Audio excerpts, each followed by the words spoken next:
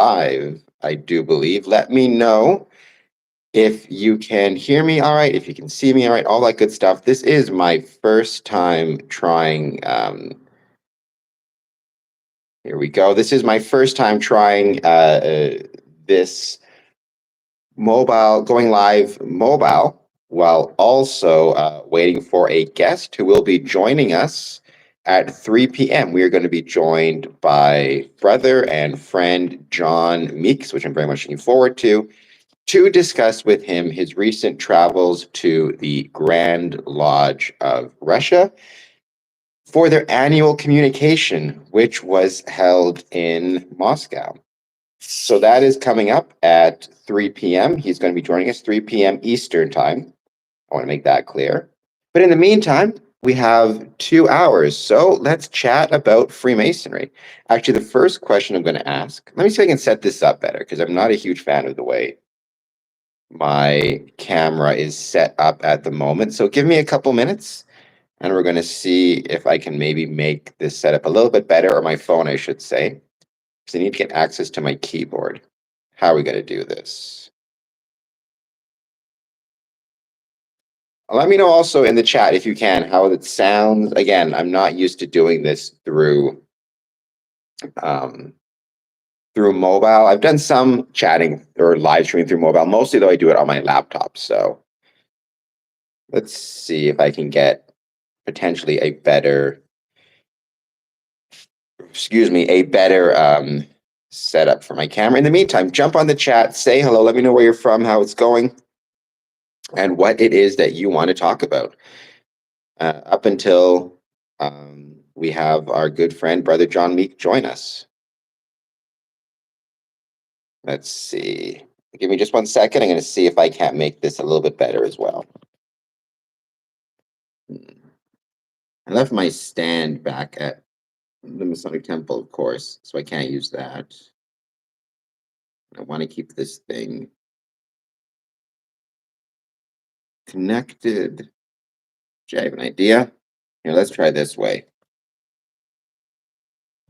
Let me know in the chat, by the way, while we're waiting, while we're doing this, have you ever been to the Grand Lodge of Russia, or even just visited Masonic buildings in Russia? I'd be very curious to know. I have never had the opportunity. I'd love to do so one day to visit. I'd love to visit a ton of places: Grand Lodge of Russia, Grand Lodge of Ukraine, Grand Lodge of Israel, Grand Lodge in Thailand, or just lodges in any of those places is, you know, 1,000,000% on my list of places I want to visit. I'm hoping if my channel continues to grow, I may get the chance to visit some of these places next in the coming years, which would be amazing. All right, let me see if I can, for the time being, set it up like this. Hold on just 1 second. All right. I think that's good for now. We'll leave it there and then we'll come back to it later. Welcome. If you're just joining us, please jump in the chat, say hello, answer our poll question, which is going to be going up in 1 second.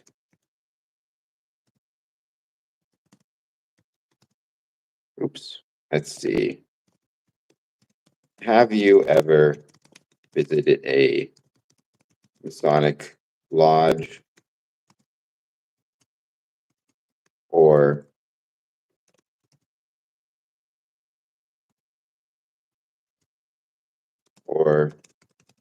Grand Lodge in Russia?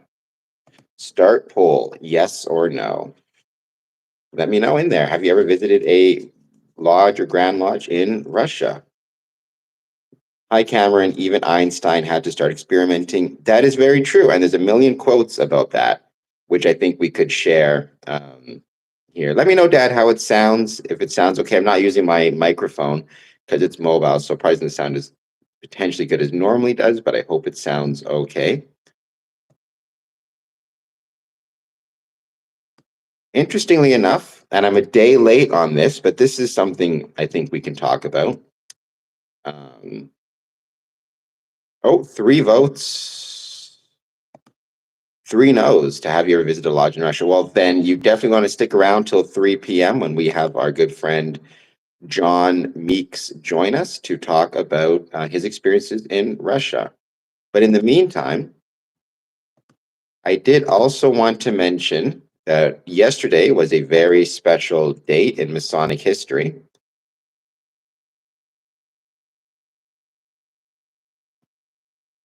I could share it now. I thought I did share it. This comes to us courtesy of the United Grand Lodge of England. Sounding surprisingly good for a phone. All right, I'll take it. Thank you so much. The reason I got this phone was actually I was told it had really good sound, so I'm very happy about that. So yeah, thank you so much. This phone's treated me pretty well. Samsung, this is a plug. Samsung Galaxy. Thank you so much for being so awesome. So December 27th was the 211-year anniversary of the United Grand Lodge of England. Keyword there being united. On December 27th, 1813, the ancients and the moderns united to form the United Grand Lodge of England. The historic union set the foundation for modern Freemasonry built on the principles of integrity, respect, friendship, and service. I'm sharing this on my socials, on my, there it is, on my Facebook, and I'm going to share it also on my Twitter, which, by the way, just got verified, so there you go. If anybody else has a blue check mark, let me know how you find it. I never thought I'd get one. I'm not sure if I'm going to keep it or not, but I am experimenting with it and trying it out. And so far, I will say it has increased my involvement with, or my subscribers or followers on Twitter has been going up. So that's a good thing. Here it is. So after nearly 63 years, the two Grand Lodges in England united on December 27th, 1813 to form the United Grand Lodge of England. My cat's causing trouble over here. This union led to a great deal of standardization of ritual, procedures, and regalia. Operating under the core values of brotherly love, relief, and truth, now expressed in the guiding principles of integrity, respect, friendship, and service, the English Freemasonry attracted people from all walks of life and spread around the globe. In times before welfare state, it created charities to look after the well-being of members and their families. But over time, it has evolved into a major support of charity and causes beyond Freemasonry throughout local communities across the country. Sounds great. Would not have noticed any difference if you had not said anything. Awesome. Well, I'm very glad to hear that. I'm glad it sounds so good. By the way, Larry, let me know how you're doing. If you answered the poll question, what it is that you want to talk about. I don't know if you were aware of the anniversary that took place yesterday. Like I said, 211th anniversary of the uniting of the two Grand Lodges of England to form the United Grand Lodge of England, UGLE. Also, let me know if you've ever had the opportunity to visit a lodge in Russia, Masonic, or otherwise, even if you are a Mason. And if you're not, any questions you have, we have our guest coming in at 3. But until then, we got plenty of time to talk.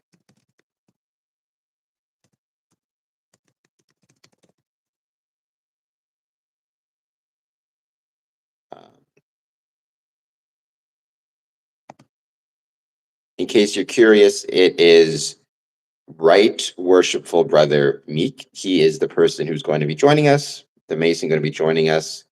He wrote 3 distinct knocks, the Masonic Renewal, its basis and necessity. I'll be reading you some of what he says. Actually, what I'm going to do is leave this in the chat so you can check it out yourself as well.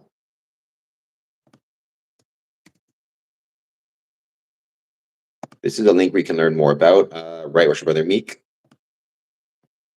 He wrote this book, Masonic Renewal. In it, he says, why don't these new guys come back? This is the question I often hear, and it is the same question that pushed me to write this book.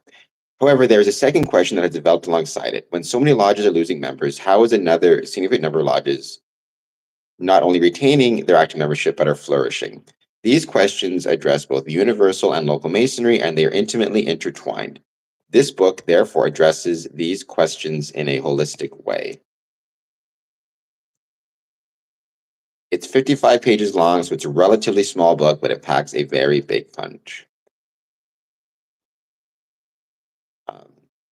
So check out that link as well as give it a shot. He is a past master of DC Krager Lodge, number 81 in Wheeling, Illinois. Illinois, I love very much. And a honorary member of Jonesboro Lodge in Jonesboro, Illinois, under the Grand Lodge, AF and AM of the state of Illinois. Honorary member of Makedonska Lodge under the United Grand Lodge of Bulgaria. And he's currently the Grand Representative to both the Grand Lodge of Russia and the United Grand Lodge of Bulgaria for the Grand Lodge of Illinois. He also holds the Lodge Builder Award. I knew there were the ancient and modern Freemasons, but never knew the difference between them.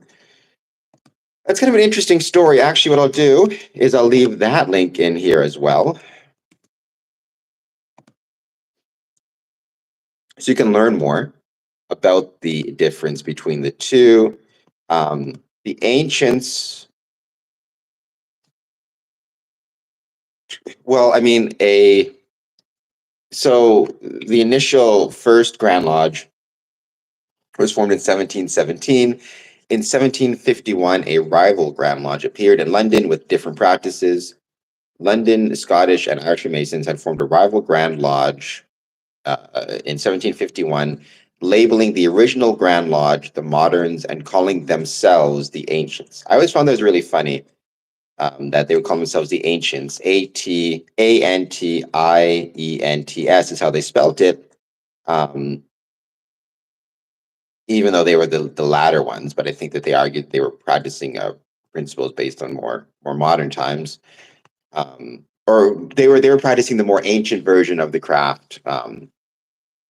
They existed side by side. They didn't recognize each other for nearly 63 years. So that all changed in 1813.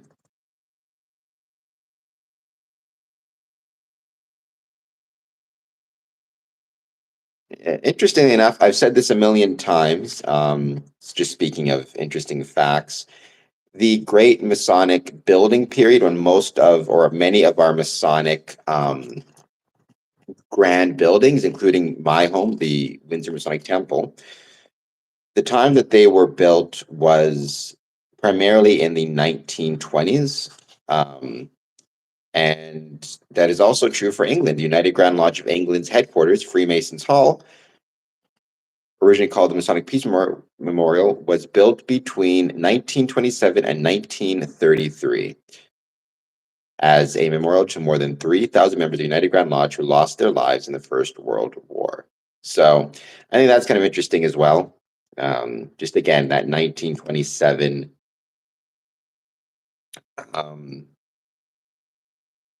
the 1920s being such a prolific date for building of Masonic structures, both here and abroad, both in Windsor and England.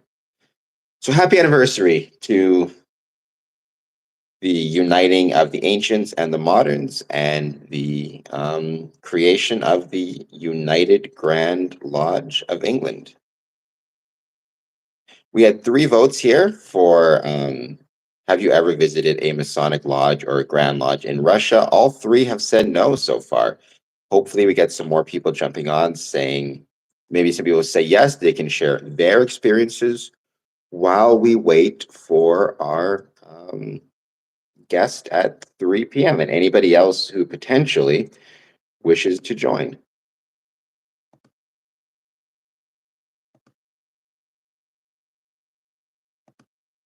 In other news,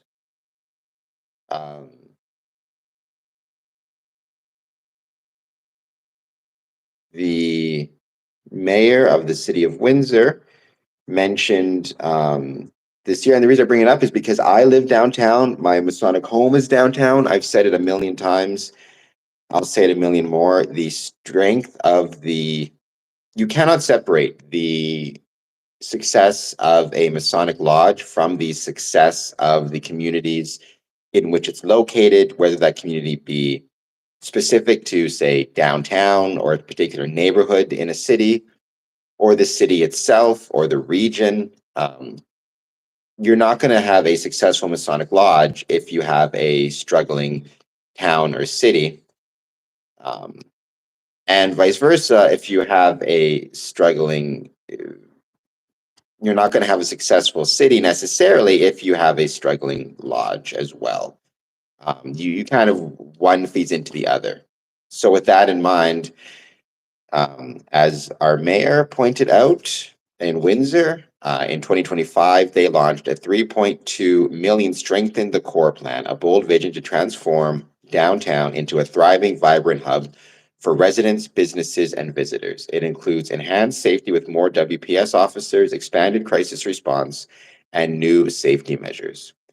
Enforcing property standards and filling vacant spaces while supporting vulnerable community members, adding 421 new housing units and allocating $4 million through community incentive programs, over 90 events, LED lighting. Windsor Masonic Temple, by the way, was part of some of those events.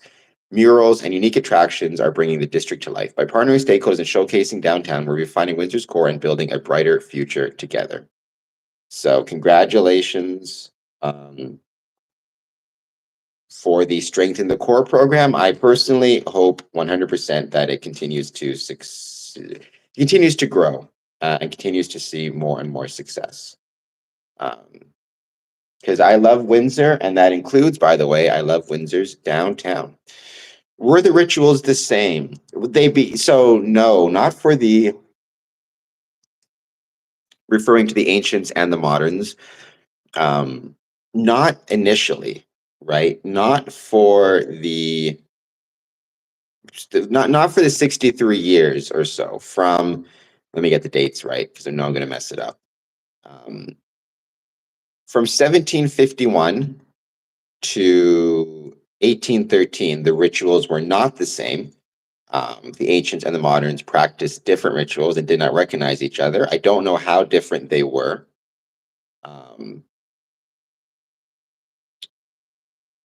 But they were different. And then after 63 years, approximately, the two Grand Lodges in England unified. And that was the point at which they standardized ritual, procedures, regalia, the whole kit and caboodle. So it sounds exactly like what Winnipeg is doing. I wouldn't be surprised. I mean, yeah, it wouldn't shock me at all. Most communities, towns, cities in Ontario, maybe Manitoba as well, are really struggling with their downtowns and with homelessness and vacant properties and a million other things. And so it's super challenging. But I think our downtown is pretty special in Windsor. I think Winnipeg's downtown is pretty special as well. So any chance we have to support it, I think we 100% should. And work that they do, because it's so easy to, I don't know, so easy to become negative, and it's not ultimately helpful at all. I don't see the benefit of it. But there is no, if I recall correctly, and Dad, you can let me know if I'm wrong, one of the differences, right, is there is no Masonic lodge or building in downtown.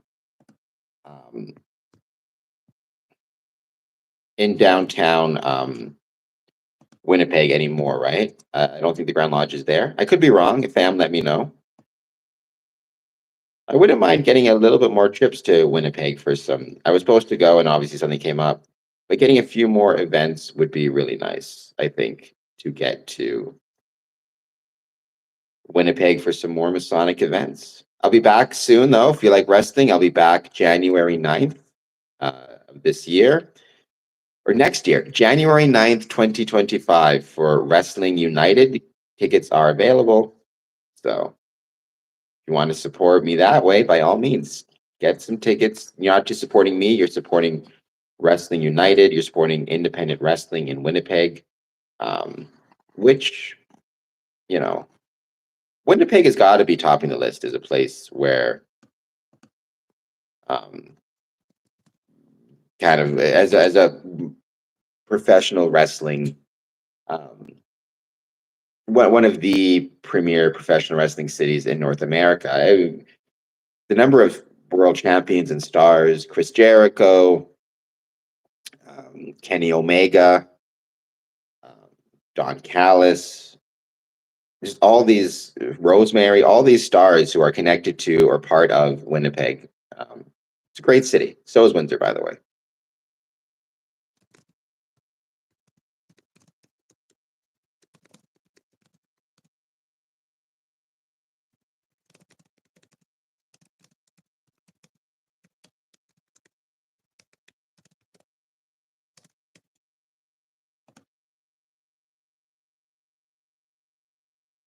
But yeah, let me know. So, how are we doing votes? We're still at 3 votes. Have you ever visited a Masonic lodge in Russia or Grand Lodge in Russia? 3 votes. All three are saying no.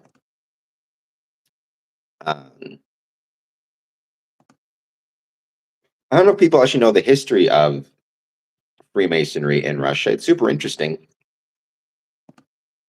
Um, it came actually not long after 1717.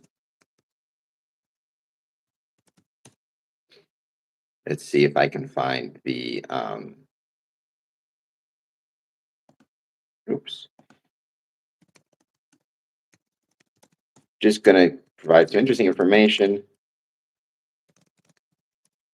Again, while we wait till 3 p.m. Eastern for our guest.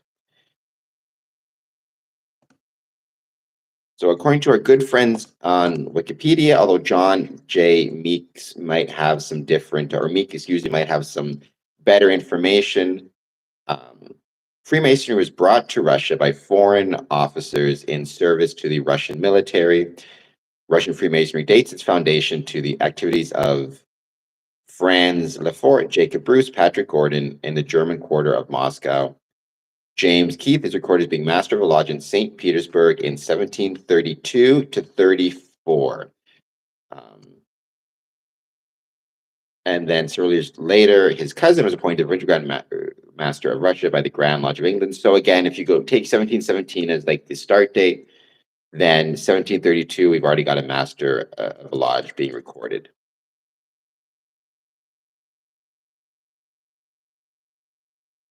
And it looks like, if I recall correctly, in 1922, in the wake of the October Revolution, the Bolsheviks had all the lodges closed. So it's interesting. I'm not sure. I don't know what that means. Um, all the lodges closed. Does that mean they made Freemasonry illegal? Bolsheviks, Freemasons. Um,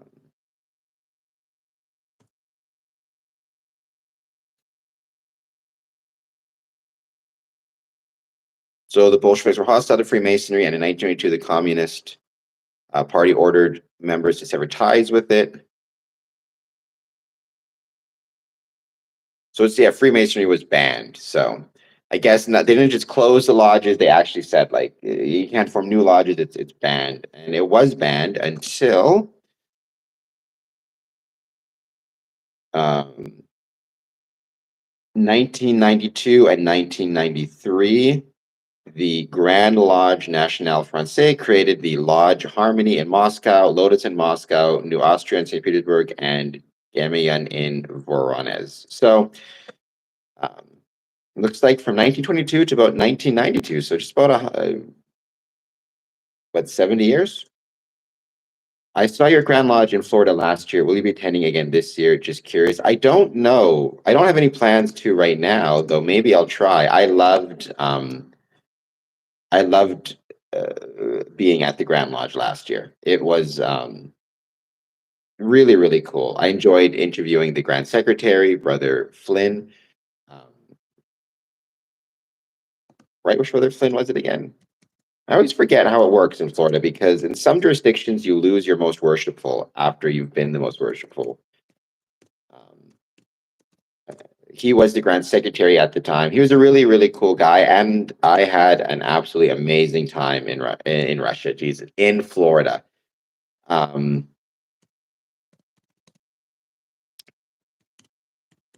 I remember So I stayed in a I can't remember the name of the hotel now. I stayed in a hotel attached to the Grand Lodge communication, or not directly attached. I had to wheel. You just had to wheel like 2 minutes to get there. Um, but I remember one night coming back home and seeing lightning over the lightning in the sky. There was no rain. It was just lightning, and it was absolutely beautiful. Um, I posted like a clip of it on YouTube. Um,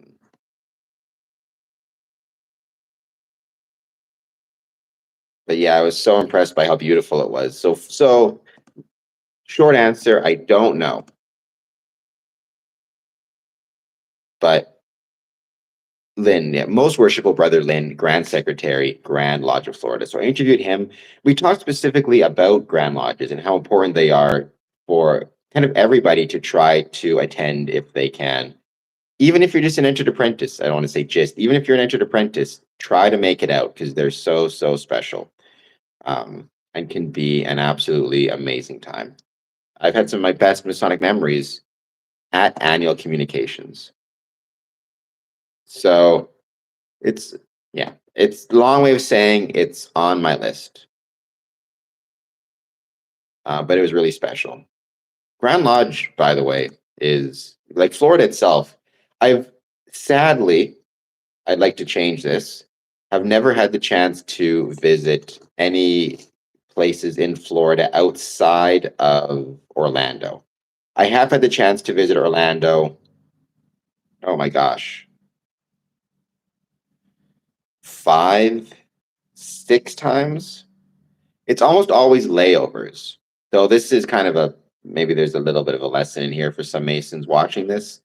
If you're new, or even if you're not new, if you're traveling, if you're lucky enough to be able to travel and you have a long layover in a town or city, like when you fly Spirit Air, sometimes you end up with 12-hour layovers in Orlando.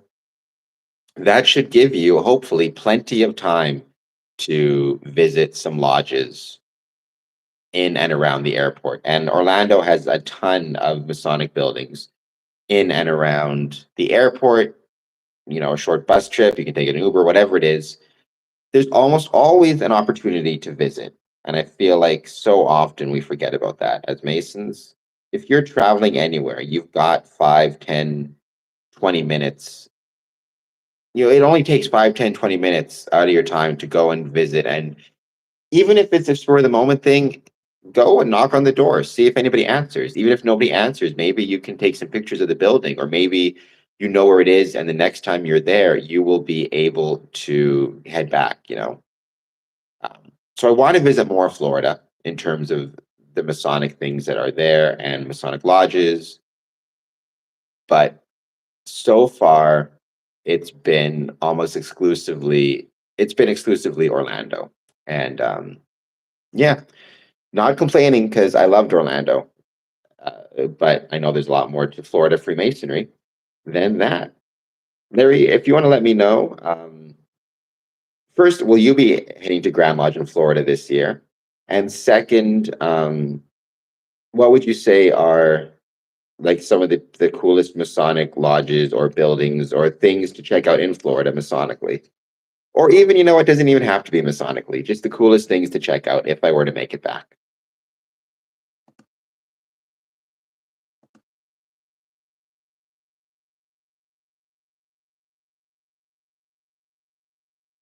I'm sure you'll make an announcement if you do. If you do, look up our District 22. Well, I'm going to check that out right now because I got some time.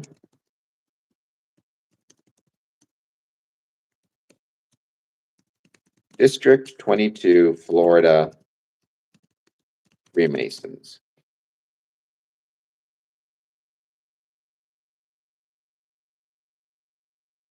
Um, well, it looks like there's a Facebook page. 22nd Masonic District of Florida. I'm hitting the like button.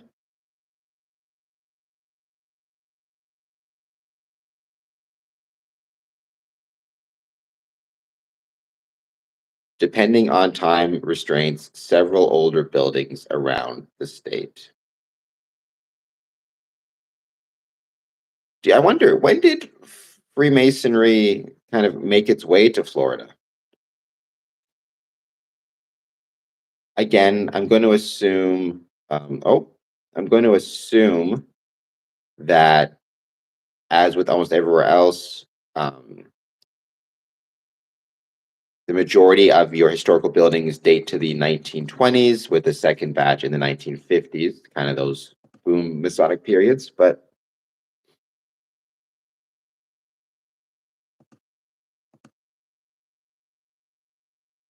I love older buildings. One of my favorite things to do, and I'm lucky, and if you do get the chance, go check it out. I have 2 Instagram accounts. Well, I have 3 Instagram accounts. I have my main Instagram account, which is where I post everything related to scoring conference promotions, as well as sometimes my professional wrestling stuff. But then I also am lucky enough to have 2 Instagram accounts, one dedicated to Masonic building facades and Masonic building exteriors, and one dedicated to Masonic building interiors. Let me see if I can actually find it and share at least the exterior one.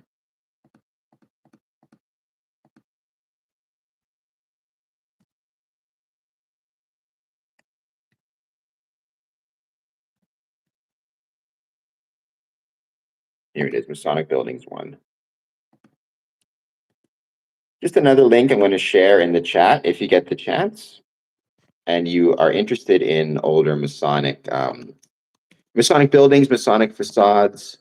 That's a link there. Follow me there. You can see Masonic buildings, Masonic building facades from all of my travels all throughout North America. And then the interiors, I'll post that one as well.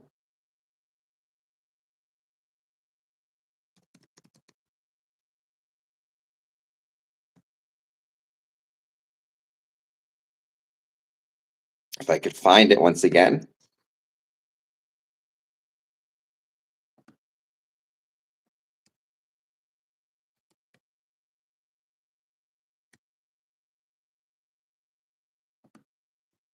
Here it is.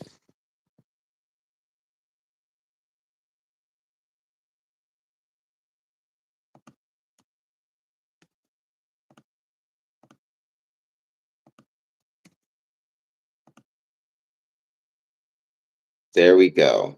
Check out those links. Did Freemasonry in the USA spread north to south or the other way around? Well, I think it more spread east to west, right? I mean, Freemasonry started in kind of Boston, at the Green Dragon Tavern, if I recall correctly.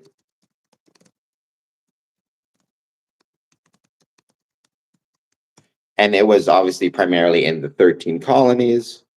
So all along the East Coast, and then it started to travel, I think, west first. I mean, it would have been in Virginia and stuff. So I think it kind of more traveled east to west.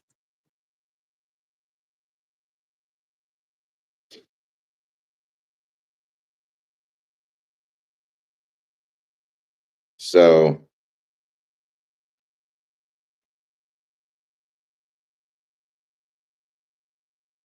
right, it started in Pennsylvania, New Jersey, New York, New England, South Carolina, North Carolina, New York.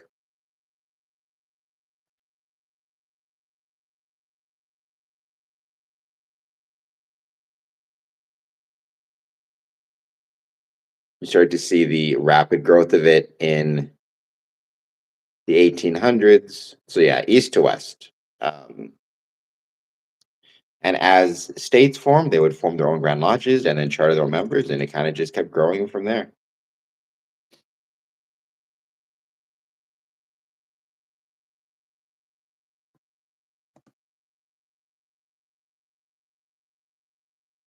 By the way, if you're just joining us, please hit the like button, hit the subscribe button, answer our poll question. Have you ever visited a Masonic lodge in Russia? Move this out of the way.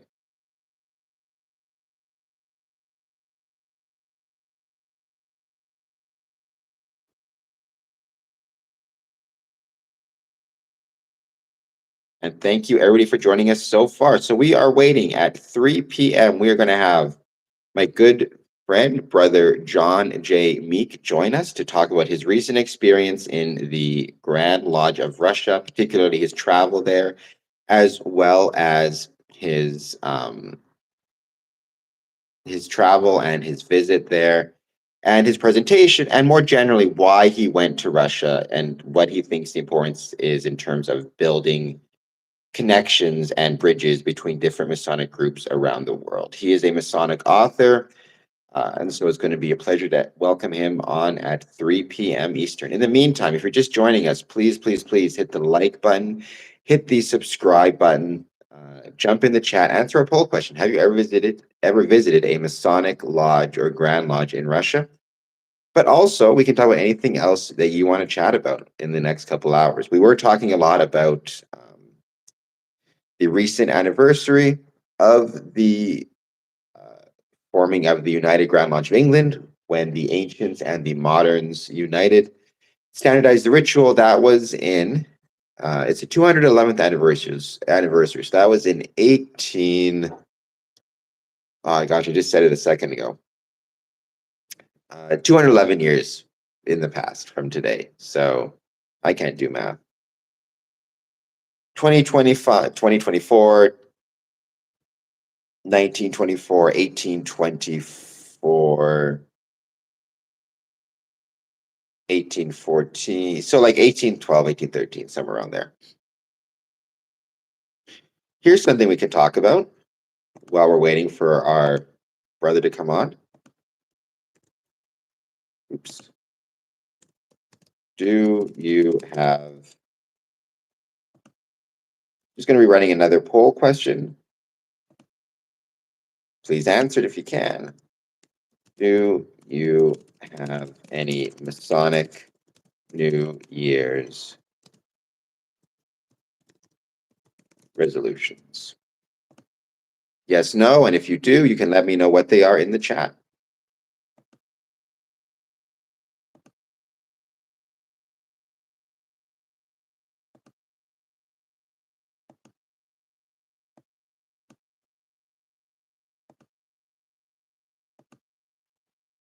And also anything else, like I said, we are waiting for our guest. He's going to arrive at 3. Again, I'm very new to this type of thing, streaming, doing live streams, especially doing live streams when it is on mobile with a guest, but it seems to be going pretty well. So let's keep it going. Yesterday at our Friday Night Legion chat, somehow the Amish and Mormons came up. They seem to have stayed in their own states. I think so. I don't know how much they travel.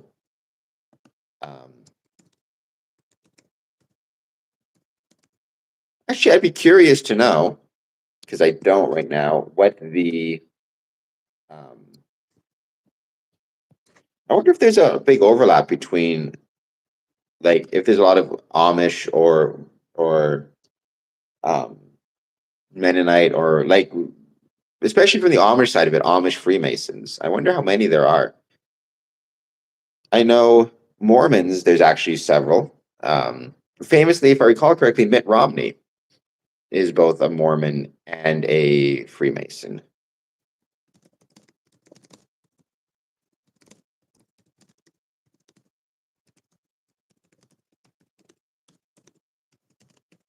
But Amish, I have no idea if there's actually a connection.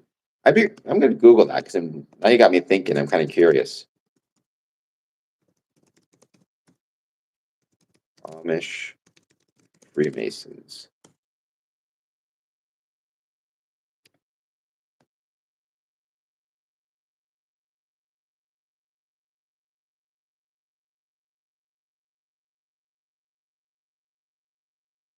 I can't see anything specific.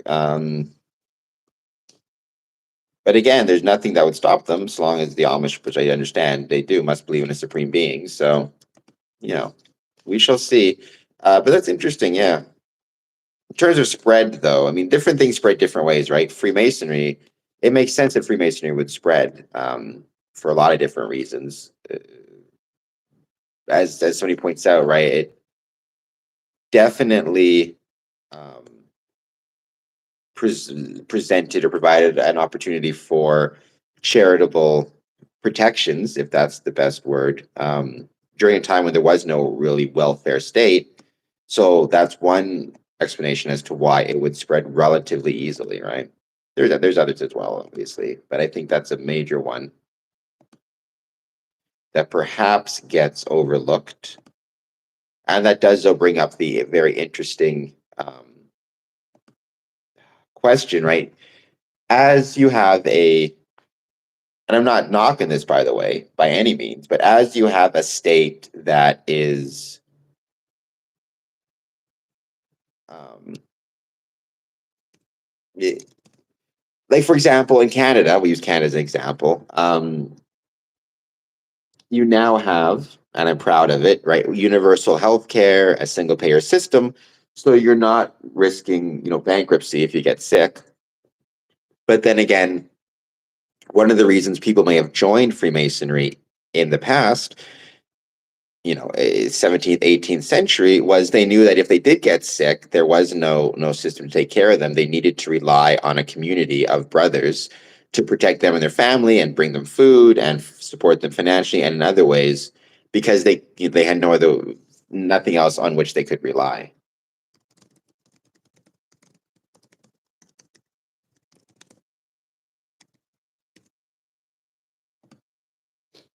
We thought the Amish were going to make, yeah, well, they are, right? I think that's one of the things they're known for, is being really, really good furniture makers. Um, some of the best.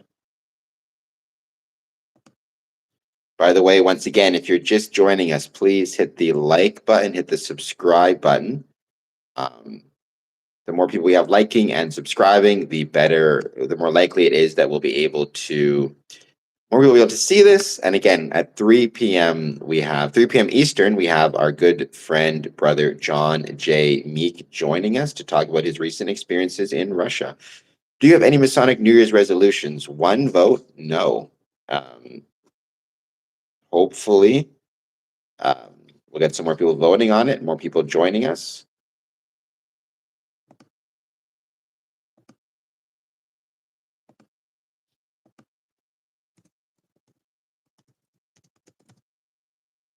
Let me know also if you have any questions that you would want me to ask about John Meek, his recent experience in um, his recent experiences in Russia at the Grand Lodge. All that good jazz, right? I'd love to get more questions. And also, that's one of my kind of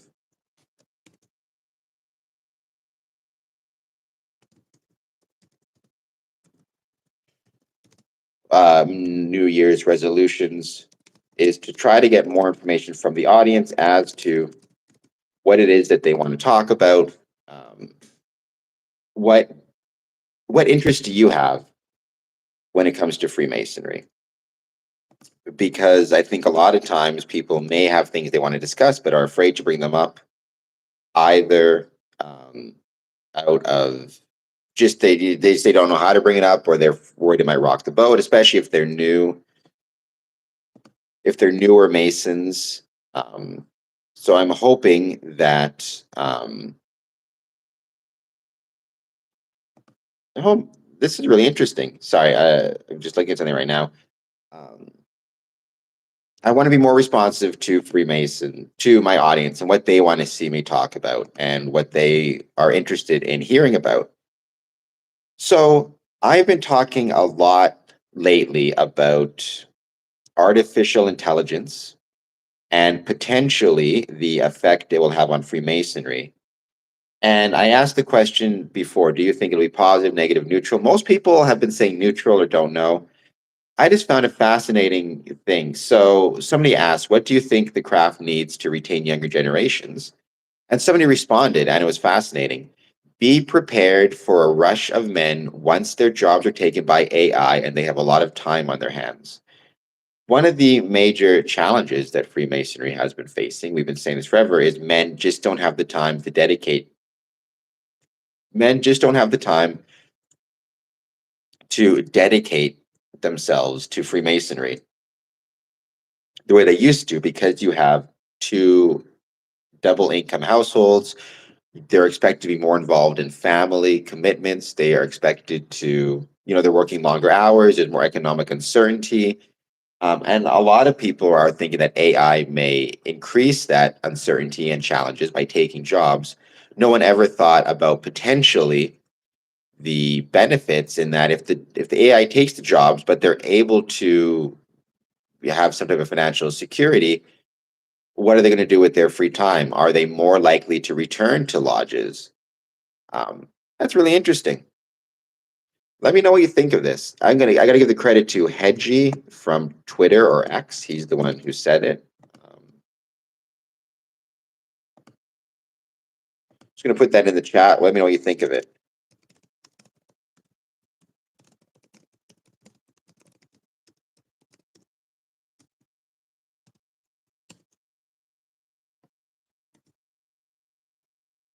Do you think that's actually going to happen? Do you think that that's a possibility? I'm not sure, but I think it's fascinating. And like I said, I've not heard that as an idea before. So if you're just joining us, hit the like button and the subscribe button. We have going to have John Meek join us at 3 p.m. Eastern, which is going to be great to see him join us to talk about his recent involvement in Russia in terms of attending the Grand Lodge in Russia, Russian Freemasonry, his presentation, as well as his goals and his plans as it relates to um, growing Masonic connections internationally and around the world, growing the brotherhood, if you will. If you will, please, like I said, if you're just joining us, hit the like button, hit the subscribe button. Let us know what's going on and what it is that you want to chat about while we wait for the next hour. We've talked so far about the anniversary of the United Grand Lodge of England, the ancients and the moderns joining together, and the standardization of ritual and procedures. From that, we've talked a little bit about Masonic resolutions. We mentioned here artificial intelligence. Started talking about the Amish and the Mormons, and if there is such a thing as Freemason or Freemasonry exists in Amish communities. I don't know if it does or not. Let me know if you know. And my dad just popped in and said, Canada has their own areas, Quebec, French ancestry, Manitoba. Well, I mean, yeah, every country, I think, has its own kind of um, like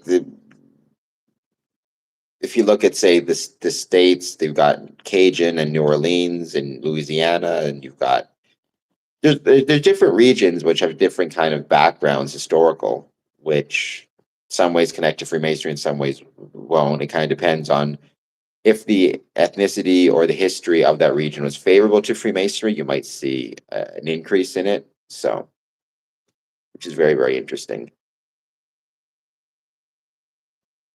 Let me know what you think of that quote there. Do you think that if artificial intelligence begins to replace the work for men, they are more likely to start to join Freemasonry? I'd be genuinely curious to know what you think of that. I've never thought of that, and I still don't know if I necessarily. I don't know if I buy that or not, because won't they just be end up looking for new jobs, or would it be? I don't know. I think that's a really interesting idea, though. So let me know what you think. That is coming from a response to the Freemasons community, which, by the way, is a great account on X/Twitter. So if you get the chance, I hope that you will follow it.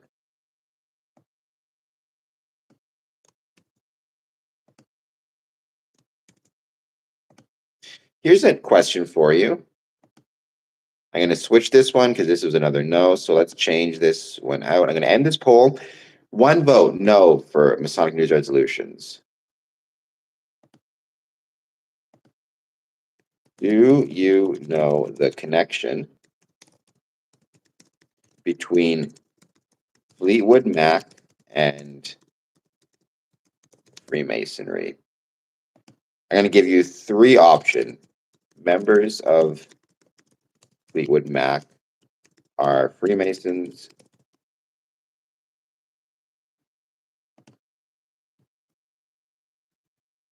I want a big Fleetwood Mac chair right now. Album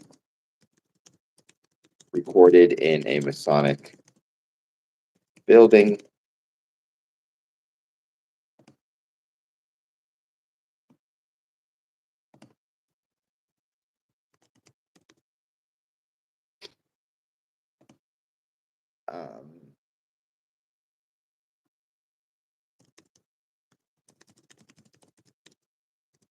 Concert.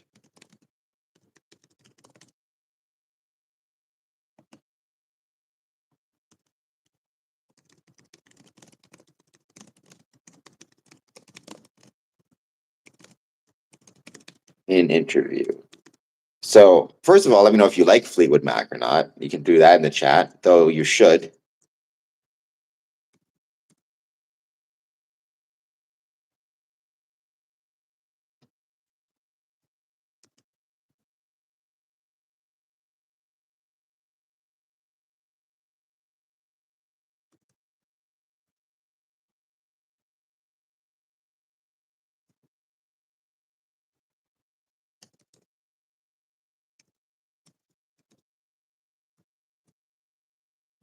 There you go. I'm just going to go with these three. All right. I'll do other. Do you know the connection between Fleetwood Mac and Freemasonry? And if you don't know who Fleetwood Mac is, Stevie Nicks, Tusk, Rumors. If you don't know, my God, you have been living under a rock. I just started listening to Silver Springs by written by Stevie Nicks at their '97 concert. That is, if you get the chance, once you're done watching this, go to YouTube and type in Fleetwood Mac Silver Springs 1997. Quite the performance. I dig how the drummer in that performance just doesn't care about what's going on the stage, which I think adds to the thing. Do you know the connection between Fleetwood Mac and Freemasonry? One person has voted for other. The four options, excuse me, are members were Freemasons, albums recorded in Masonic space, performed a concert for Freemasons, or other. One vote for other. So let's see what else pops up. Let us know in the chat if you are a fan of Fleetwood Mac.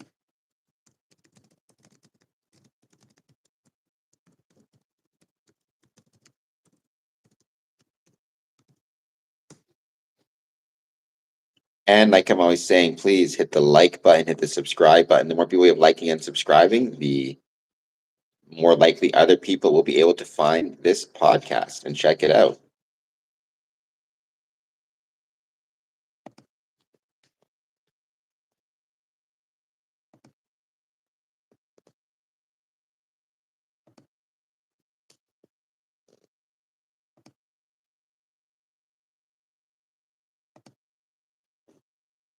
Thank you to everybody who's tuned in so far. My assumption is a lot of you guys are waiting to jump in at 3 p.m. Eastern when we have our friend, Right Worship Brother John Meek join us, John J. Meek, which I'm looking forward to very much as well. But in the meantime, thank you to everybody who's taken part so far. It's great to see you all here and joining us.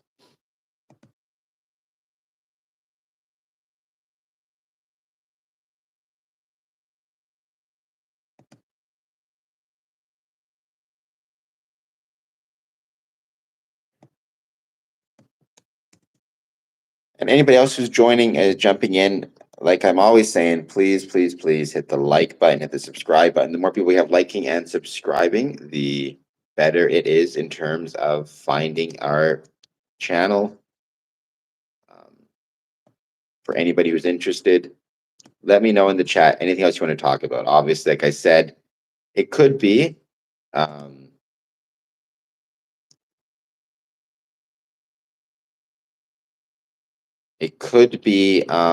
talking about what you want to see us discuss. There's a lot of things we could talk about, so which I think makes it way more fun.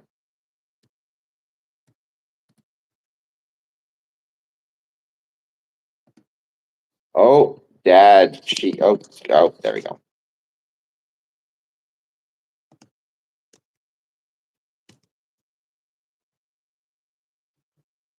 Dad giving out the answer. They recorded in an old 1920s Masonic temple, an old podcast of yours. All right, well, there you go. So if you're going to answer the poll question, fair warning, Dad already gave away the answer, but nonetheless.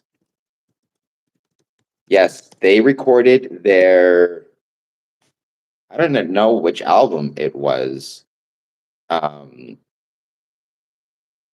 It was called, I think it was the 12th album. It was after Rumors. The one immediately following Rumors, Tusk. Fleetwood Mac recorded the album Tusk in the Village Studios, which was a 1920s style Masonic temple. So how cool is that? People don't realize how much Freemasonry is kind of baked into just everything. Not everything, but how much Freemasonry is kind of baked into so many things that you don't realize. So much of arts and entertainment, not like in a nefarious way, just our buildings are so common and they're used, repurposed, and sold and bought, and um, I think it's really interesting. Always win. I want to join. What do I do? What is required of me? Well, always win. Thank you for joining us. If you can, and you haven't done so yet, I'm hoping you can hit the like and subscribe buttons, all that good stuff I always say to help out this podcast. What is required of you? What do I do well? The standard answer they always give is to be one, ask one. So you're already asking. But what they really mean by that is you need to, the first step is you need to find the lodge or the Masonic body closest to you.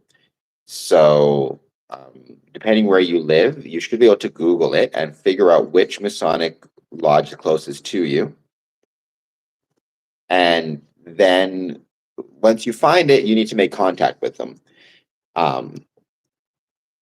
Beyond that, right, the standard rules will apply across the board. You need to be of a certain age. Depending where you live, that can change. Here in Ontario, you need to be 21 or over in order to be a Mason. Other jurisdictions, it's 18. Other jurisdictions, it's 19. So it can change depending on where you live, but you need to be whatever the age requirement is. You need to believe in a supreme being. Whatever that supreme being is completely up to you.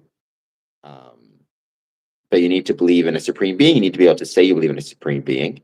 And you need to be a man. Now, that's not to say there isn't such a thing as the Order of Women Freemasons, which does exist in England and Ontario.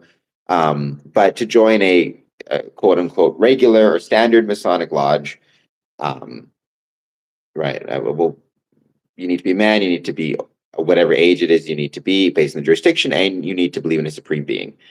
And then beyond that, you'll need to, if they, agree to having you become a member, you will need to pay whatever the initiation fees are. But that is down the line. The first stage is just talk to them and ask them. My uncle is a Shriner. Should I ask him? Yeah. Well, that's a good place to start. I mean, every Shriner, not every Mason is a Shriner, but every Shriner is a Mason, right? By definition.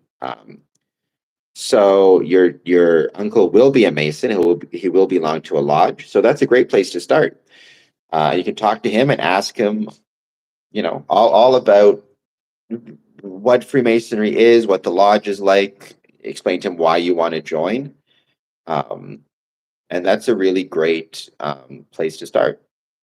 And then you can go from there. there is a lot of emphasis lately on getting to know different jurisdictions, getting to know the members and the lodge where you'll be joining, um, spending the time to get to know them better, going to dinners with them, lunches with them, meetings with them, not just not just rushing through, which I think is the right approach. I think it's very important that you try to um, when you try to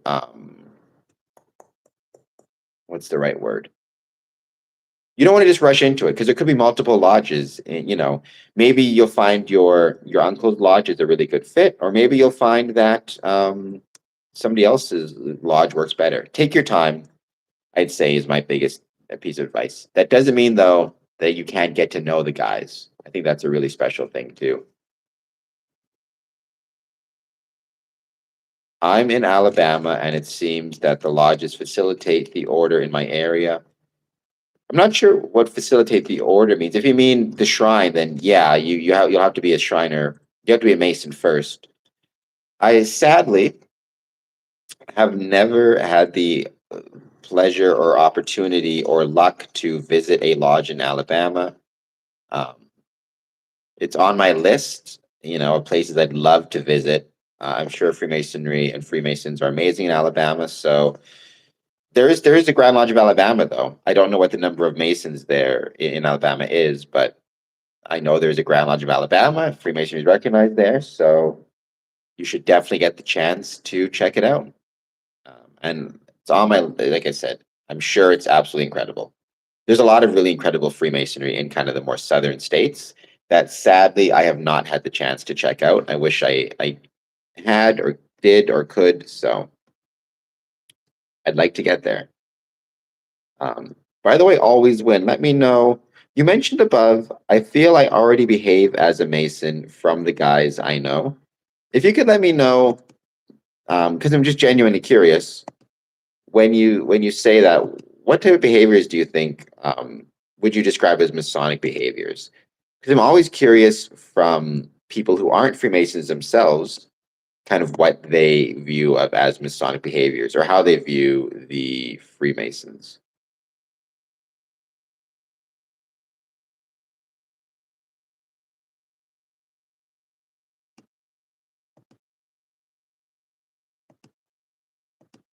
And like I said to everybody watching this, if you could, please, if you're just joining us, hit the like button and the subscribe button. That stuff helps out big time. Builders and live with integrity and order. Okay, cool. I think that's great. That's a pretty good explanation. I like the fact that you put in there builders. Certainly, in a metaphorical sense, we are. Um,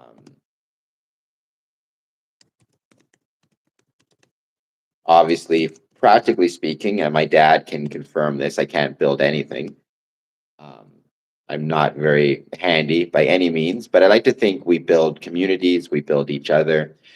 The um, facade of the Hollywood Masonic Temple, which is no longer an active Masonic temple, now it's where that is really cool, which is where Jimmy Kimmel's show is filmed. On the facade of it, because it's an old Masonic temple, it says Freemasonry builds its temples in cities and in the hearts of men. And I think that that's a really good way to put it.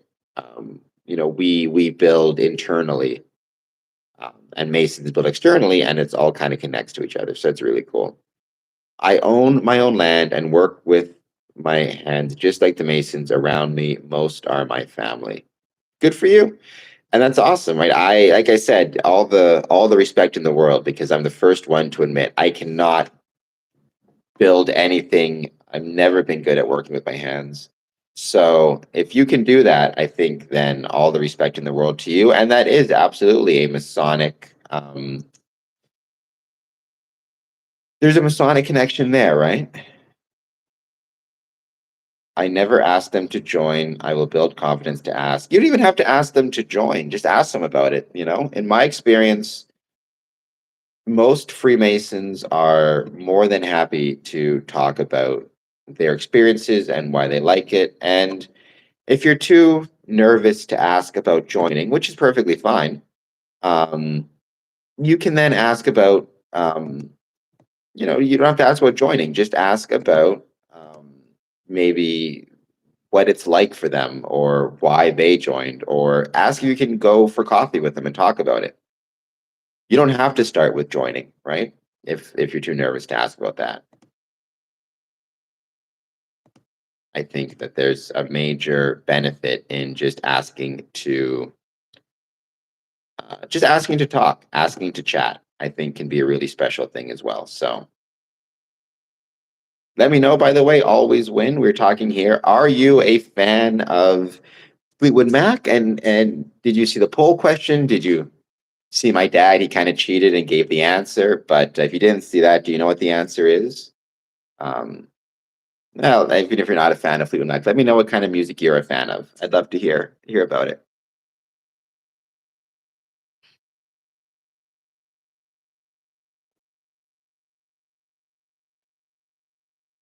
And if you're going to stick around, I hope you'll stick around till 3 p.m. when we have our brother John Meek join us to talk about Freemasonry in Russia. I like jazz. John, I think I'm probably wrong about this. John Cole, how do you spell it? I think John Coltrane was a Freemason.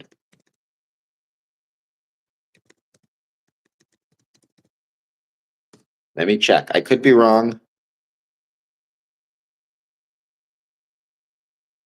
Let's see.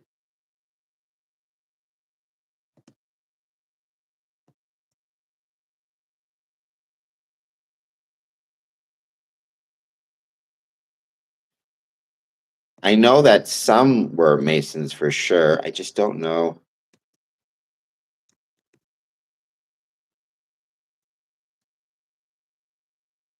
Was it Miles Davis I'm thinking of?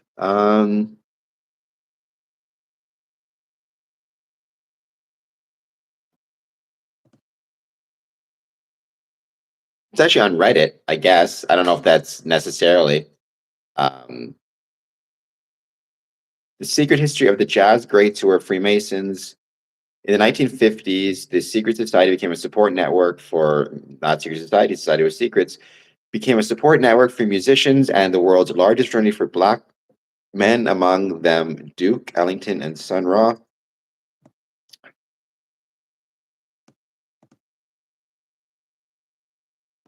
This is from an article in The Guardian, which is interesting.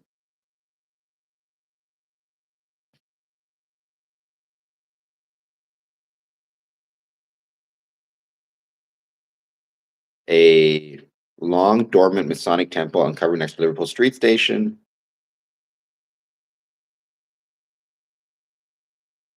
Everyone knows that Mozart was a Freemason. Duke Ellington, I guess. Tommy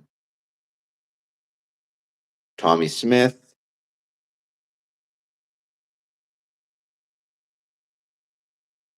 So start digging in the history of Freemasonry and discover that Ellington was one of many renowned African American musicians who inducted into this world.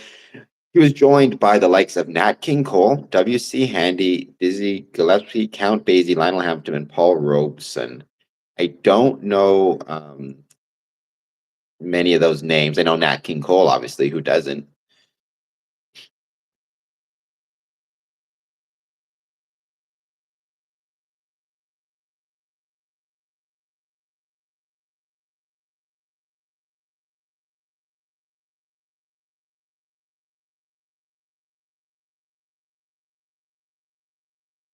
Just trying to see if John Coltrane was.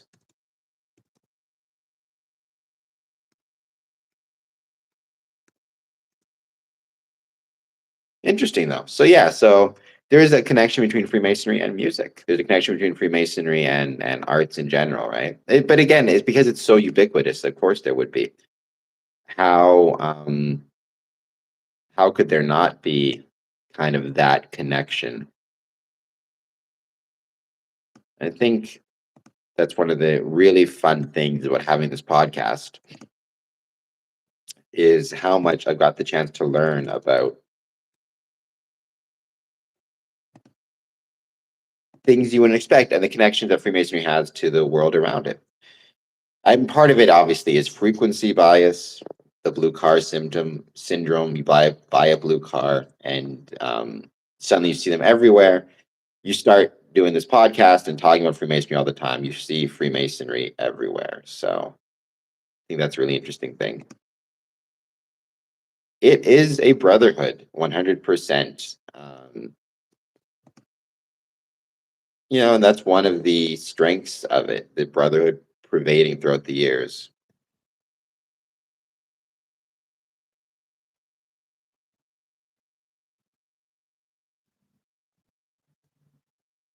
One of the things that I love about it is that brotherhood, even though sometimes it can also be a pain in the butt.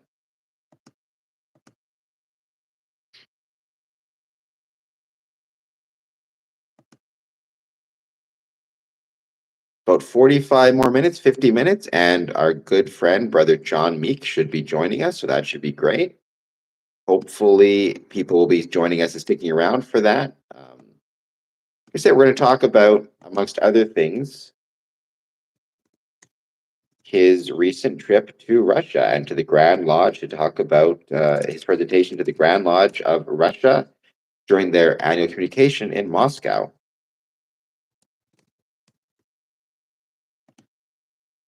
So I very, very much hope to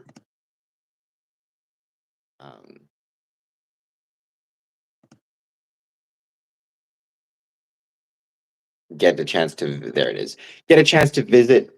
I mean, I've been saying this a million times. I've been incredibly lucky and incredibly blessed to visit so many places in North America, and I've absolutely loved it. But I haven't really had the chance, unfortunately, to visit a lot of Masonic lodges and bodies outside of North America, including Russia, Europe, Asia, England. So I'm kind of putting it on my list. I'm hoping as potentially my subscribers and everything else grows, I will get more and more people interested in joining us for, more people supporting the channel. And through that support, I can do some more traveling outside of North America. Not that I don't absolutely love my trips in North America. I have some incredibly fond memories of, oh my God, visiting all across North America. I mean, Canada, US. We just talked about my trips to Florida, which was really, really special. Florida is an amazing place. Illinois, Michigan, Philadelphia, Delaware, California. I'm missing a ton right now because I can't think, but hopefully those travels can take me a little bit further. And even if they can't in person, I can at least virtually visit through involvement with some of my brothers, such as Brother John J. Meek. If you have any questions, by the way, about Freemasonry in Russia, now is the chance. Jump in the chat, let me know, and I'll do my best to remember them and then potentially ask them during our interview. So now is your chance to write down some of those questions. What do you want to know about Freemasonry in Russia? Particularly, what do you want to know about what it was like for a brother who is a Mason out of Illinois, now lives in Serbia? But what do you want to, maybe questions for him about what it was like for him to visit the Grand Lodge of Russia in Moscow, having the American background in Freemasonry, like he does. Or you can answer the question if you didn't see before the answer. My dad put it on there, so he kind of cheated. Do you know the connection between Fleetwood Mac and Freemasonry? And if you don't know who or what Fleetwood Mac is, then shame on you, because Fleetwood Mac is amazing.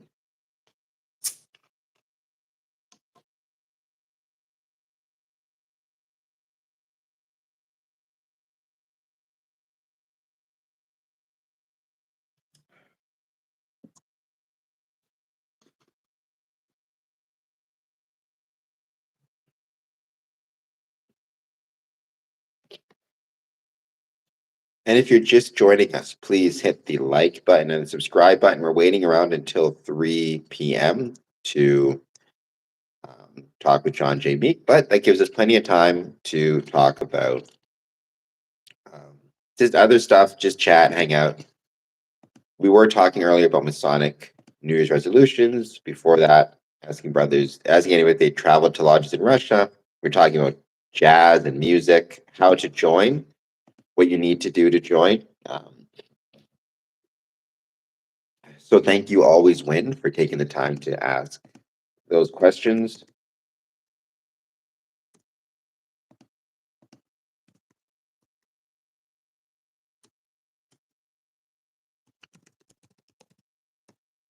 But as always, hit the like button and subscribe button. The more people we have liking and subscribing, the better off it is in terms of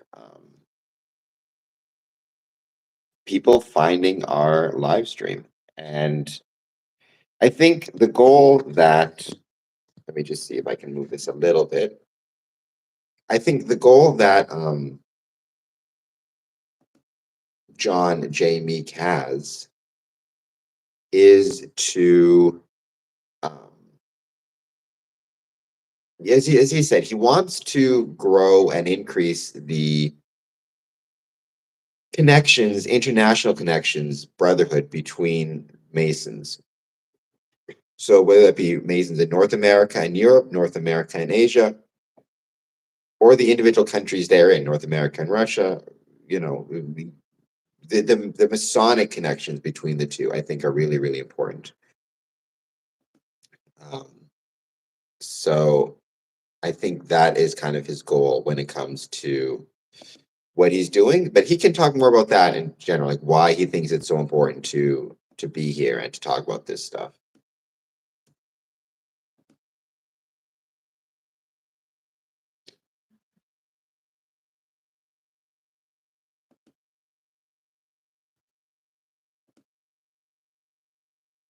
And that's an interesting question in and of itself. How important do you guys think, and you can let me know in the chat, how important do you guys think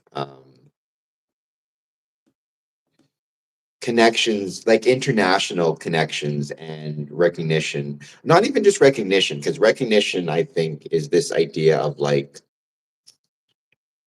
how do I put it? Like it's not just enough to, for example, for the Grand Lodge of Texas to recognize the Grand Lodge in Ontario, the Grand Lodge of Canada, the province of Ontario.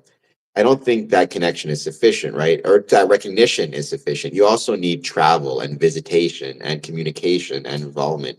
And then when you get crossing the pond or the ponds, whichever ocean it is, it becomes even more important. So, in my opinion, I think John J. Meek, we'll talk more about it with him, is on the right track when he talks about connection is more than just recognition, right? Connection is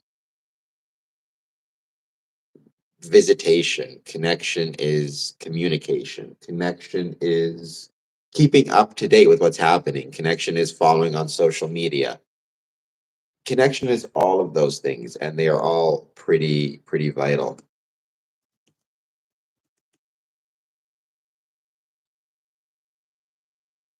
Daniel D, what is your favorite part of Masonry? Welcome, Daniel. Thank you so much for joining. I hope that you will hit the like and subscribe buttons and all those good things you always say. What is my favorite part of Freemasonry or Masonry? Oh my gosh.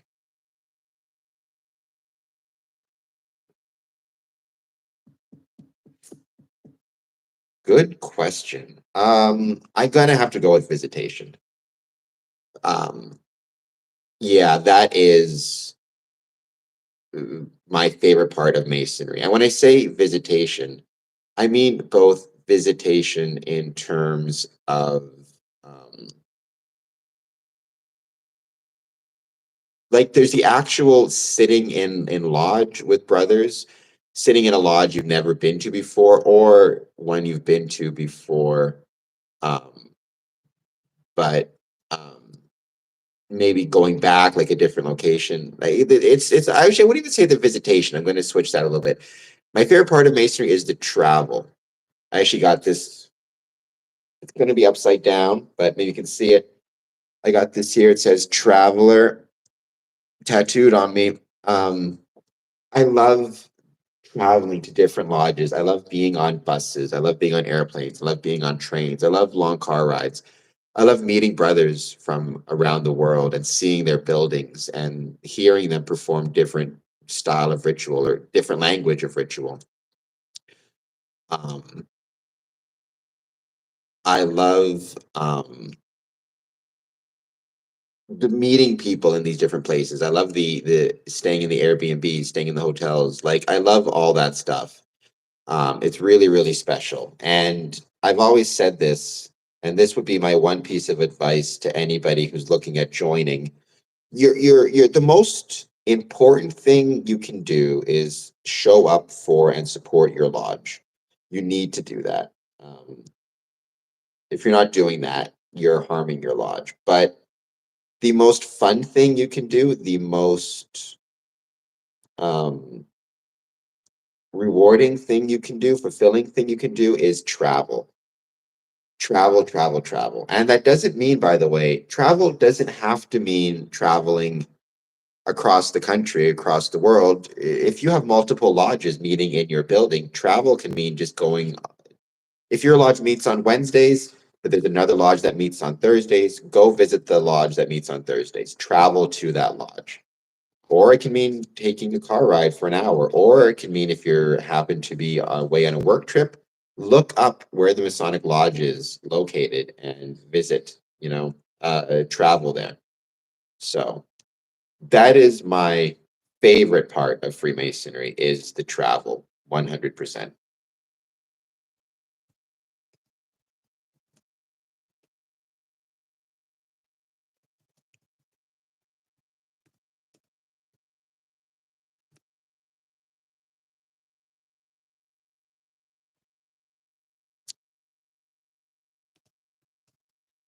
I enjoy the camaraderie. I enjoy the camaraderie and sharing to the worthy, the different perspectives each brother has. That is awesome. I think that's a really valid point as well. I think that is definitely one of the most one of the strengths of Freemasonry, right? There's so many places now where it seems like everybody who's joining or anybody who's part of it will have a singular perspective, right? Freemasonry, it welcomes men of of multiple religious faiths, multiple political beliefs, right? It welcomes men from different jobs, different backgrounds, different ethnicities, sometimes speaking different languages, interestingly enough, or have different native tongues, but it welcomes them all.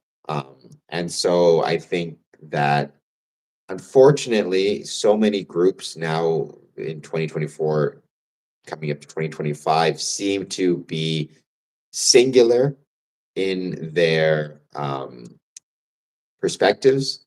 I think what Freemasonry offers is really, really impressive that way. It's one of my favorite things about it as well.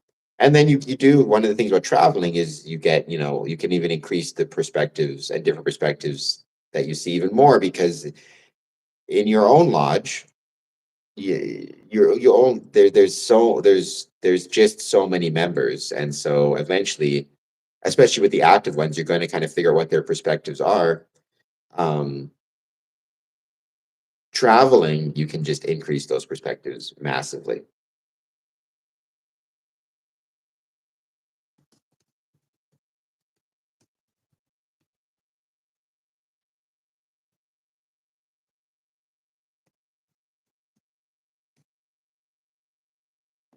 It's one of my favorite things. While I'm on vacation or on a business trip and have some spare time, I'm always trying to reach out to some local lodges. Awesome, Peter, as you 100% should. So that's great and good. Um,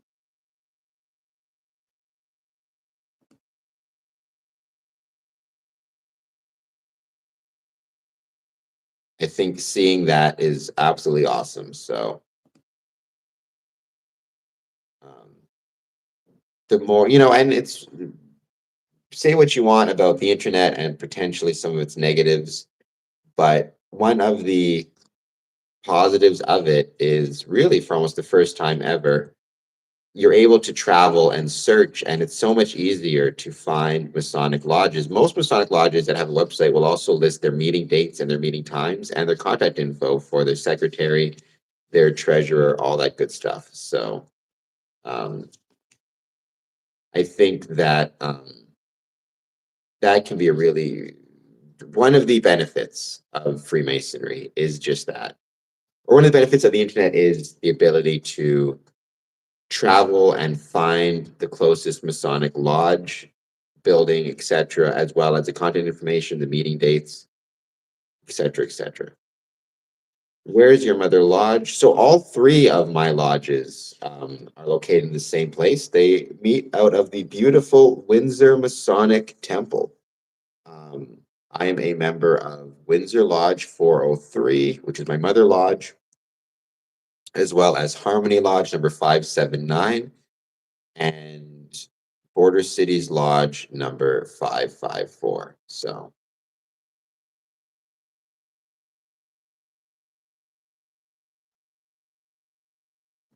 Um, so Windsor, Ontario, Canada. An absolutely awesome city, by the way, one of the best. I was talking earlier today about some of the work this city is doing in its downtown to try to grow its membership, or sorry, not try to go, to try to grow its downtown.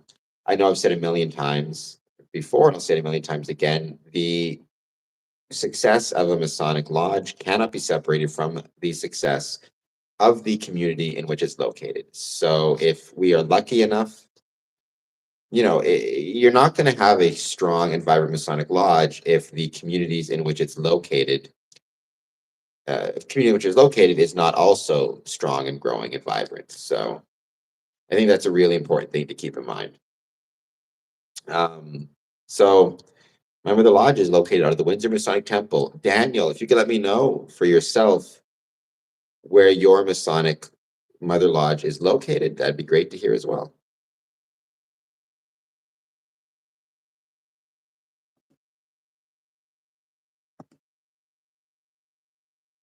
By the way, we have got 4 votes for the question. Do you know the connection between Fleetwood Mac and Freemasonry? 2 votes for other, 1 vote for album or albums were recorded in Masonic space, and 1 vote for members are/were Freemasons. Peter Kuzmov, which comes first, strong lodge or strong community? National City, San Diego, California, Southwest Lodge number 23283.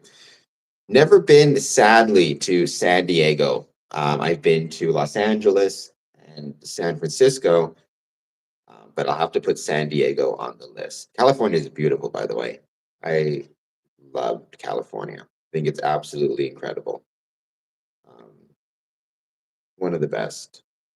Um, which comes first, strong lodge or strong community? Um, well, I mean, like by default, the community, right? Because you can't have a lodge strong or weak if you don't have a community. And so as the community grows in strength, right, like, if you have a community that has, let's say, a really strong economic background, then so too, like really good economics, really good population growth, whatever it is, you're going to see a lodge grow. So I'd say community comes first, but it's cyclical in the sense that, like, if you are a Masonic lodge, there are things you can do and you should do to strengthen your community to try to make sure it is successful. You can support local businesses, you can support local charities, you can use local businesses when you are preparing your refreshments. You can, oh my God, there's so many things that can be done. I'll just give one example really quick. I um,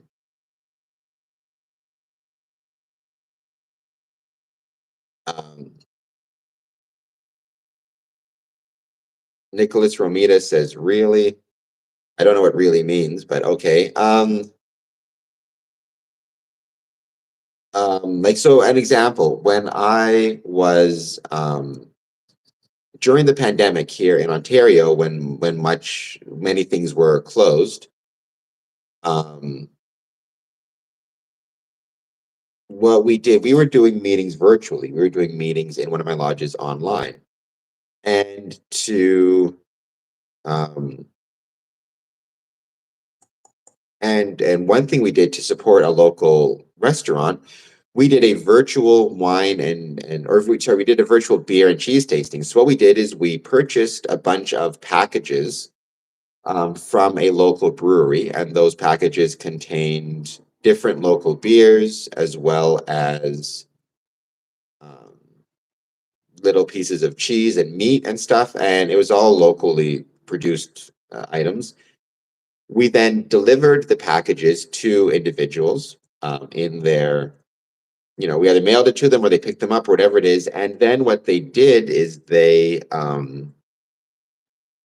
we had a virtual meeting where, so inside the package, each type of beer was labeled along with each, little piece of cheese in a container and a piece of meat. And we had the brewing company, it was called Chapter Two, which is still a great friend of ours. They actually led the members in a beer and cheese tasting where they tasted each, compared each beer with each cheese, why they picked um,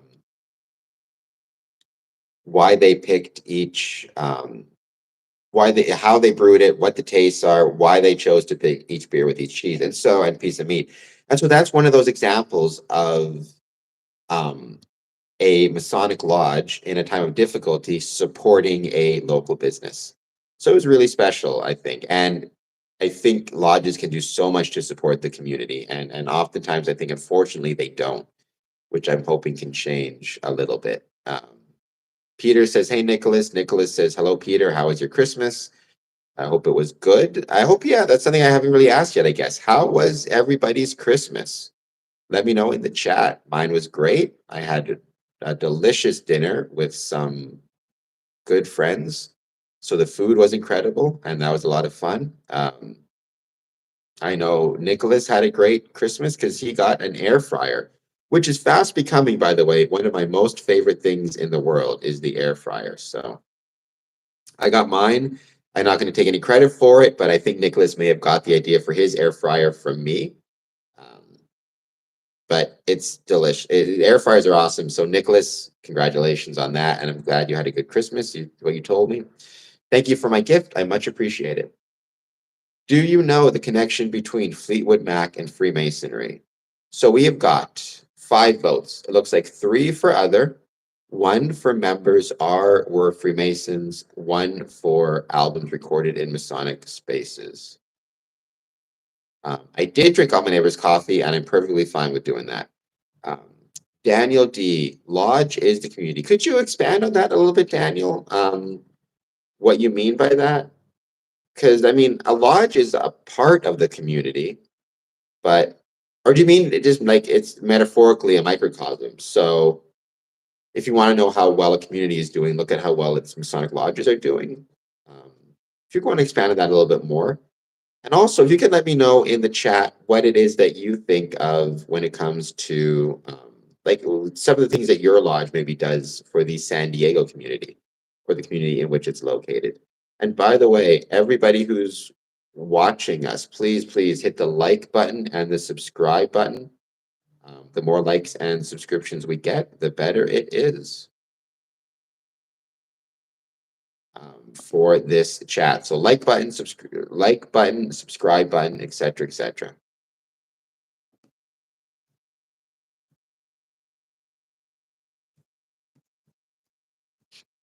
We will be joined in 25 minutes by um,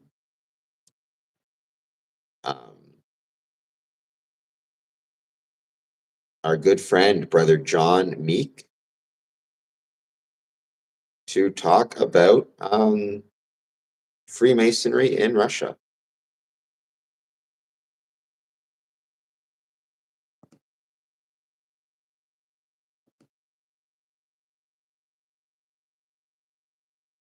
We put on golf tournaments like no other. I hear golf is really popular in California, right?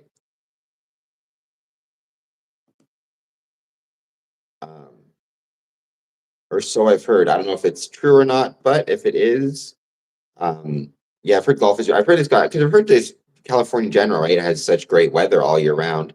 I can kind of confirm that when I got the chance to join or got the chance to visit or travel to California, the weather was absolutely incredible. Um, so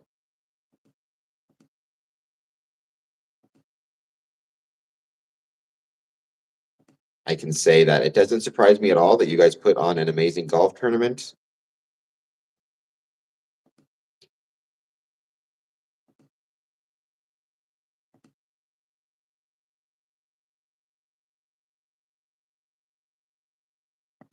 What is the is it for charity? Does the what would you say in terms of the is it help the lodge as well as what would you say are some of the like is it every year? Are you doing it this year? When is it going to be? All that good stuff.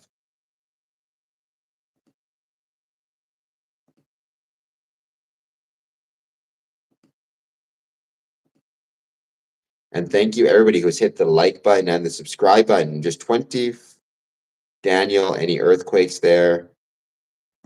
I can say for me, I've been lucky. I have not had any whenever I visited Los Angeles or San Francisco, no earthquakes. Not to say there won't be any, but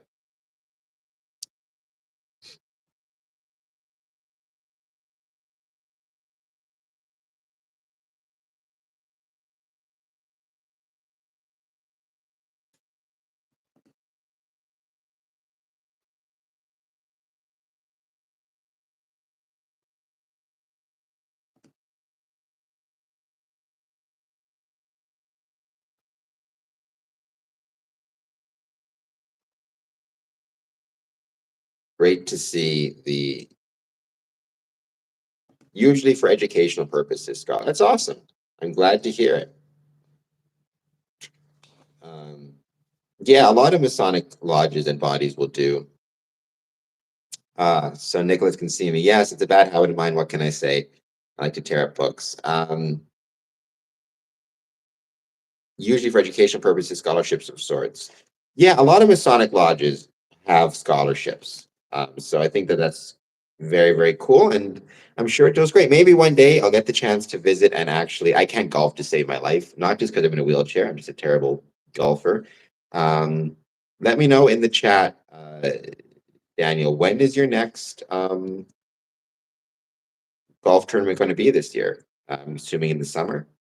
Also, California, I don't know if you answered the poll question, but if you didn't, since you're from California, let me know if you, because this does connect to California, do you know the connection between Fleetwood Mac and Freemasonry?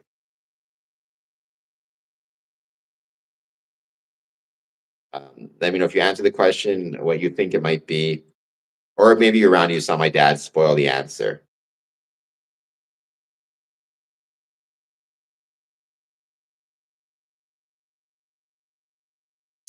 And thank you, everybody who's joined us thus far. We're still waiting, like I said, at 3 p.m. for my good friend, Reverend Brother John Meek, to join us to talk about his experiences in Russia.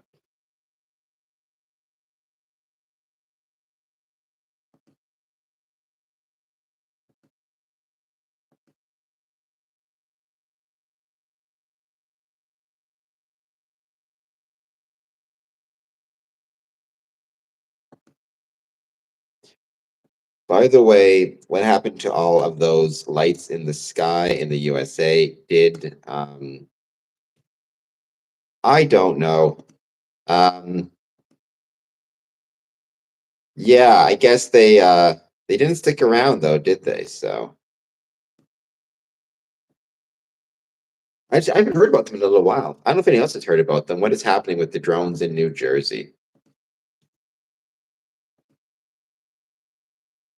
Well, it's interesting, Daniel. I don't know if you were there for that one, if you saw the previous chats we did, but I asked the question. So I'm actually curious if if you yourself maybe have an answer to this.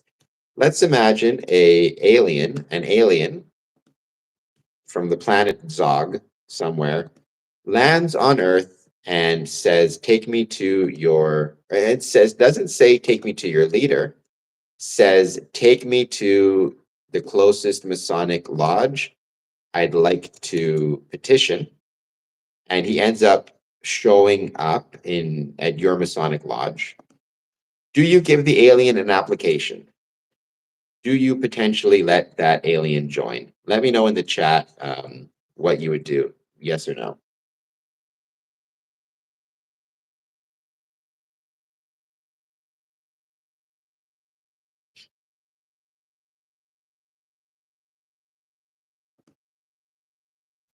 It's interesting. We had this whole debate a couple weeks ago. Different people had different answers. So I'm curious what your answer might be.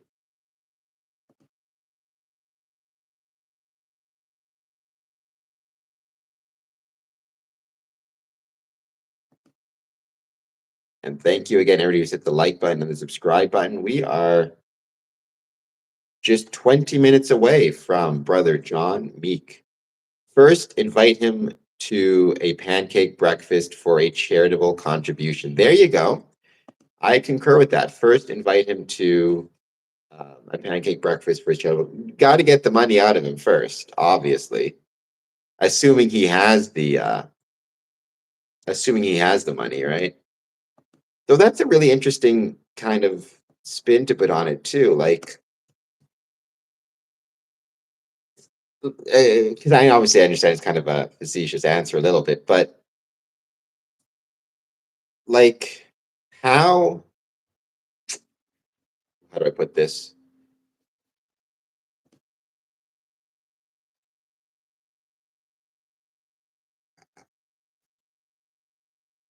Is there any necessity for the alien to be able to understand some of these like so we always say, I'm trying to think of how to put it, we will always say like, okay, over the age of 21 or over the age of whatever age is required in your jurisdiction, believe in a supreme being, be a man. Okay. And then the actual like two sponsors, et cetera, the actual process. But let's say you've got this alien and it fits those two requirements as much as it can. It is a male of its species. It is of the proper age, believes in a supreme being. But let's say it has no concept of things like eating, like no concept of food, no concept of charity, no concept of money or finances. Like, does that stuff matter? Would it need to be able to understand that stuff to be able to join? Would you have to teach it these things? No concept of like hierarchy. So it doesn't understand growing versus, do you know what I mean? Like, to what extent are those things necessary and important parts of being a Freemason? Or is it you simply need the three main requirements and you can figure out the rest of it kind of as you go? I don't know, but I think that's a very interesting idea.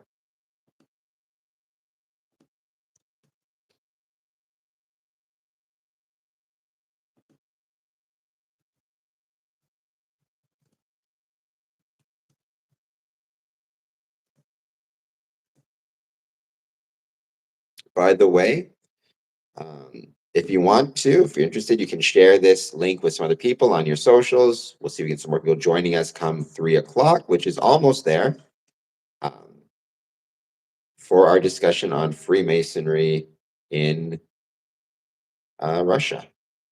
He has to be able to eat green beans and lodge. You know, I feel like green beans have got a really bad rap, unfortunately. It's interesting. So I was in West Chicago for American Thanksgiving, and they were having a Friendsgiving. And I got there early, And as a good Mason, I got put to work. I made their green bean casserole, first time ever, as well as their deviled eggs. And so I have become part of the problem, um, as somebody who has contributed to the serving of green beans at a Masonic function. But I got to say, I think most people thought my green bean casserole was pretty delicious. So you leave those. Actually, I do too. I've grown to like them more. Um, as I've gotten older, I've been finding one thing I've noticed lately is I'm growing to love um, vegetables more. When I was a kid, I never really liked them, but yeah, it's interesting. Now that I'm getting a little bit older, I like them a lot more. So,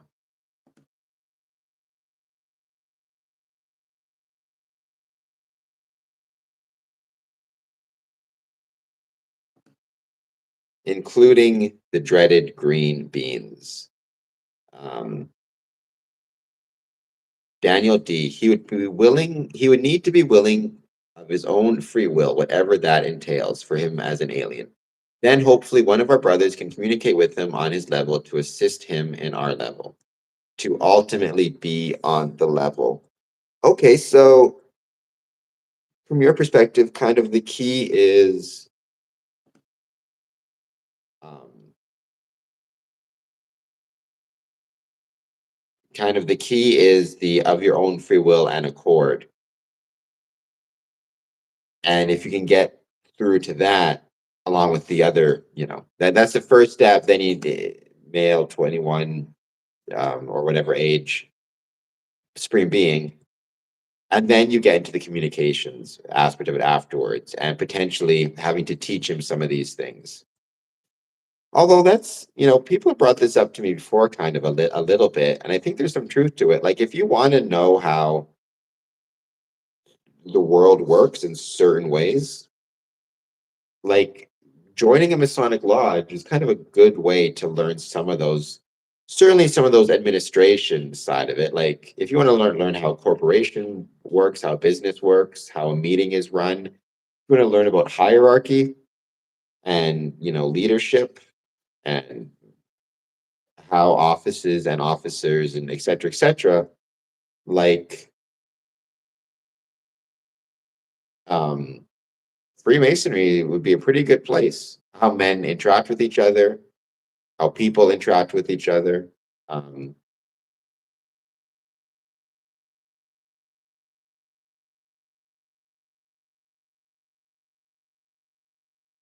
so I think that maybe this alien of ours, maybe one of the reasons he would want to join, theoretically, is he'd want to join in order to um, learn more about the world in which he is visiting for the first time. Although I guess, we're all visiting Earth for the first time, you could argue. So that's something to keep in mind. We're all here for the first time. So it's just everybody, be nice to everybody else, give each other a little bit of a break.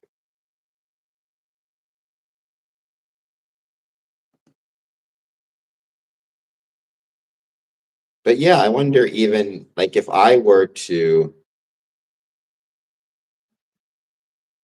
it has to bring with itself his book of the sacred laws. That would be an interesting read. I never thought of that, but you're absolutely right.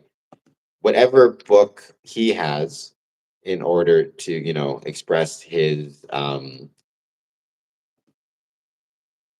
what his beliefs are in terms of a supreme being, he would need to bring his book, or would it even be a book? I mean, could it be an amulet? Or, I've seen an eagle feather placed on the volume of the sacred law for a First Nations or Indigenous brother joining, because he didn't have a book, but he had an eagle feather as a symbol of his faith. So he took his oath on that.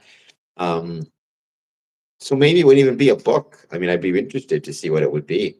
Some type of token of his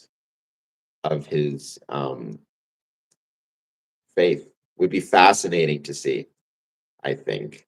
Really, really interesting.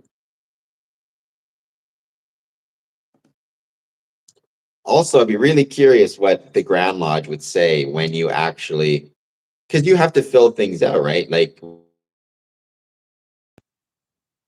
So, starting from the top, I'm Right Worshipful Brother John Meek from the Grand Lodge of Illinois. I'm Grand Representative to both Russia and Bulgaria. Um, Past Master of D.C. Gregor, 81 in Wheeling, Illinois. Member of several other lodges in Europe and America, lodges of research, ton of appendant bodies, and that's the that's the basics of it for those who missed the beginning part. Now to the juicy part. To answer your question that I think I heard, what is all this interjurisdictional masonry about? Was that correct, more or less? yes. Oh, Larry Johnson, I can hear him. All right, Larry, we did it. We made it. So I think we're going to do the interview this way for the remainder. Yeah. All right, so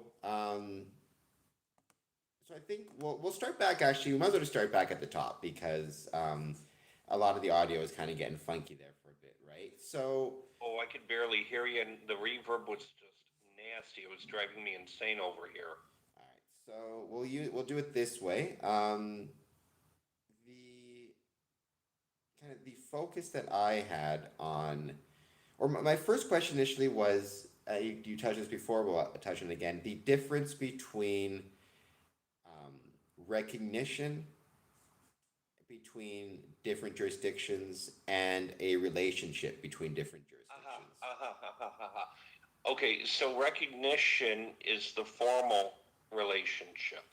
It's do the two grand lodges even recognize each other as lodges Masonic or grand lodges Masonic, should I say? And that's rooted in regularity and to see if the each other looking at the one seeing if they meet the requirements of regularity and if they meet the requirements, or should I say the requirements, regularity is the requirements of recognition. Okay, so if one grand lodge wants recognition and approaches the other one, it's usually younger approaching the older one, and if they see each other as practicing what they each respectively consider regular masonry. Because what is regular masonry? Well, it's regular masonry according to the Grand Lodge practicing it. Because don't forget, we're each our own sovereign fraternity. We're a loose confederation of fraternities, is how it is, all bound together by common principles. And once the two decide, okay, yeah, you look Masonic, and yeah, you look Masonic, we like each other. And then they set up what are the rights and benefits of this recognition. Is there intervisitation, or do we simply recognize each other? Things like that. That's where it all gets hashed out at that point. Um, Now, that's the that's the basis of the relationship and the formal relationship, which makes it easier to have these informal relationships because you have the formal relationship between the two grand lodges and the constituent lodges underneath, but then you get the informal relationships between the brothers. That tangible yet undefinable sense of brotherhood when you go from Chicago to Sofia or Belgrade or Moscow or Thessaloniki. That's the informal, and that actually, and the strange thing is, as important as these formal relations are, these diplomatic relations are, as important as those are, the truly important ones are the informal ones, the day-to-day relationships between the brothers. That's if you really look at, I mean, my background is mainly Preston Webb Masonry, the American Masonry.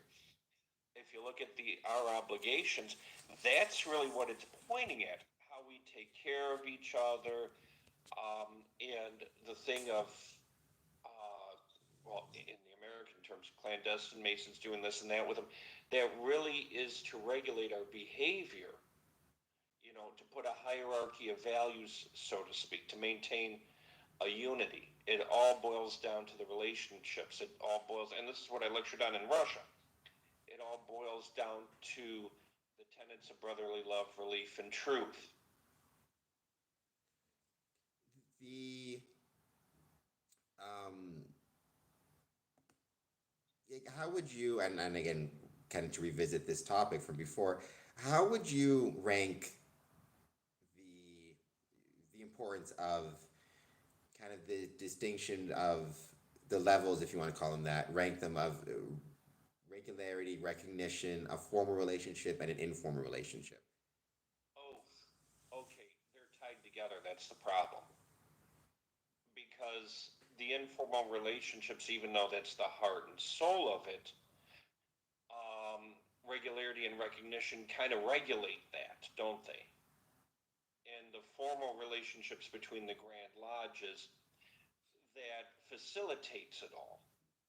Okay, so I would put, and again, regularity, when you break it down to the technical terms, again, we all define, each Grand Lodge defines regularity, and then it's up to the Grand Lodges to, once you reach out, because this is where it really becomes important. It's once you reach out into the big bad world and want to do things interjurisdictionally, that's where you really start parsing stuff. But I would say regularity and the informal relationships, if we're looking this as an institutional thing, the regularity and the informal relationships come first, and then recognition comes second, and then the formal relationships come third, even though it's hard to rank it like that. So I guess the regularity and informal relationships first, recognition and formal relations second, because those are supportive of the first two. So, one of the ways that you have attempted to strengthen all three, or certainly at least the informal and formal relationships with the Grand Lodge of Russia, was your recent visit to the Grand Lodge of Russia, where you also did a presentation. It was approximately 2 weeks ago, I believe it was December. Yeah, Um, the third, the 14th is when I was actually at the meeting, and I want to say, and they're going to have to correct me on this, but I think the lodge meeting was like on the 10th or the 11th. I think it was the 11th. And the St. John meeting was on the 14th, I want to say. so, my first question is, and you talked a little bit about this on social media, the actual process of going to Russia. I understand you needed a visa, but what was just that like? Well, I had to get a visa. I mean, there are some places I can just, like tomorrow I'm driving to Turkey. I just hop in the car, drive over, don't need a visa. Okay. This morning I was in Serbia, again, driving, nobody cares. Now, some countries you do need a visa. Russia's one of them. When I went to China, I needed a visa. You you go, you apply, you have somebody sponsor you, you give them the reasons why you're going. You leave your passport there for 1 or 2 weeks. They put a sticker in it, which is the visa, give it back to you. You hop on the plane and you go over. Now, this time, China was easy. I walked in. This time, I got, when I got there, I got hauled in for questioning by, I think it was FSB. I got hauled in for questioning at not the airport security, but like national security. And they asked me anything and everything I was doing there. I mean, literally. Well, what's this? Well, what's this? Well, what are you doing here? How about this? What's that? I mean, they went through my cell phone and everything else. So I mean, there's heightened security over there. I want to, and they took the passport away. I mean, I wasn't allowed into the Russian side of the airport. I was still on the international side. I mean, they weren't mean, they weren't nasty. There was no danger, but they were, forgive the Masonic pun, giving me the third degree. What's this? What's that? What are you doing here? How much? And it's like, what's your opinion on this? What's your opinion on that? Um, and the guys who know me directly will know exactly how I handled that one. I would have said I have no opinion. I would have said I have no Well, opinion on it. That's where it started. That's how it started, and it devolved from there. But they finally let me into the country. Okay. Once I got into the country, I had no problems. You know, what it is, if you want to talk in profane secular terms, it's a real rough time out there in the real world. Okay. And my thing is, I mean, strictly speaking, a lot of what grand representatives do, we're like an administrative bridge in a lot of ways, and we're also a diplomatic one. We show our face. You look, I'm from Illinois. Hi, I'm a normal person, and that kind of thing. Because I live here in Europe, I focus far more heavily on the diplomatic side, and even I go one step further. Even the diplomacy, I put that subservient to the relationships with the brothers. Okay. You'll see on social media every once in a while I'll make a snippy remark like, I don't care what's going on in the big bad world out there. That doesn't bother me. I truly don't care. What I care about is what's going on with my brothers. Okay. Because the way I approach it, and it seems to work, is I approach Masonry and this diplomatic side of it. Masonry is the one place in the world we can come together as brothers, regardless of what's going on the outside. They could be killing each other on the outside, but this is the one place we can come together as brothers and talk like normal human beings.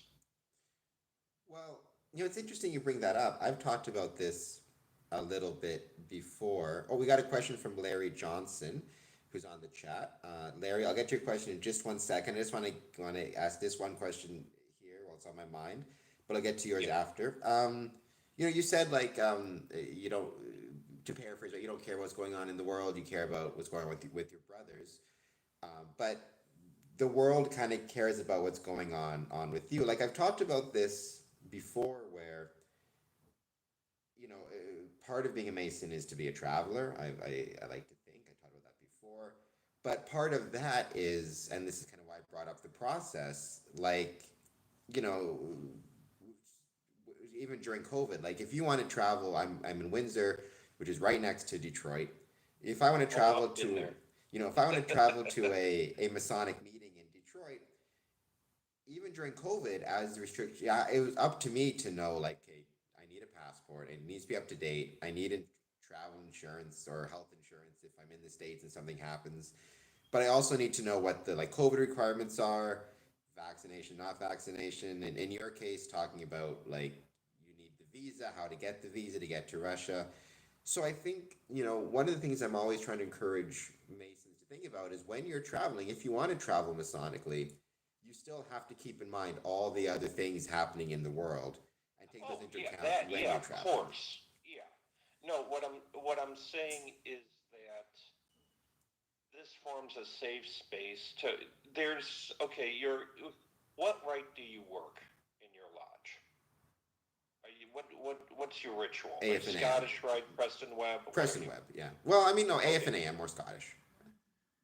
Okay. The way there's a line in how we do it, and I should have it memorized, but it's been years since I've even been in the States on a regular basis. Basically, that we bring together men who would otherwise be at perpetual distances. That's what I focus on in that sense. I mean, I care what goes on in the outside world. Believe me, go on my Facebook page. But what I'm saying is, when it's brother to brother, leave the fights outside. Put the guns down at the door, come in. That's what I'm trying to say, because I explained this when we were at the white table after the lodge meeting. I said, it's real easy to hate Americans. It's real easy for us to hate each other as groups. Americans, Russians, Bulgarians, Serbs, Greeks, whatever. We can all hate each other. It's real easy. But it's real hard to hate Andre or Dennis or Cameron or whatever. It's like, I don't like Americans, but John's okay. Well, nobody will ever say I'm okay, but let's give it the benefit of the doubt. Well, to say John's a it's really easy to hate me. You don't know me that well, yeah. but No, no, yeah, no, but I mean, it's like, well, John's okay. Americans are no good, but John's okay. Well, okay, so John's okay, right? Yeah. Well, what about his buddy over there? What about Angel? Well, Angel's okay too. What about Larry? Well, Larry's okay. These guys okay, but you go from Americans are idiots to, well, this one's not, then these two, three, four, then all of a sudden it's clear that not all Americans are idiots. And I Okay. think that's absolutely right. In terms of it's easy to hate in the abstract. It's hard to hate in the Exactly. specific. Exactly. And Masonry gives us a unique way to do this because Masonry really straddles the border between a true fraternity like the Elks, the Moose, the Knights of Columbus, whatever, and the esoteric orders. We straddle that, like Martinism and all this other. We straddle that border. We have elements of both. And there's many examples historically of, you mentioned putting your guns down at the door. There are some literal examples of putting the guns down at the door, especially where I am, in Yeah, Essex County, which was obviously um, kind of one of the major points in the War of 1812, and there's many stories of opposing forces sitting in lodge together on a Monday, and then having to shoot each other on a Tuesday. But at least they got to sit together on a Monday, yeah, which is and sometimes all no, you but can that's do, yeah, right? Um, yeah, but I mean that's the reality of it. And when you go on the international scene, you do sometimes encounter that where it's like, oh, they just don't, you ain't from around here, but you go in that door, you're a brother. I mean, I have been in rooms where the groups involved. I mean, you step outside that door, they'll start shooting at you. They hate each other. They were at war 20, 30 years ago. They remember it. But the minute that minute it's a Mason, okay, well that's my brother. and like I You know. said, there's a lot of excellent. I mean, brother to brother, American Civil War, maybe the best example of that, or the most Yeah, famous, the Gettysburg. that statue. Yeah, Yeah, yeah. exactly. That's my most popular lecture here in Bulgaria. I was giving it. Nobody cared about anything else. What's that Civil War talk you give? It's a great statue, and it's a Yeah, great story behind it. I yeah. don't want to go too far though before I mention Larry's question, Oh yeah, Larry yeah. I'm Johnson. sorry. As Poor much guy. as you can answer this, because obviously you can't speak for anybody, right? But Yeah. how does it, based on what you saw and maybe your conversations, how does the Russian government view Freemasonry? That's a very good looking question because that was at least an hour and a half of questioning by itself. Like Because I went in. in the airport? Yeah, I went in. He's like, okay, what are you doing here? I mean, I'm an American living in Bulgaria, going to Russia. It couldn't have looked any worse, you know. And they were asking. I said, it was already 9 o'clock at night. I was tired because I actually had to go from because you can't get a direct flight from Bulgaria into Russia. Period. So I had to go over to Belgrade and then fly from Belgrade into Russia. So it was already a day and a half trip or something like that. Um, so I was already kind of cooked. But it's like, so what are you doing here? I said, honestly, yeah, I'm a Mason. I'm here for the December Grand Lodge meeting. Okay. He looked at me. You're a Mason? I said, yeah, the fraternity thing, a Mason. Well, what are you doing? I said, well, it's like we teach the young guys how to be good men and all that sort of thing. Okay, like what? I said, well, here, go on the Grand Lodge of Russia website. And he's looking at it, and then the questions began. These guys, because I talked to three of them. I talked to two together the first time, and I think by the time it was 1 o'clock in the morning, the third one was by himself. I think, but all three of them at one point they're like, okay, go slow, explain this to me. And the guy sat down and wrote everything down. Here in Eastern Europe in general, I mean, because don't forget, there was a suppression of Freemasonry at one point, up until the fall of communism. Here in Bulgaria, it actually started early when we had a fascist influence, and then it just carried over into communism. The Russians had it, and then so you have this older generation that was brought up on the communist yellow press that, literally Masonry is a Jewish plot to take over the world. I have a book, an old propaganda book. That's the title, The Jewish Plot of Freemasonry, or something like that. And it's still viewed as satanic, trying to take over the world, all this other stuff. So they really don't know what it is, because it was suppressed, and then you have yellow press, and people that have some common sense kind of know, well, the yellow press is a little crazy, so it can't be that. So you had these three guys just question me, what's this? Do you know if there are any, this was the interesting one, do you know if there's any government officials, Russian government officials in Masonry? So it's, they have no idea what to do with it. No idea what to do with it, or just no idea what it is? Both. In the weird thing, they can just go on. I mean, the regular and irregular Grand Lodge both have websites. In fact, when the guy looked on his phone first, he went to the irregular one. I said, no, no, no, not that one. It's the other one. It's the one with the eagle and crest with the square and compass. That's the regular. Oh, okay. So what's regular? The real one. The other one's fake. Not to paint in two brush strokes. So they don't know what it is. They don't know what to do with it. And what a lot of times you'll have the Westerners looking on Facebook, and you'll see Most Worshipful Brother Andre and all the guys floating all over Facebook. Well, Facebook's not in Russia. You need a VPN. Oh, I did not know that. Yeah, I found that out the real hard way, because I was burning through cell minutes, roaming cell minutes over there, because I was in the hotel on Wi-Fi, or in the mall at Wi-Fi. I couldn't get Facebook.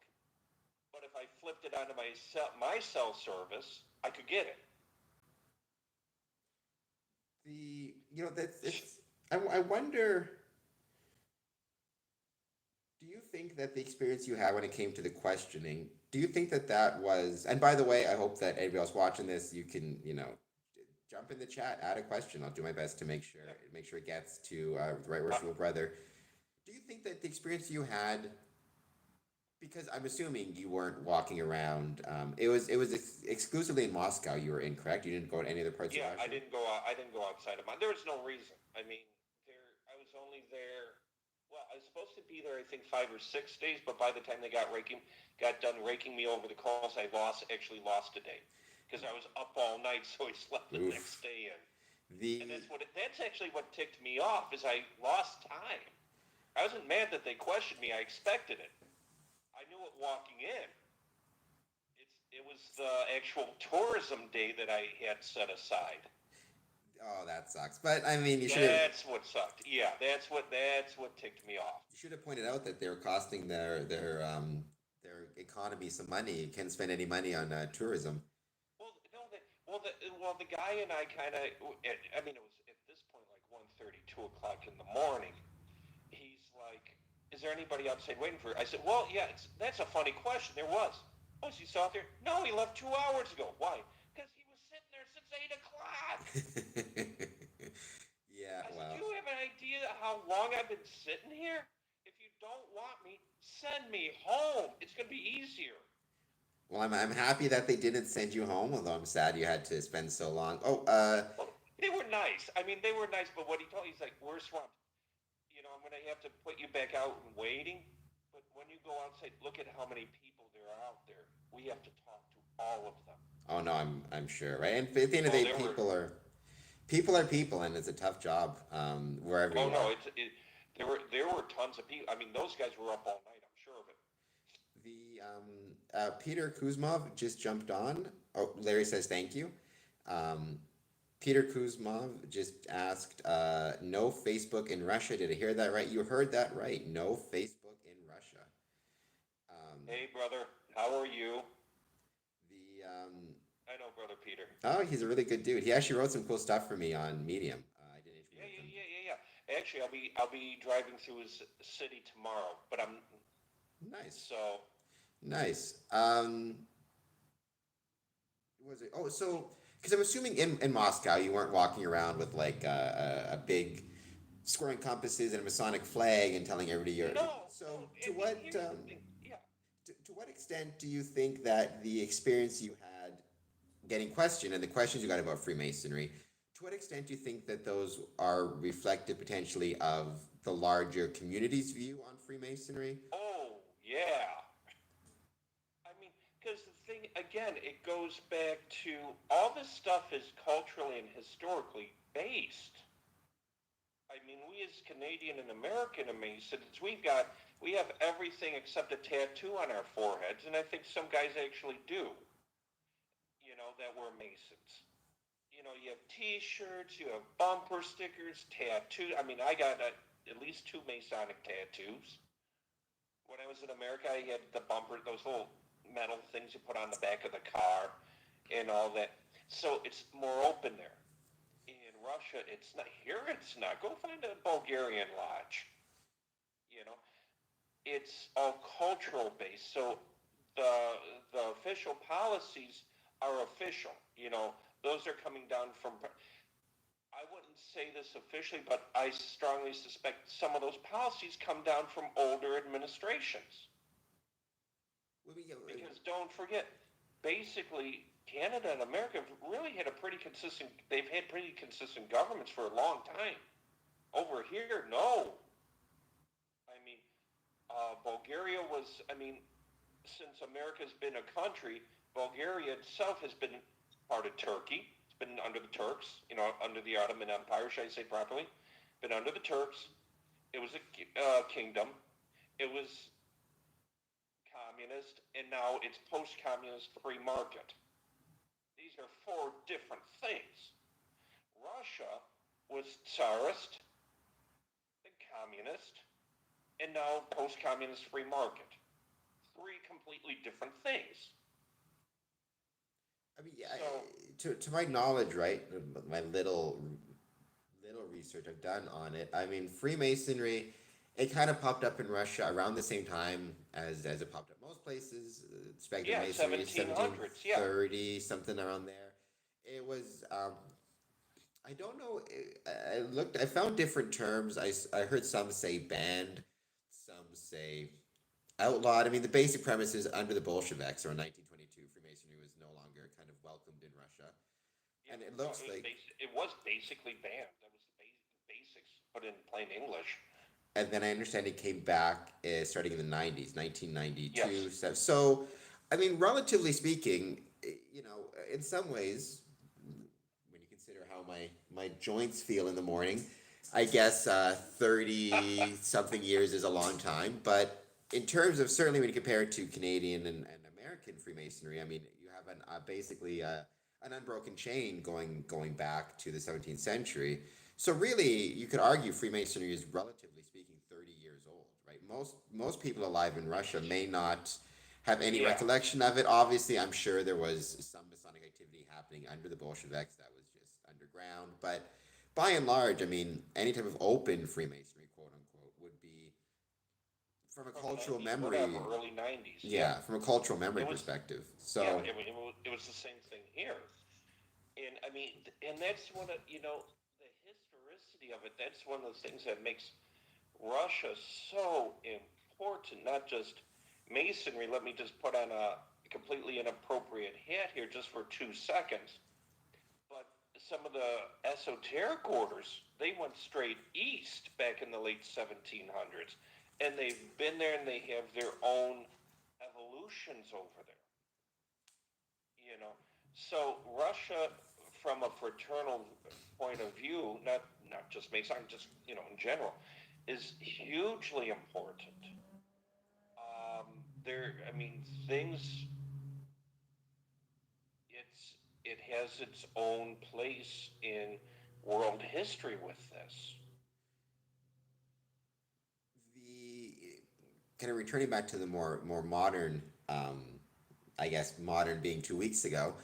Yeah. After you made it through, and we're very happy that you did. You lost your tourism day, but what was the experience like of the Grand Lodge experience? So first, what is so in when we think of it, when I think of it, Grand Lodge, or more specifically of an annual communication, right? I have certain ideas coming from the Canadian perspective. I've been to Grand Lodges throughout annual communications throughout the United States, which all seem to follow similar patterns. Was the Grand Lodge of Russia, the annual communication, was it recognizable? If I were to be dropped in the middle of it, would I kind of understand what was happening and recognize it as an annual communication? On this, okay, Russia's a little different. There's actually two. There's one in December, and then there's one, I want to say it's in June. Okay. June is the big one that you would recognize probably. I haven't been to it. I'm God willing and the creek don't rise, I'm going this year. I'm going back. The one I was at was at the St. John ritual because you have the St. John in December. So this was more of a ceremonial one. Okay.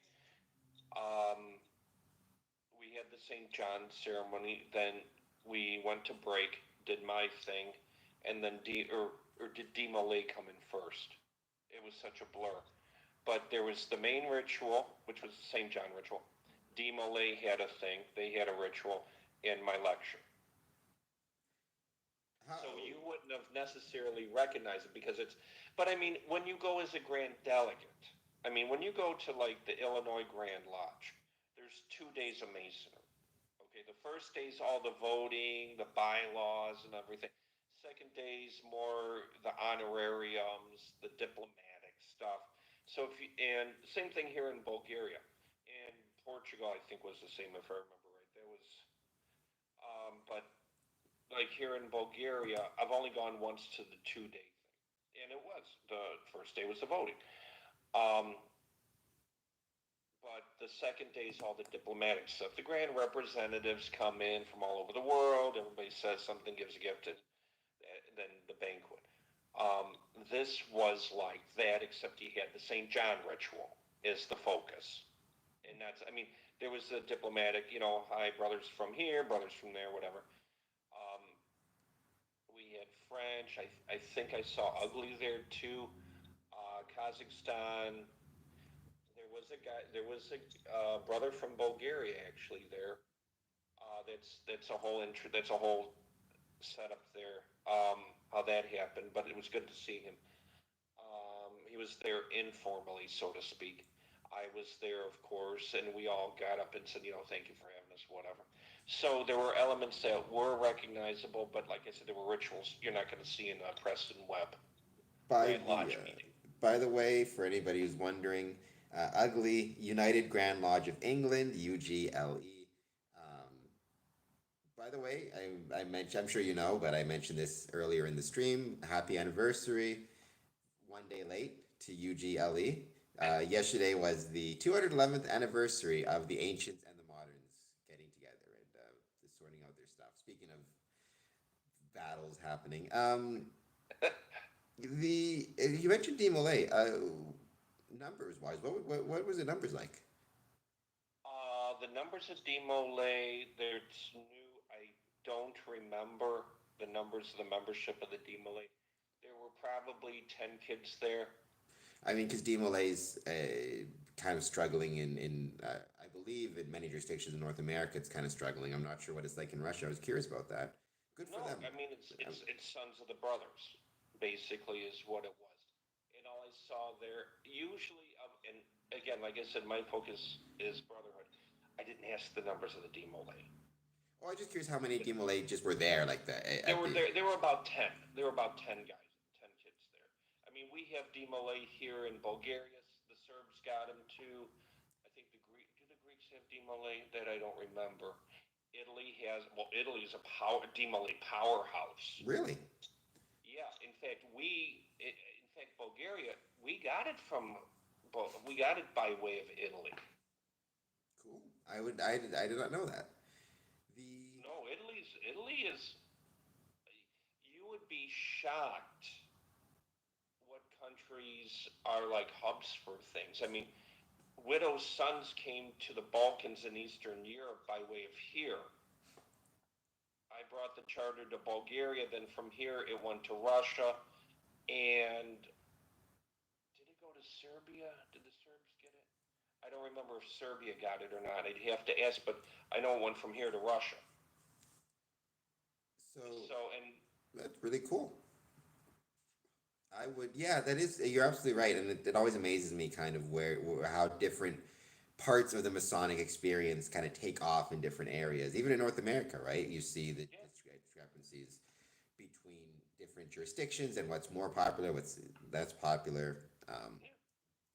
Did you, They, how much of the time in Russia did you spend um, kind of providing information? I know you gave a talk. And how much of it did you spend kind of talking to the Masons and gathering information about Russian Freemasonry? I'm well, I guessing think, those is super swamped or it was so busy, right? well, I was with the brothers a lot of the time. I mean, because I know some of them from before.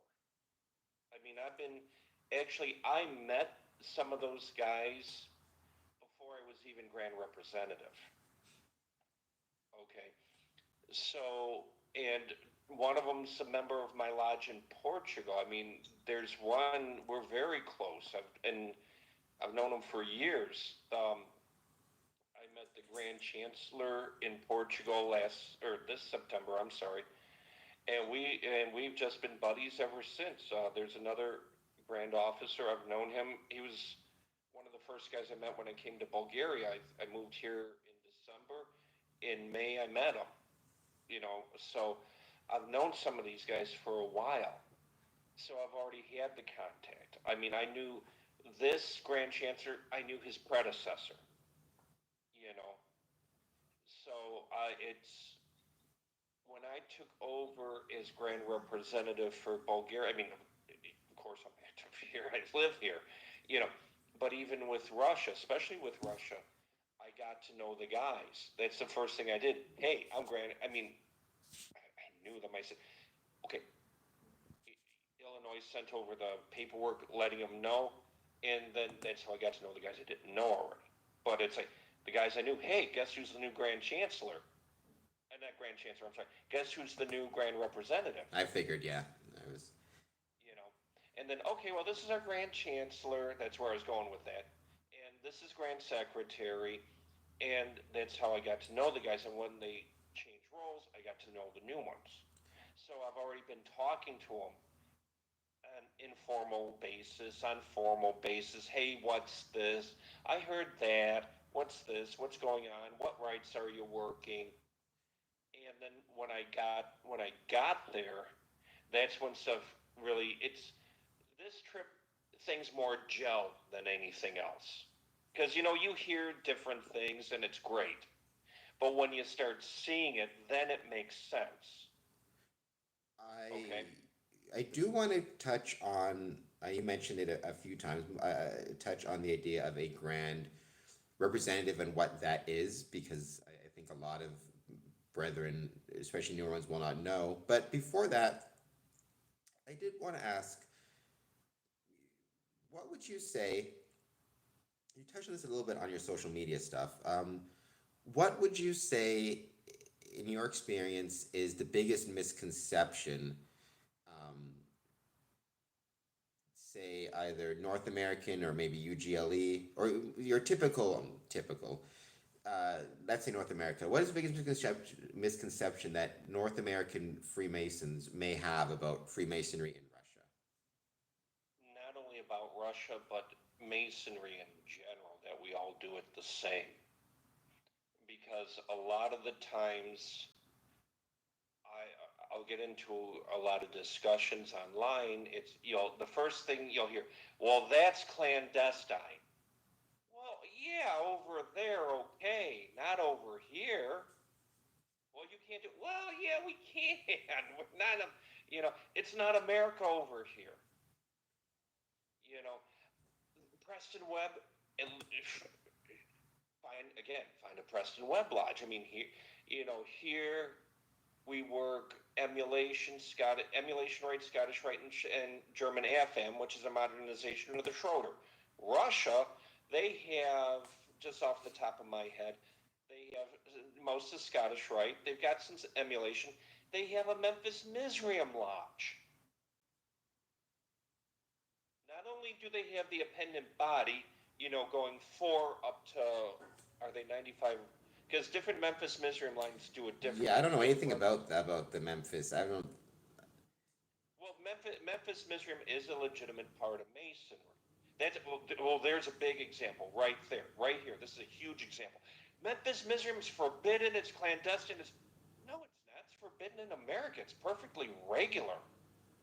This is forbidden where you live. Russia, they have not only the appendant body of 4 through 90, whatever. I think they are a 99 line over there, because 95 is the cap grade. Everything else is basically a chair. 95 is a cap degree. Everything else is a chair degree. Okay, so some places have more than 95, some don't, but 95 is the last grade. That's an actual grade. So they have that appendant body, but they also have a craft lodge that works 1, 2, and 3 in Memphis Mizraim. Their Garibaldi Lodge, if you've heard of Garibaldi Lodges, their Garibaldi Lodge works Memphis Mizraim. And what makes it real interesting is Giuseppe Garibaldi was a Grand Hierophant in Memphis Mizraim. So there's a very interesting setup right there. But it's completely forbidden in America. It's because those who know the story know the story. Long and the short of it, Grand College of Rights exerted jurisdiction over it. Everything else is not regular, therefore whatever. But in parts of Europe, Russia being one of them, Italy, Romania, they all have Memphis. Those jurisdictions have Memphis Mizraim. But go tell the average American, oh, that's clandestine. No, it's where you live. Alcohol in lodges, get some of the states, oh, it's clandestine. Well, no. Not only do we drink it at the white table afterwards, if you go into a Schroeder Rite Lodge at the second degree, you're drinking a glass of wine during the degree. Or actually, technically speaking, German AFM rite. If you do the German AFM rite, second degree, you're chugging a glass of wine. Yeah, it seems to be that. I mean, the alcohol thing seems to be a very, very American thing. I mean, there's been some issues in Texas with it, not that pretty recently, but yeah, most Canadian lodges, obviously the jurisdiction in Canada is by province, but I mean, it's that one in particular always seemed to be an American one. By my understanding, it seems to be the exception rather than the rule in terms of alcohol in lodges. Most Masonic lodges will have so. But I think that's a really good point. I like what you bring up there, right? Freemasonry is not the same everywhere. That's one of the beautiful things about it. And that's kind of by design, right? One of the main tenets of Freemasonry is that a jurisdiction's authority ends at the border, whatever that border Right. is. So, And that's the thing, guys. You hear about travel. Okay, yeah, I've seen it's cool to travel in Illinois. I've seen the Illinois ritual a million times. Canada, one of the provinces has 2 or 3 rites being worked. In one of them, I forget which one it is. Go to Europe. Go to South America. Go to India. Go to Africa. no, travel is so incredibly important. Somebody asked me earlier. I don't know if they're still on the chat, but they asked me my my favorite part of Freemasonry, and I said my favorite part of Freemasonry is the travel. Not even the visitation, just the actual travel, the process of traveling and seeing the places. It's incredible, and I've been lucky enough to travel through a lot of North America, but not really overseas as much as I'd like to. So maybe Russia I have to go on the list because I really do. Well, not only Russia. Go to one of the Swedish rite jurisdictions. Go to Sweden. Go to Norway. You'll see. That's another form of Masonry, completely anathema to American Masonry. 10-degree system, you have to be a Christian. Well, it has recognition though, right? Yeah, Yeah. it's perfectly recognized by. I know Illinois recognizes those countries.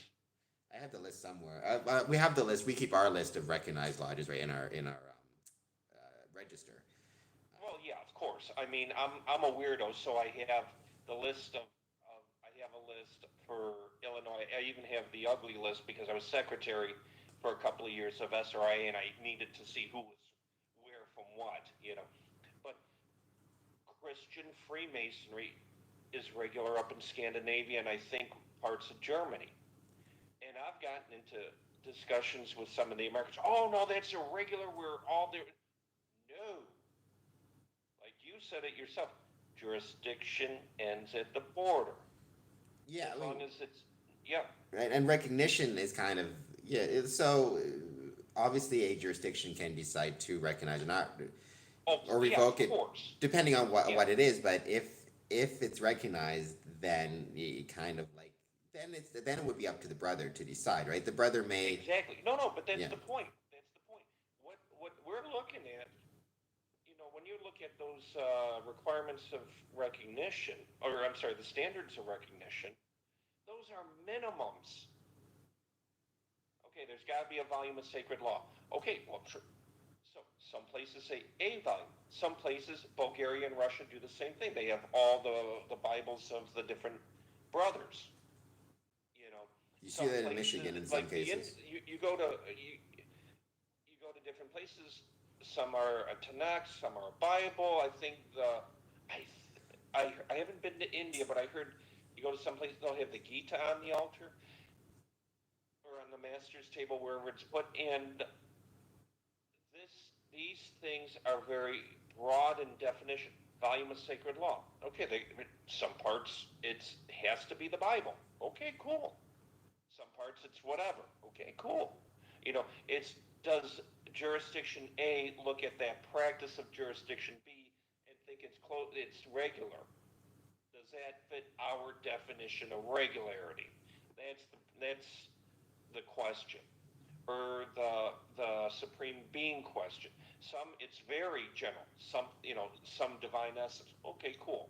Some require a personal God. Okay, cool.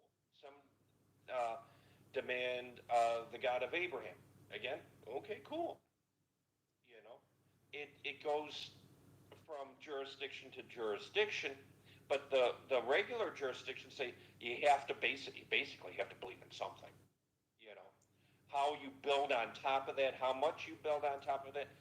That's whatever you're going to do. That whatever you're going to do. Again, it boils down to does my jurisdiction recognize yours? It really is that chaotic.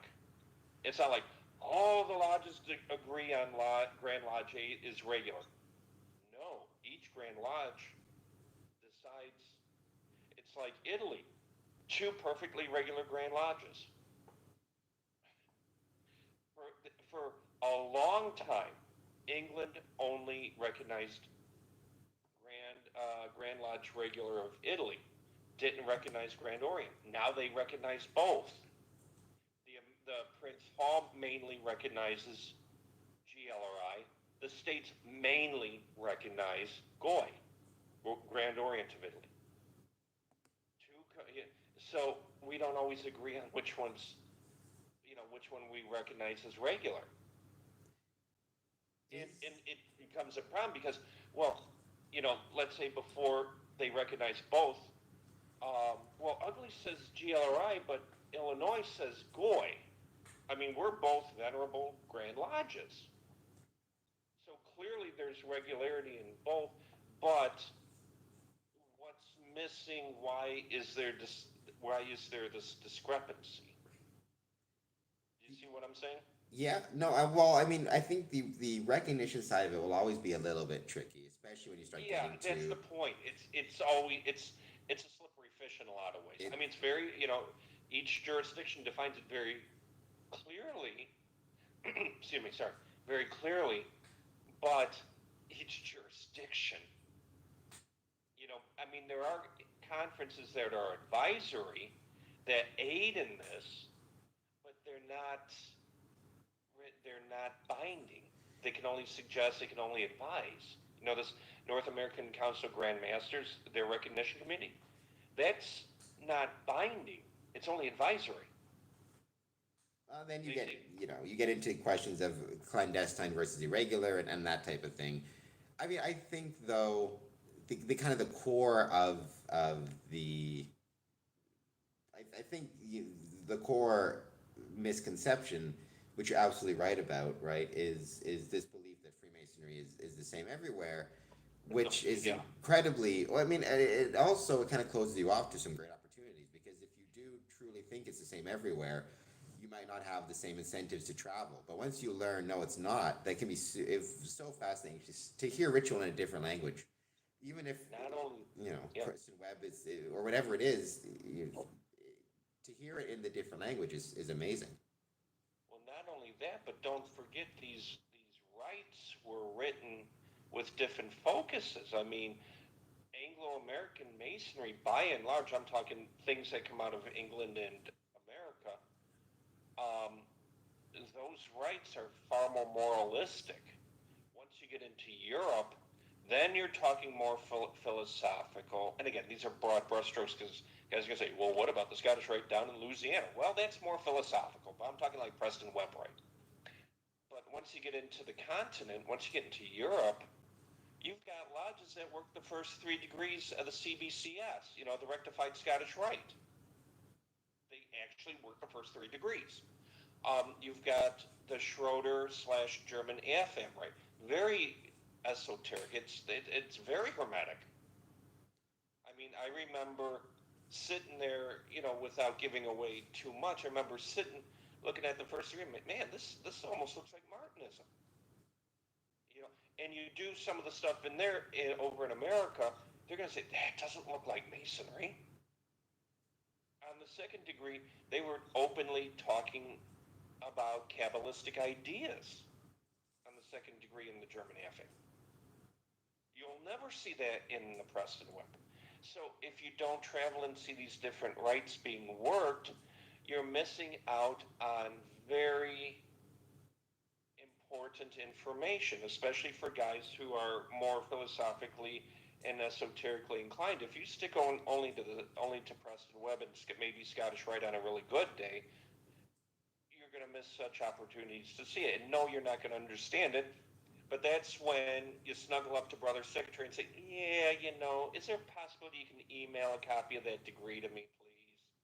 And they might actually do it, and then you run it through Google Translate and get 75% of the idea, but it's better than nothing. You understand it in your heart. Do they practice in Russia? Is the ritual done in Russian or? Yes, the lodge I went to, most of it's Russian. There is one Bulgarian. There's one Bulgarian speaking lodge that's Shipka. So there's that, and I think I want to say there's an English speaking lodge somewhere, but I'm not 100% sure on that. I had this conversation kind of with representatives of the Grand Lodge of Alaska, with Texas, even on Ontario. Oh, yeah. The but I feel like Russia would be a whole different animal in terms of Alaska, Texas, and Ontario famously being very big jurisdictions, having a lot of rural areas and places where it's challenging to get to. That's Russia. Well, Russia, it's one jurisdiction. You could fit like what 10 Texases in Russia? I don't know. That's just a guess. Well, that's the thing. I mean, you But got is from St. Petersburg to Kazan and beyond. It's yeah. do you see based on what you would know? I'm not sure how much information they'd be sharing on this, but like, do you see in Russia the same type of thing you're starting to see, which is kind of a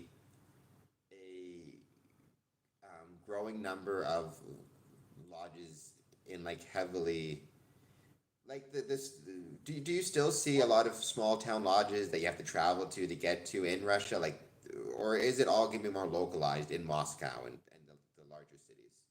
I will say it this way. No, it's in Kazan, Moscow, St. Petersburg. I didn't ask about further east into Magadan and that far.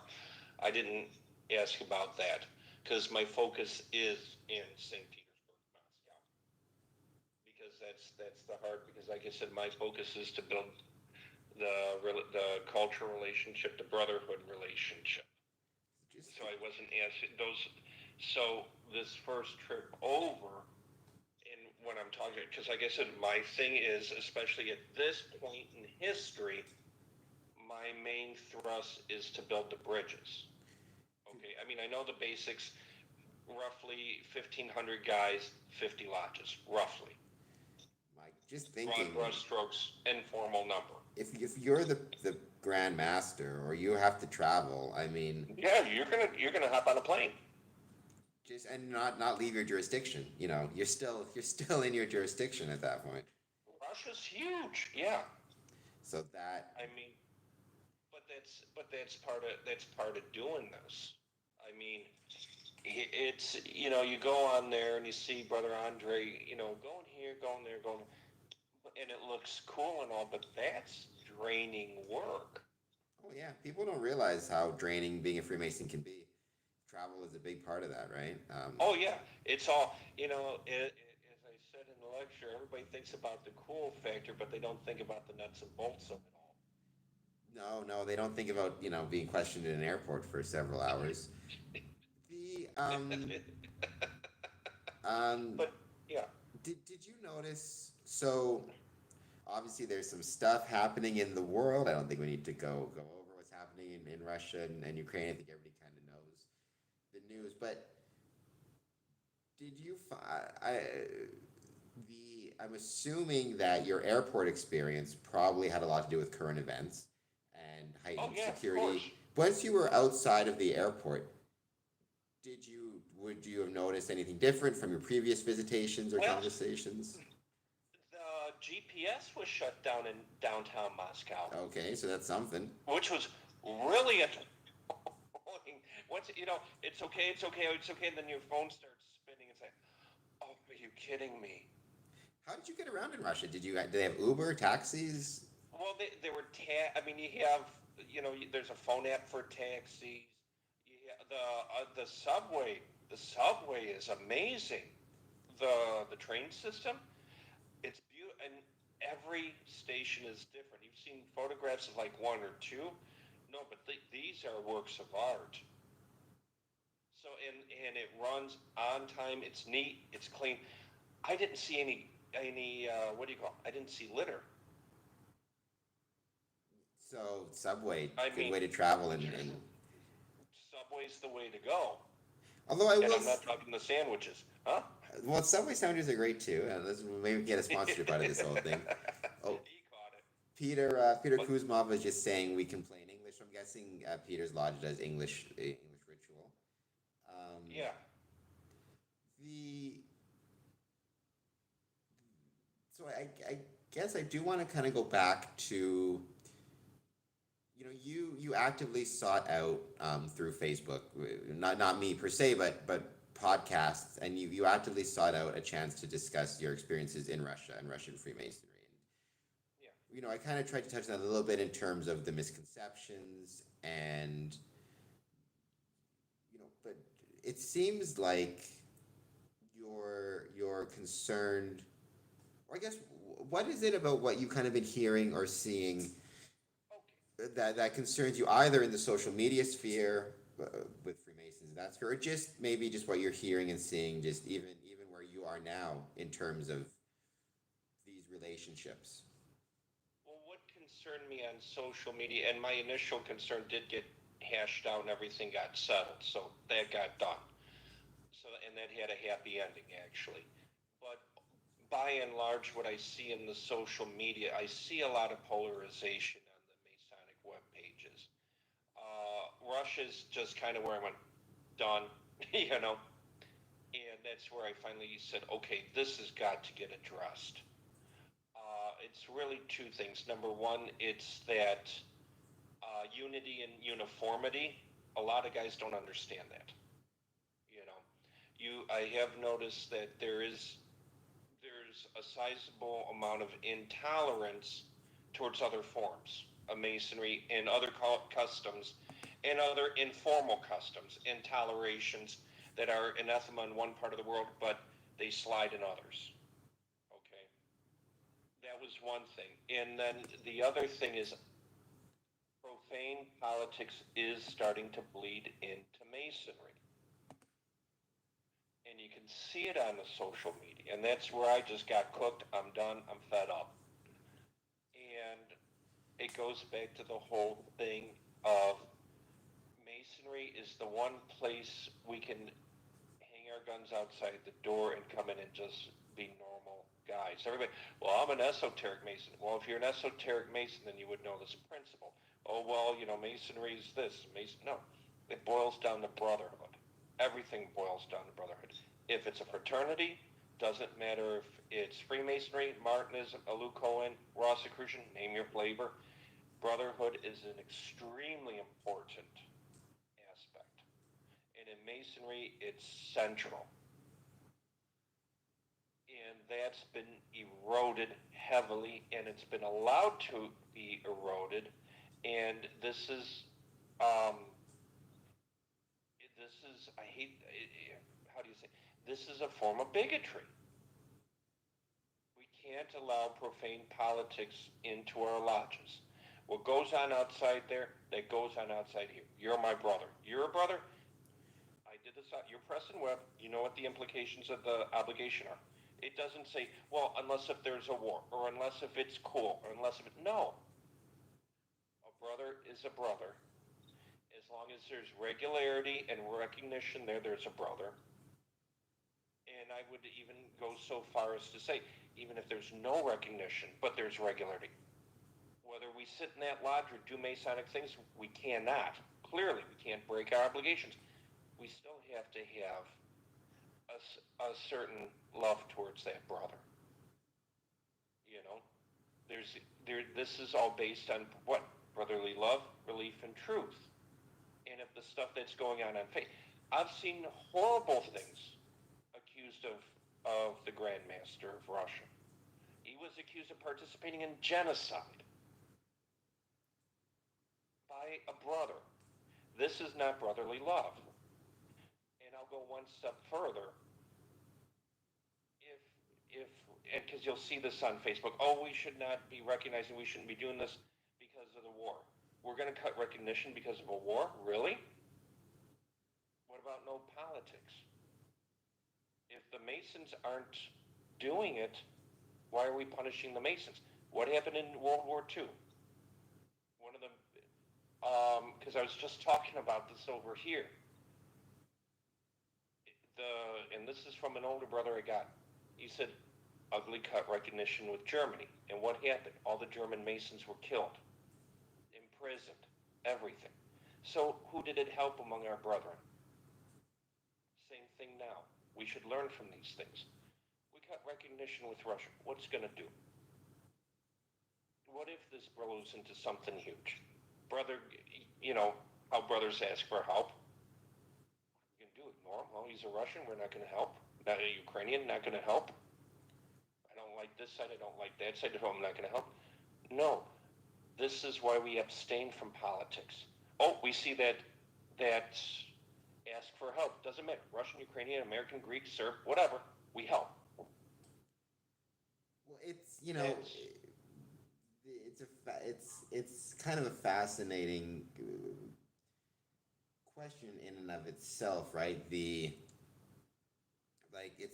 kind of goes to a lot of different topics as to what is Freemasonry and I mean, because of course I tend to agree with you. Like, certainly, there is a difference between, and people need to understand this and recognize this. There's a difference between the Masons in a particular place and whatever that particular place is doing politically, right? Because Masons are not political actors. They in theory, I mean, the prime minister could be a Mason. Like, anybody can be a Mason, but right. I've sat in with ministers in different countries. But the Masons aren't, despite what the conspiracy theorists would like to think. The Masons aren't there setting policy or. Definitely not in Russia. Not after the grilling I got. No, they're not. They're not telling anybody, hey, I think you should invade this country, or hey, I think you shouldn't invade that country. So, I mean, yeah, obviously, I know definitely agree with the principle of the idea, right? Which is you don't want to associate, nor should you associate Masons with the government of the day. And and obviously again because for 70 years it was completely again banned, illegal, pick your term, even in Russia. So I I can understand that idea and not wanting to. Yeah, and that does concern me too. What you're saying, I can also understand the like. There's a tension, and I've experienced this tension in my own life, my own Masonic career, of trying to. So I wrote about this, and I do believe it, right? I said you can't separate the success of a community from the success of the Masonic, or you can't, sorry, other way. You can't separate the success of a Masonic lodge from the success of the communities in which it's located. And success being defined as economic success, or define success as you will. Think of a successful community, right?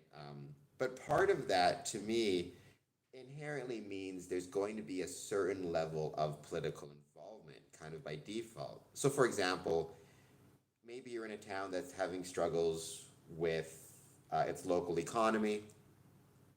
Um, there's an opportunity to bring in a new factory or whatever it is, or some type of new job opportunity. Whatever. Yeah. The idea Masonic Lodge may want to lobby in favor of that for whatever reason as a way to support the community.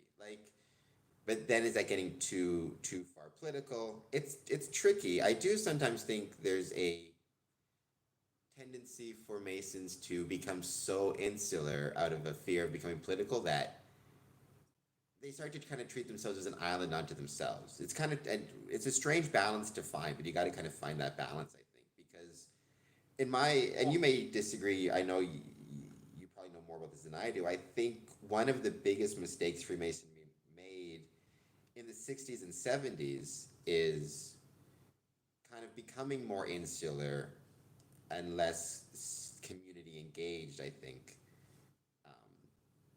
Well, I mean, it depends how you do it. I mean, to be involved in politics, you're not going to walk up and put on your political resume to be in the parliament of Bulgaria. I'm a Mason. Well, number one, it's not going to help you at all. At all. Number two, even if it did, that's bad. But if you have a Mason I mean, I know Masons in the Bulgarian government, Serbian government, and Romanian government. Friends of mine, you know, but they don't bring it into the lodge, and they don't bring the lodge into it. Okay? But what I think Masonry can do, and this is why the hill I will die on is that we maintain the fraternity aspect of all this. If it's regular, leave it alone. Recognition. And this is why I'll die on this hill. Masonry allows us to see each other as human beings. Back to the Preston Webb thing. Men who would otherwise remain at a perpetual distance, whatever, whatever, whatever. This is the moment in history where that's important. Okay? I went to Russia to be with my brothers. Okay? I come back from Russia. I've been there. These are good men. These are human beings just like us. Very different culture, way different culture, night and day different culture, but still human beings. It's like Sting, the Sting song. Russians love their kids too. And I would not have seen that without Freemasonry. I mean, I have a very long existing personal background with Russia into my childhood. I do. Guys who know me know what it is. But still, even with that, chances of going were still small. It's cool. I really should go there. My mom's screaming at me to go there. Maybe. No, but my brother, my brothers were experiencing a bad time. I'm going, and that was because there was my Masonic brothers. Period. And that's where Masonry can be indirectly hugely influential for the good. Again, it's real easy to hate Americans. I mean, most of the world hates me, whatever. But it's real hard to hate an individual that you've met and know, especially when you have something very important like that in common. It puts a human face on somebody that otherwise, you probably wouldn't. That's the importance. Yeah, I do think this may be another conversation. I am really interested in what you said earlier. I thought it was fascinating about the political side of it. You said, people who are Freemasons and involved in government that right? They don't bring their politics into the lodge, which is as it should be, obviously. Yeah. But then you said, and they don't bring their lodge into. But I mean, you won't see a guy up there, I'm a Mason, therefore, but they'll bring those Masonic virtues with them. I'm not going to say the country, okay, but I have two very good friends, each in opposing parties, okay, in another country, and I know them both very well. The parties do not like each other at all, but when it comes right down, that's my brother. I've sat in lodge with him. That's my brother. but I'm wondering. They see a human face on that guy who they normally wouldn't. That. Would they be willing to? Because I'm thinking of the classic example. From what I understand, the opposite kind of approach is the Philippines. Um, like, um, so I'm not saying I ever would again. I have no idea. But once upon a time, I ran for city council. If I were ever to run for politics again, um, I would probably reference Freemasonry a fair bit, not as a way to like get votes or anything like that, but more just an idea of this is something I'm part of, and this is kind of what it's taught me or what I take from it, and this is why I think some of those values would be helpful if I were a city councilor, blah blah blah, or whatever it is, right? Like, I wouldn't mention specific lodges per se because then it would make it sound as though like the members of that lodge support me and that's not fair to them. But the more general idea of like I'm a Freemason, right? I would You would have to check your bylaws though, because most jurisdictions I know, that could get you actually tossed. For saying that you're a Freemason? If you put in like a job resume and stuff, if you put like on your job resume, Freemason, that could be seen as there are jurisdictions that will get you thrown out, or at least a good verbal spanking. I mean, I've never. I'm not Depends. sure. Again, it depends. It depends. I'm not sure if any lodges, like, I'm not sure if anybody. I've never heard of anybody putting their Freemasonry on like a job application. I don't think I would do that. But if I were, like I said, See, but that's where I'm going with it. You'd have to find out and ask, does that fall under that category? well, Saying I'm a Freemason and I'm bringing these virtues versus saying, well, me as a candidate for, I don't know, whatever, parliament, me as a candidate for parliament, I believe in brotherly love among Bulgarians because of this, and give the reasons. I believe in relief of our poor. We have to bring our country up. Our pensioners are not doing well. And I believe in truth. We have a long-standing tradition of, for example, we're an officially Orthodox country. We're built on these principles, and before that was Rome, and before that, whatever. Never mentioning Freemasonry. It's the same principles, but never mentioning Masonry. Yeah, I mean, I think I've got a Masonic tattoo, and not that people would see it if Well, I'm so do I. campaigning. I mean, I guess this is a, like I said, this is a whole other conversation. But there is kind of two approaches to the idea of being a Freemason more in general. Like, from my knowledge in the Philippines, Yeah, again, I've never traveled there. I only speak from knowing yeah. Masons who are from the Philippines, who were initiated, passed, raised there, and then came to Canada. They talk about um, Masons, brethren, will put the square and compasses on their business cards or above their door of their office, or See, that can get you in trouble in some places. well, I think I it mean, with always with the depends. lodge will get you in trouble. I Wait, mean, like I know when I was looking for a job back in the States, when I was in Chicago, I was looking, they're like, oh, you're looking for a job? Do not put it on your resume, number one. And when I got a business card, don't put it on your business. I was told don't do those two things unless if it's a Masonic business card. well, I think but every jurisdiction But will be. it's Illinois. Yeah, that's Illinois. So that's interesting. I mean, I think like I said, I'm not so much interested in from a practical standpoint. I'm interested in like which jurisdictions allow it, which jurisdictions don't.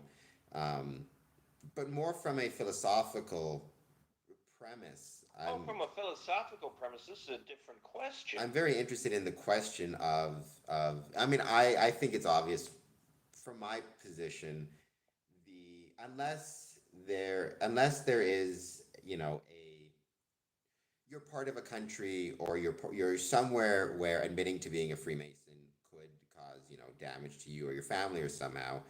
Um, I don't mean reputational damage of the person on the No, but street. actual, you're getting fired or whatever. Yeah. Then it's like I don't expect anyone to fall on their sword for it. But Yeah. I've always been a believer that if you're a Mason, then then be a Mason, and say it with your chest, and that Well, includes. no, of course, but what I'm saying, when I say you're not bringing it into government, you're not bringing the lodge, and you're not trying to use the lodge as political influence. Yeah, no, and I But think. of course, we bring the teachings and the tenets. That, of course, But I guess if I were in, huh? just the idea of the identifying oneself as a Mason. Because again, they're different. I've always believed, identify yourself as such. Not, you don't have to run around, with the flag or whatever. Tattoo on your forehead. But if the idea is like, and again, the first time I ran for city council, and again, I don't know if I'm planning on doing it ever again. The first time I did it, I was still relatively new in Freemasonry. But it came up every now and then because somebody, said, I saw you at, whatever, going to the Masonic, because it's a very big Masonic building. And I was like, yeah, I'm a Mason, and this is why I did it, and this is why I love it. I think the danger is when you start to, and this is tricky, and it's a very hard line to follow, right? The danger is when you start to imply that I'm a Mason, therefore all Masons. So, if I'm running for political office and I say I want to do, this, and this, oh, and by the way, I'm a Mason, am I now then implying that all Masons believe in these three things? Where, That, yes, and again, depending where you are, again, jurisdiction. But yes, to what you were saying, yes, it could imply. But the other thing is, it could also be seen as trying to drum up support from your brothers. yeah. But I'd say if you are, then you kind of are. I understand. I don't know. I'm more. I think I fall more on the Philippine side of it, which is, And that's fine. That's fine. but it's I a mean, very no, interesting philosophical question, which, I mean, and even because there's the moral questions behind it of, is there a certain moral concern about doing this, and implying people all think the same and trying to drum up support. There's also I wonder, and this would be interesting to see the numbers. I wonder what you see in terms of membership, attendance, growth, the health of Freemasonry in countries where it's more open versus in countries Oh, where, that's oh, okay, Alice. We're going down the rabbit hole. because I mean the Um, Philippines again is what I always kind of go to as, from what I understand, a particularly healthy Masonic jurisdiction in terms of its membership and attendance. Um, I also understand, again, the little research done in this area, you see it growing well in Cuba, you see it growing well in a lot of South American jurisdictions right now. Brazil, I understand it's growing quite well. Although I also understand there's so many clandestine lodges in Brazil. It's kind of Brazil is Brazil. it's Brazil is Brazil. so I the thought I heard a second. I think although sorry, I just want to jump there's on. like two recognized Grand Lodges depending on what jurisdiction and what I've heard state. there's You lots of guys want to troubles pick with it. one? It's a mess. I Yeah, just want to jump on though quickly. yeah, Larry Johnson jumped back on. He said, "We yeah. need more Masons in politics. The way we act, meet, and part. We need good statesmen in our offices of government." I think I think all three of us would agree with that sentiment. The question is always going to Yeah. be, to what extent does How do you couch it? how do you couch it? How do you communicate it? Do you even couch it? Right? I would say you don't couch Well, it. no, I mean me. I'd say like if I were one of the Masons I was talking about, he will never mention it. Neither one of them actually never mention it. But if you hear them talk, it's like, oh well, somebody's been paying attention in lodge. They don't bring the lodge in; they bring the teachings. So then going back to the down the rabbit hole, Oh based yeah, on active. Yeah. your experience, to what extent would you What? say openness or not openness of Okay. affects the health of a jurisdiction? Yes and no. I'll say this. America, by and large, is the to be one, ask one. I'm saying by and large because it's no longer universal. Illinois allows asking, but it also allows invitation now. Or at least it did right when I left. It just allowed it. Now, if you come into these quieter jurisdictions, it's basically invitation only. I mean, I'm sure you could email some Grand Lodge and, oh yeah, I want to be a Mason, but who thinks about that? Like here, you don't tell people where the lodge is, and you don't tell who else is a Mason. So there's no way you can to be one, ask one. So the onus is actually on the Masons to get the new members. And what that does is it vets guys easier. It filters guys out right at the front end. Because if a guy comes and joins or comes and asks to join, you have your investigation committee or whatever you call it. Send a couple guys out to talk to him, do a half-baked job, elect him into the lodge. Okay, that's one thing. But if you come and say, "Hey, I want you to be a Mason, but don't embarrass me. I want you at every meeting." Okay, you don't show up, you're going to make me look. Yeah, you know, I've given this talk to guys in back, you know, guys I invite into different orders. Even look, you're showing up, right? I'll give you the paper. That's not a problem. But you're showing up. You're going to make me look bad because they're not going to yell at you. You're the new kid. They're going to yell at me. You know, there's that personal responsibility now to show up. I mean, when I joined SRIA over in London, I got the talk. You're going to show up to a meeting, right? I mean, that's when I actually started doing it when it got done to me. I'll give you a petition, but you're showing up. Sir, yes, sir. You know, that encourages it because then you have a personal relationship. Man, I told him I'd show up, but now I got it. You know, so what it looks to me is these quieter countries are healthier. I mean, you might have a lodge of 25, 30 guys, but 15 you know, 17, 18 out of the 25 will show up. 30 out of the 35 will show up, or 25 out of the 35. You get a much higher percentage in participation. Why? Well, because you were more careful on the front end. It's not guys just coming in off the street. Well, that I think also, you know, that's another hour-long conversation, right? How do we define a healthy jurisdiction? Do you define it based on membership numbers, attendance? Do you in a participation? I think that in and of itself creates its. Participation before anything else.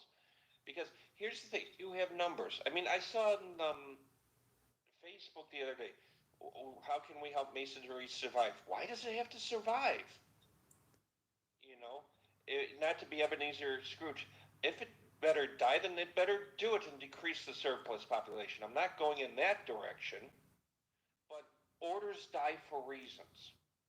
Golden Dawn flared up and died out real quick for a reason. If masonry dies, clearly I'm dedicated. But if it dies, it's for a reason. Its time is done. We shouldn't look at, we have to make it survive. We have to put it on life support and pound on its chest till its heart starts again. No, let it live its organic life. Get quality candidates. We may not get 20 a year. We might get 2 a year. Okay, we don't have a 200 guy lodge. My mother lodge closed with 183 members. We couldn't get quorum. 183 members. And the lodge, Lodge Macedonska Zorac, I got 20, 25 members, and it's thriving. Yeah, no, I agree. I think attendance, or I think participation is more important than membership. There becomes a point where actually Larry Johnson just said protect the West. Yeah, protecting the West Gate is a pretty common refrain. Right, there comes a point where the numbers simply become so small that attendance becomes irrelevant. I mean, so I don't know what quorum is in Illinois. In Ontario, it's seven. So you could argue. I mean, you take the number of lodges you have in the jurisdiction, times it by seven, and that's the minimum number of masons that you need, unless you want to start amalgamating lodges, and that creates its own sets of challenges. But like there comes a point where membership becomes so low, attendance kind of becomes irrelevant. You're never going to be able to get the necessary attendance. But I think by and large, nobody's at that state. We're still at the stage where the issue isn't the number of members, the issue is getting them to be active, and that's where That's the point. the challenge is. So I do agree with that. I'd be curious. Yeah, I'd be curious to know. Like I said, I got to get it back on. I've done a couple interviews with some Filipino Masons. What it is about the Philippines that seems to be making it work so well, Oh yeah, they're hopping along. while also being very loud, right? Well, yeah. Infamously so. They would be, if you want to. I mean, these aren't official terms. Maybe there are some out there I don't know about. But if you want to, if you want to, the two terms as quiet versus loud, I would say the Philippines would be an example of a loud jurisdiction that seems to be doing quite well. Um, Cuba as well. Interesting. The Masonic history in Cuba is fascinating. I don't know if it's true or not that Fidel Castro hid in a Masonic lodge during the Bay of Pigs, but it's a That's pretty what I cool. heard. I don't know. It's a pretty cool story, right? Well, famously, he was the one kind of communist country that was fairly tolerant of Freemasonry. I believe he made it illegal, but I don't think it was ever particularly well enforced. Um, That's outside my knowledge. I don't know Cuba very well. I mean, you hear bits and pieces here and there, but I can't say know the history well. I definitely know it's growing like bonfire now, right? Oh yeah, now it is. Yeah, but I'm saying the historicity of it. The historical stories. if anybody watching on the chat wants to jump in and let us know. I did want to ask you one more thing before maybe we switch on to any other topics. And this is something I mentioned before. I didn't know what these were until I was well into masonry, and honestly, even now, I don't really know what they are. I Lapel have pins. I know what those are. Believe me, I know what those are. Grand Lodge representatives, right? You Oh, okay, mentioned your Grand Lodge representatives. Not every Grand Lodge has one. Okay, it's basically the bigger ones will have them. You have a Grand Chance. Okay, if you think, okay, goes back to the principle. Each jurisdiction is its own little sovereign thing. Okay, it's its own sovereign fraternity. Now, if you think of us each as little countries, we have grand chanceries, okay? And under the in Illinois, and I assume this is I assume this is common practice. I didn't take a poll, but at least in Illinois, the grand representatives fall under the grand chancellery. You know, we're the bridges between us and the other jurisdictions. Okay, we have a diplomatic role, of course. We do have, and if there's any statistical information asked for, that's our job to get it. Like I said, I tend to put it.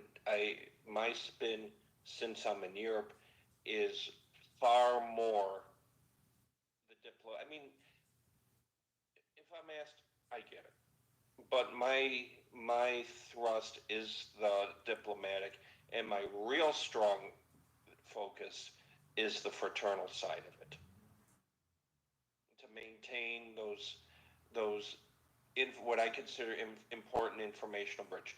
Okay, well, what right are we working here? What are the customs? What are the differences? You know, the mechanics of it, and then the fraternal aspect. How can we build bridges to make it easier to be brothers in the fullest sense of the term? I mean, especially now in this day and age, we've got social media. You're in Canada, I'm over in Bulgaria. There's a lot more talking and gossip on the internet now. How do we how do we leverage that to support the brotherhood, in my case, between Illinois and Bulgaria and Illinois and Russia? So there is that, statistic thing. Okay, how many lodges got? How many guys? That kind of thing. Of course, exchange of information. But then that diplomatic side of it also, because I mean, a lot of guys will speak the language. A lot of guys have ties to those countries in one way, shape, or form. So there's already, especially in those ideal senses, there's already a cultural understanding that your average Illinoisan won't have. You know, it's like where a guy will come over here. What is going on here? These people are insane. I'm already over here. It's like, okay, well, no, this is how it works. Boom, boom, boom, boom, boom. What you saw there, it's really not that. It's this. Flip it on its head. Look at it again. You know, so we are. I mean, we're diplomatic. You know, and exchange of information. That's the actual thing right there. Like I said, do a little different. So if you'll see me going off into different tangents, or I won't focus on one thing, but I focus on the other, there's a specific reason for that. Do you think that, to what extent does a grand representative kind of set the tone for the relationship between the jurisdictions, or is that more coming from the Grand Master? That's that would I can't speak on the. I'm like I said, I'm a little bit different. Most of the guys now watch, you're going to get a whole line of messages. I live over here. I live over here. I live over here. To my knowledge, I think there's only one, or I think no, not one. I think there's two, maybe a third other guy besides me living here in Europe. Okay, I know for one because we chit chat back and forth every once in a while. And I think I heard about another one or two guys. So I'm a little different. Okay, of course it's set by the Grand Master. Of course it's set by the Grand Lodge. Okay. In the case of Bulgaria and Russia, I'm here. So they see me all the time. They see me, so especially Bulgaria, they see me all the time.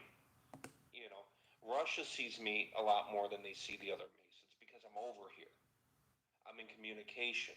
They come to Bulgaria or go to the guys are members with me in Portugal, or you might see them in Greece or whatever. So I see them on a regular basis. So not by way of purpose, but just by the way how it happened, I tend to set the tone over between these two. The um, I think that that's kind of a good place to leave kind of this discussion, especially on Russia. You've done a ton of work for Freemasonry, and it's great to see you still doing that work. And it's great to see you kind of trying to maintain and strengthen these bonds between different jurisdictions. Um, because I do really agree with what you said earlier, right? We have to make sure we don't let the Brotherhood get affected by whatever's happening in the world as much as we possibly can. Obviously, the world is going to creep in. Yeah. We're not Yeah, I mean, we're not but you're airtight. fine. Yeah. But as taking the time to go to and we, honestly, for a little while now, Russia's been on my list of places I really want to visit for the purpose of going to a Grand Lodge or seeing their lodges there. I think it'd be fascinating, as well as supporting, depending how you want to view it, a very young, I would argue a very young jurisdiction, 1992. So I've often thought of that myself. It's like, how do you find? Because if you go to the Grand Lodge Hall, they've got the history on the wall. So it's like anything else in these countries. It's young, but it's not. I know the You answer know. to this question, but Larry Johnson is asking, does the Right Worshipful have any books that he has written? I know the Yes, answer, I but do. That's a good-looking question, and I'm happy to advertise. advertise away. Let me, actually, what I'll do is I'll leave a link in the chat, but if you want to take a few moments and talk about them. Yeah, I actually publish a couple of books, not only my own, but some of the other guys, especially now are coming down the pike more. We focus on masonry and esoteric publishing. I mean, 99, every once in a while I'll slip something in that's a little off topic. But one book is basically a book on membership and retention and a little bit of officer's handbook. I publish a Martinist monitor that, it's a republication. It's been out of use for 100 years. Um, One of the things I'm sending off to the printer actually at some point this week, I want to get it done before Christmas, is the transcript from this lecture that I did this month in Russia.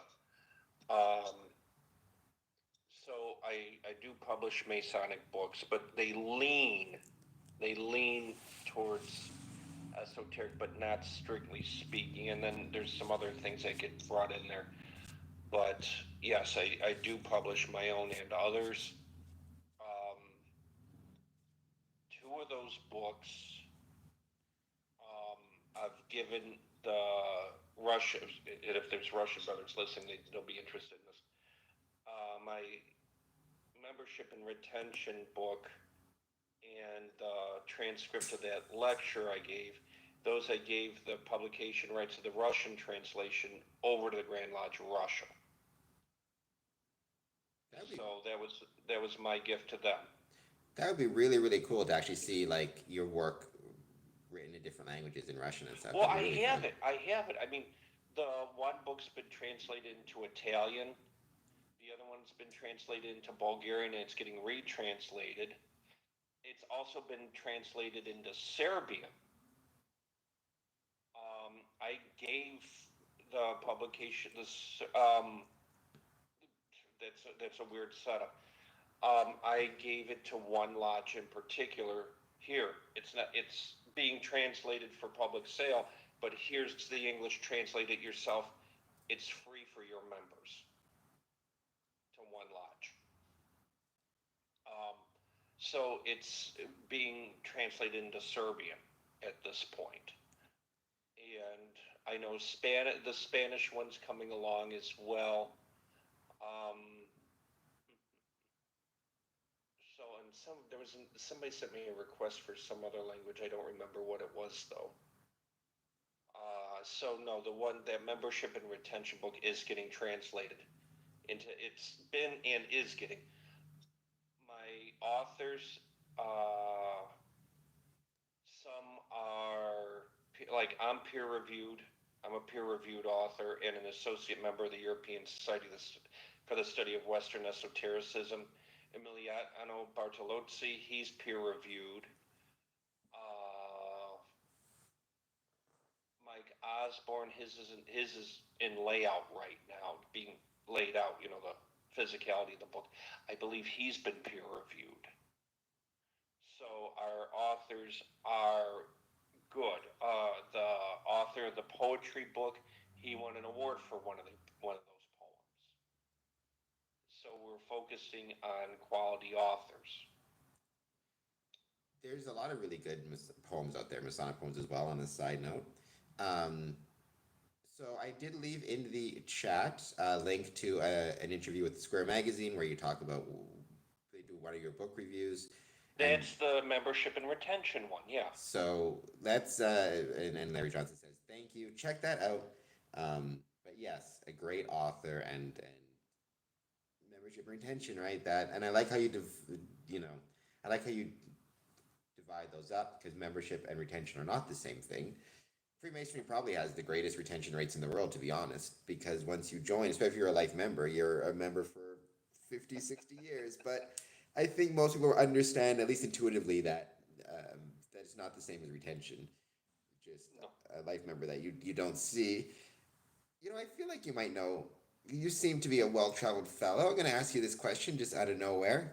So this is nothing to do with Russia, though this is a little bit political. Yeah. Do you think, and you might not know anything about the situation. I know almost nothing about it, so I couldn't Yeah. say. Do you think Freemasonry is going to make a comeback in Syria? That's a good question. That's a good question. I don't know. It's hard to call. I I mean, I feel the because exact same way. I mean, it's like it made a Georgia. I know one of the brothers over there doing all right. Kazakhstan, it's doing all right. So I mean, it's well, actually, I was going to say, so it was outlawed in Syria in 1965. yeah. And I think it was actually officially outlawed. I think in the Bolsheviks it's something different. I don't know. But it was like officially outlawed in 1965. So it's been, oh my God, uh, 75, 85, 95, 2000, 50, about 60 60 years. years almost. 59 years, yeah. So I mean, roughly it's equivalent to how long it was outlawed or banned in Russia under the Bolsheviks. well, That was it's the same 70. as what it was in Bulgaria because Bulgaria was some point in I think it late 30s or early 40s, so I'd say about 40ish. It was outlawed here for 50 years. So, I mean, there will be people, presumably, with a memory, like a living memory of Freemasonry, um, Oh yeah. in Oh, Syria.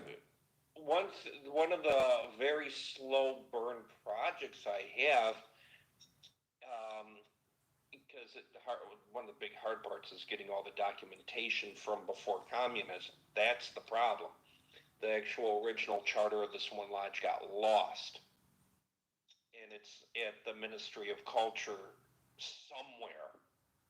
And I don't want to publish the book without a photograph of that charter in there. But I have a couple of entries from a diary from a brother's father, from the brother, and this is an older guy. He's like, I remember when when I was a kid, he would have this weird suitcase, and when I'd ask him, I opened it one time, and he got mad at me, and I just saw these white gloves in there, because the Masons over here wear white gloves, and he got yelled at or something. I'd have to look at the diary entry, because he had his father's thing and then his commentary. So there was something going on, and there was living memory, or you couldn't have it. You know, having the light brought back is one thing. How it's going to evolve is another, because it's never an easy process. I mean, yeah, that's true. And I don't know, That's the other thing. I don't know anything about the current, looks like we're back. We went out for a second. Oh, we're back. Looks like I don't know anything about the current, the current leadership or the change or what their views on Freemasonry is, or if they have any views on Freemasonry. They probably have enough on their plate. They might not be thinking about it at all. So I'm curious to, Well, that's always the other question. Do they even care? yeah. I mean, let's be honest here, because I mean, masonry, yeah, it's moved eastward, but and this is one thing I believe, it's a Western phenomenon. I mean, it's moved eastward, it's adapted, it's done all these things, but still, what are the rates we're working here in the Balkans? They're German, they're French, they're English. These are Western phenomena, and as the further east you go, the more cultural differences you're going to see. So, is it going to have any impact at all? Are they going to see a need for it? Yeah, I'm not sure. I'm curious. I'd be curious. I mean, like I said, Kazakhstan, it's going. Georgia, it's going. Well, it So seems. clearly it works there. I mean, the old, as Aristotle pointed out, man is a political animal. It seems like Yeah. we like to create these groupings, and Freemasonry, you have the kind of a ready-made support, like a structure on which to graft your Yeah. political ambitions. I don't mean political in the sense of But governance. I you're mean talking like political. societal. Yeah, Societal. yeah. No, of So, course. But like I said, Freemasonry stands in a very unique place. It's an esoteric order, but it's not an esoteric order. It can be one, or it can be other, or it can be both, depending on what the individual member is looking for. and how the individual member wants to push it, right? Sometimes one member Yeah, can push something exactly. into whatever direction they want to if they're willing to put the work into it. Whether they can get everybody else to join them is a whole other can of tuna. I mean, I had a mentor when he was the secretary of my mother lodge, not DC Gregor. I'm talking Des Plaines, 890. He was secretary as a Mason for a million years. I asked him, hey, what's that Martinism stuff? Martinism? That's witchcraft. Join the Scottish Rite. Do something with yourself. I literally, that's what he said. But he understood all the principles the same. He lived them. So for him, there was this esoteric stuff was just devil worship for him. But for another, like if you go over to England, you have the Hermetic Order of Martinists, which is you have to be a Mason to join. It's There's one like that in Greece too. So what's the brother looking for? and that's one of those super interesting questions. Maybe we don't ask it enough when we are guarding the West Gate. I think most would agree with that. That's one of the things I go into in my book. Find out what the guy's looking for. Find out what his strengths are. Find out what his weaknesses are. Not only is he good for the lodge, is the lodge good for him? No, I think that's also a very, very valid. Guarding the West Gate is in and of itself a very long and the different approaches to it. There are some who will let anybody in. Well, relative, so long as they fit Yeah. the requirements. Close. Yeah, Yeah. they're not going to let a 5-year-old in. They had to be 21 or 18 No. or whatever the Yeah. age is. But Yeah. they But tend to err on the side of letting people in and then kind of hoping for the best. that's the thing. There's so many guys out there that have this thing. Everybody has everybody meets the requirements. Everybody has a right to join. No, not no, no, no, no, no. Completely wrong. That's the exact reason why masonry is dying. Everybody does not have a right to join. Everybody has a right to have a chance. I mean, I agree with you. There's a difference. I mean, I agree with you in the first. So, yeah, I agree with you. Not everybody has a right to join. Because by definition, that'd be a different group. As to whether or not that's why masonry's dying, I'm not so sure. I don't think it has as much Starting to. the West Gate. That's how I argue it. I don't think it has as much to do with the West Gate as people think. I think that's a little bit of a miss. If it is, it is. I mean, I'm throwing out there as my thought process, seeing if it sticks. It's there's definitely an argument to be made about that. The issue is poorly guarded West Gates amongst all the different lodges. I'm not sure. I have my own theories Shoot. as to why masonry might be dying. I think it's more a question, an issue of relevance and a lack of relevance in the communities, which is you can make an argument for that for sure. And I think that's potentially Definitely. more of it because the I don't know. I've always, because I'm a professional wrestler or trying to be, I've always likened it more to professional wrestling, and the smartest thing that people figured out, right? What makes professional wrestling so successful is it's relevant in people's lives beyond just the wrestlers themselves. It's like that was the smartest thing that like Vince McMahon. I know he's got his problems. Like you didn't. Hold on, I gotta go get my what's that creamer stuff? Cream of the crop, baby. I, oh yeah, Macho Man. that's Macho Man. Cream of Cream of the crop. but that's a really good point, I think, that you just made, right? Like, so in my opinion, and again, I'm not, don't pretend to be an expert on anything, right? It's not that Vince McMahon created like professional wrestling stars. There was plenty of No. stars before him, Yeah. but they were professional wrestling stars.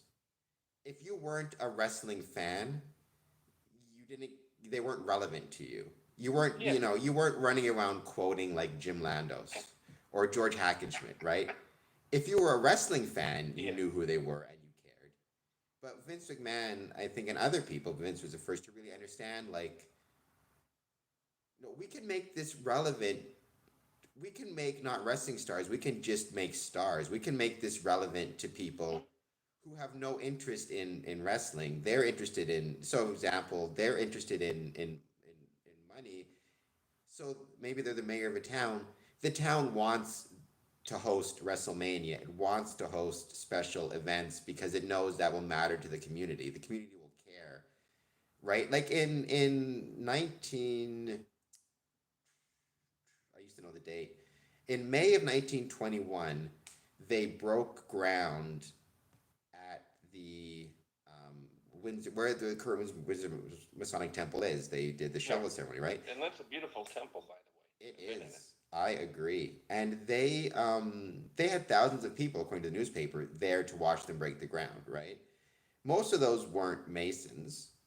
Most of those, but they cared that a Masonic temple was going to be there because it was a sign that their town was growing. It was something, Mm-hmm. right? My question to people is always, okay, if I snap my fingers and your Masonic building and your Masonic lodge disappeared, how many people would notice? And if that number is very, very high, it means your lodge isn't relevant and your lodge is failing. If that number is very low, then that means your lodge is a success, right? But most people nowadays, if they're being honest, would say nobody would really notice, right? But here's the question: what do you do in countries like here? Uh, where, well, again, that comes down to, because again, I don't want anybody to fall on their sword, but I Yeah. think that becomes what that becomes the biggest challenge to overcome, which is then, okay, how do you find a way to make it relevant, You right? make it relevant through living those tenants, but nobody knows where the. I mean, I know where a good number of the lodge halls are, but you ask an outsider, oh yeah, they meet somewhere, and See, they must, and you know. and yeah, and that's one of those, again, that's that super interesting question of like, okay, because that used to be the way it was with professional wrestling. In a sense, it'd be like if you were a wrestling fan, you knew where the show was, but if you Yeah. weren't, you didn't know. Now, if they're coming to your town, you know where the show is because everybody cares, right? And it's Yeah. like you don't have to be a Mason for it to be relevant to you. Yeah, I always bring up the example of what's that song?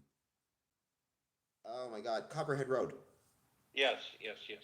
right? Where they mention that the car was purchased at a Masonic lodge. Like Masonic buildings in the States and in Canada, especially in smaller towns, but even in Detroit, Windsor, Toronto, it was not just a Masonic home, it was a community home, it was a cultural home. People cared about how well the building did or didn't do. And I think, like I said, in the 60s and 70s, based on my limited research, I think the big mistake Freemasonry made and what started the downfall was an increased emphasis on kind of being more insular and not trying to be as much a part of the community. And I think that made it so, like, if why would you want to join a lodge if you never see the lodge in the parades, or if the lodge, you know what I mean? Like, I Yeah. think that became more of an issue. I think guarding the West Gate, again, the issue is people join and they feel like, okay, this isn't relevant to my day to day life. My Yeah, but family's then you lose them. relevant, Yeah, of course. and I mean, so there's that side of it too. Yeah. you need to explain to people and show them, no, this is relevant. And if it's not, you need to create that relevance. You need to say it would matter if this lodge went away, right? See, It would. but that's the other thing. That's where the mentors fail, because if you get a new guy in, it's the responsibility of the old guys to make it relevant. Yeah, yeah, I Okay, what agree. are your qualities? What are you good at? Me? You don't want me to be treasurer. I'll mess up the books. Secretary? I can do it. I've done it. You know, I'm good at it. Doesn't mean it's my life's passion. You know, I'm better at this representative thing. It's a super interesting idea. The idea of, I think I posted that as a YouTube poll once. Like, what is more important? What should Freemasons strive for, relevance or membership, or something to that effect, relevance or membership? And I think most people said membership, but I think you look for relevance, membership will come, Yeah, that for sure. I right? agree. Um, and Absolutely. and then if the membership gets high enough, you kind of, there's two ways to solve a password. There's, like, you're gonna hack into a computer, right? There's Yeah. trying to, like, learn more information about the person and use mathematical equations or whatever it is, and you make a few guesses, but you make highly educated guesses, Yeah. or you brute force it. You just keep pressing numbers randomly. I've always been a brute force kind of guy, but I think in terms of Freemasonry, kind of to put that into membership terms, part of me thinks if we get to a point where we're getting 50, 100 people joining per year, 90% of them will wash out probably, but Yeah, of course. we'll still get ten new members that are active every year and year on year. And that other 90, well, so be it. Whereas I think that's the tension. It's, do you do it that way? You focus on creating relevance to drive up membership and hope that a significant percentage of the members stick around? Or do you focus on I don't want to use the term insular in a negative sense, an esoteric, if you want, lodge experience where you're getting fewer members, but those members have a higher retention rate, you know? That's the thing. I mean, I've seen smaller bodies. Like I said here, I mean, 20. I think the average is like 35 guys, 37, 38, somewhere. They're perfectly healthy. Or you can have a lodge with 180 something. They can't hold a quorum. So it's an You know. interesting, it's a super interesting question. I agree. I've seen both. I've seen the same thing with money. That's something that comes sometimes pops up, right? I've seen where Yeah. you have lodges with hundreds of thousands of dollars in the bank that go dark. So It's. I mean, that money question is there's a lot of money questions, and it's a whole nother ball of wax. there's so many But balls of wax. People don't realize, I think, when you're oh actually pay attention to yeah, this stuff, oof, it gets sticky. it's no there's, but that's why you have so many different officer types. You know, that's what all that's for. Again, your formal structure serves. Okay, no. Let me rephrase that. That formal structure should serve a purpose. It's there for a reason. These officer things are there for a reason. Yeah, no, I agree with that completely. And Larry Johnson just jumped on, just said each lodge should ask itself the same question: if this lodge closed, would it be missed? Yeah, that goes to that relevance thing. Would it be missed? I think. Yeah, Um, and the that's in a lot of. I mean, my lodge closed. I mean, again, I was in Europe when it closed. I'm one of those. I'm a mystery member over in Chicago. Just I have to be. I can't fly in Yeah. every month. Yeah, and but then you still cared. Yeah. It's I mean, I do other stuff. I mean, I'm very active at the Grand Lodge level. super interesting as well. It's a super fascinating question. And it's fun. This is one of the things I love about you and seeing your stuff on Facebook. There are very few guys who have the detail, who can talk about like the financial challenges, the membership challenges, the attend. Normally, even when I talk to people, and I'll say like, there's a difference between membership and retention. They'll look at me like I'm crazy. Yeah. Right? But You got horns on your head or something. somebody understanding, no, there is a difference between these two things, right? Like it actually Well, is. that's. I mean, here's the thing.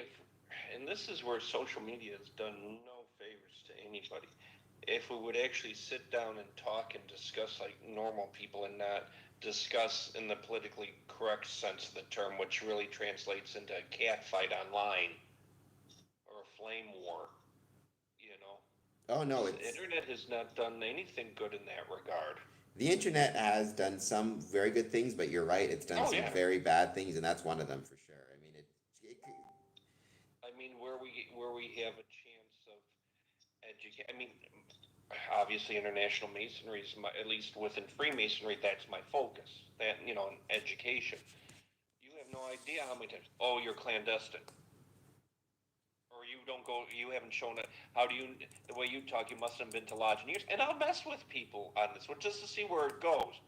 Nah, why should I bother going to lodge? I haven't been to my lodge in 5 years, which is, or 7 or whatever, which is true. I haven't been to my lodge in 7 years. What do I need to? Just to see where it goes. Not to be a jerk, but I want to see where it goes, and it rarely goes anywhere good. It's like, why should I show up to my lodge? Why should I want to? Well, it never goes, well, brother, why don't you show up? yeah, Never no, and been asked, it's why don't you? I've been, well, you should, and why, it's always been in a chiding sense. Never in, why don't you come to your lodge? What happened? What happened to you? And at which point I'd say, well, I moved to Europe. Gotcha. you know, but although that brings up, I'd love to talk to you about this. Although again, another hour-long yeah, conversation. I I got um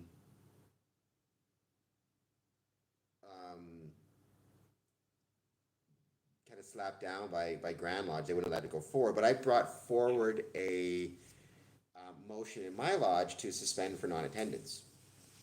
Um, See, that's a hard one though. Why are they not attending? eh.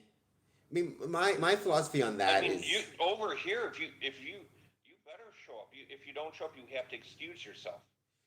I mean, yeah, I kept it relatively. I felt it was relatively like it was generous. So it was, um, every member had to attend. I'm trying to think the exact wording. Every member had to attend at least two Masonic events per year.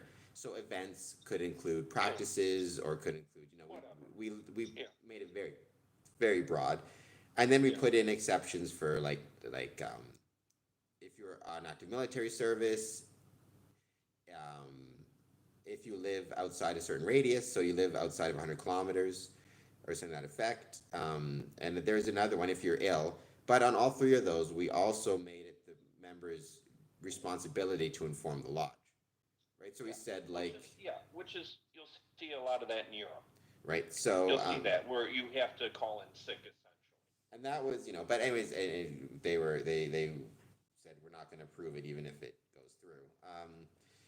So it kind of just withered on the vein. I mean, my I've always viewed, because now people ask me like, why should I join? Why join Freemasonry? My old answer used to always be some version of, well, you meet friends and you get to meet new people and we're a good group of guys, right? That was always kind of my standard answer.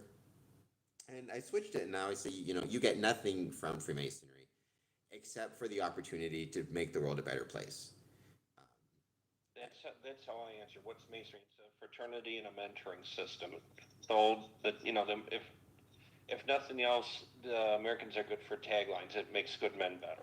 Yeah, I mean, I just say, I'd say it might even make you better. Because I was never a huge fan of that tagline, though I understand kind of the gist of it. But I said, like, you're not joining for yourself, you're joining because it's an opportunity to make the world a better place. And I try to explain how. And my equivalent is, if you're joining a football team, you're not joining the football team for you, you're joining the football team because hopefully you have some type of skills and abilities that the football team can use to make the football team better, right? Yeah. The and so that's how I kind of explain it to people. I say, like, you may not want to show up, that's fine, but it's not about you. It's about Well, the lodge as a whole. my attitude towards it is this: to be mean about it, be nasty about it. I got what I wanted out of Masonry 15 years ago. And because what somebody asked me about that responsibility and everything, what you, I said I got what I want out of Masonry 15 years ago. Now I stay as a way to pay back the guys that took a chance on me. I owe them, so I train new guys. I do I literally mentor guys all over Europe and United States, all over. And I tell guys, this is my way of paying back those older guys that took a chance on me Which and is a helped really me. good attitude, I think. That's why I'm still active in Masonry. Believe me, I'm in so many other orders. To quit this one, no, let me rephrase it. To quit this one, they pull me in and give me even more offices. Oh, you're not a Mason anymore.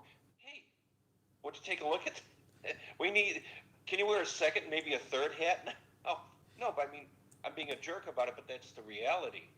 No, no, I agree. You I know, get it completely. I get it completely. Before we finish this off, I kept you here way longer than perhaps you even intended. Although I've loved the conversation very much.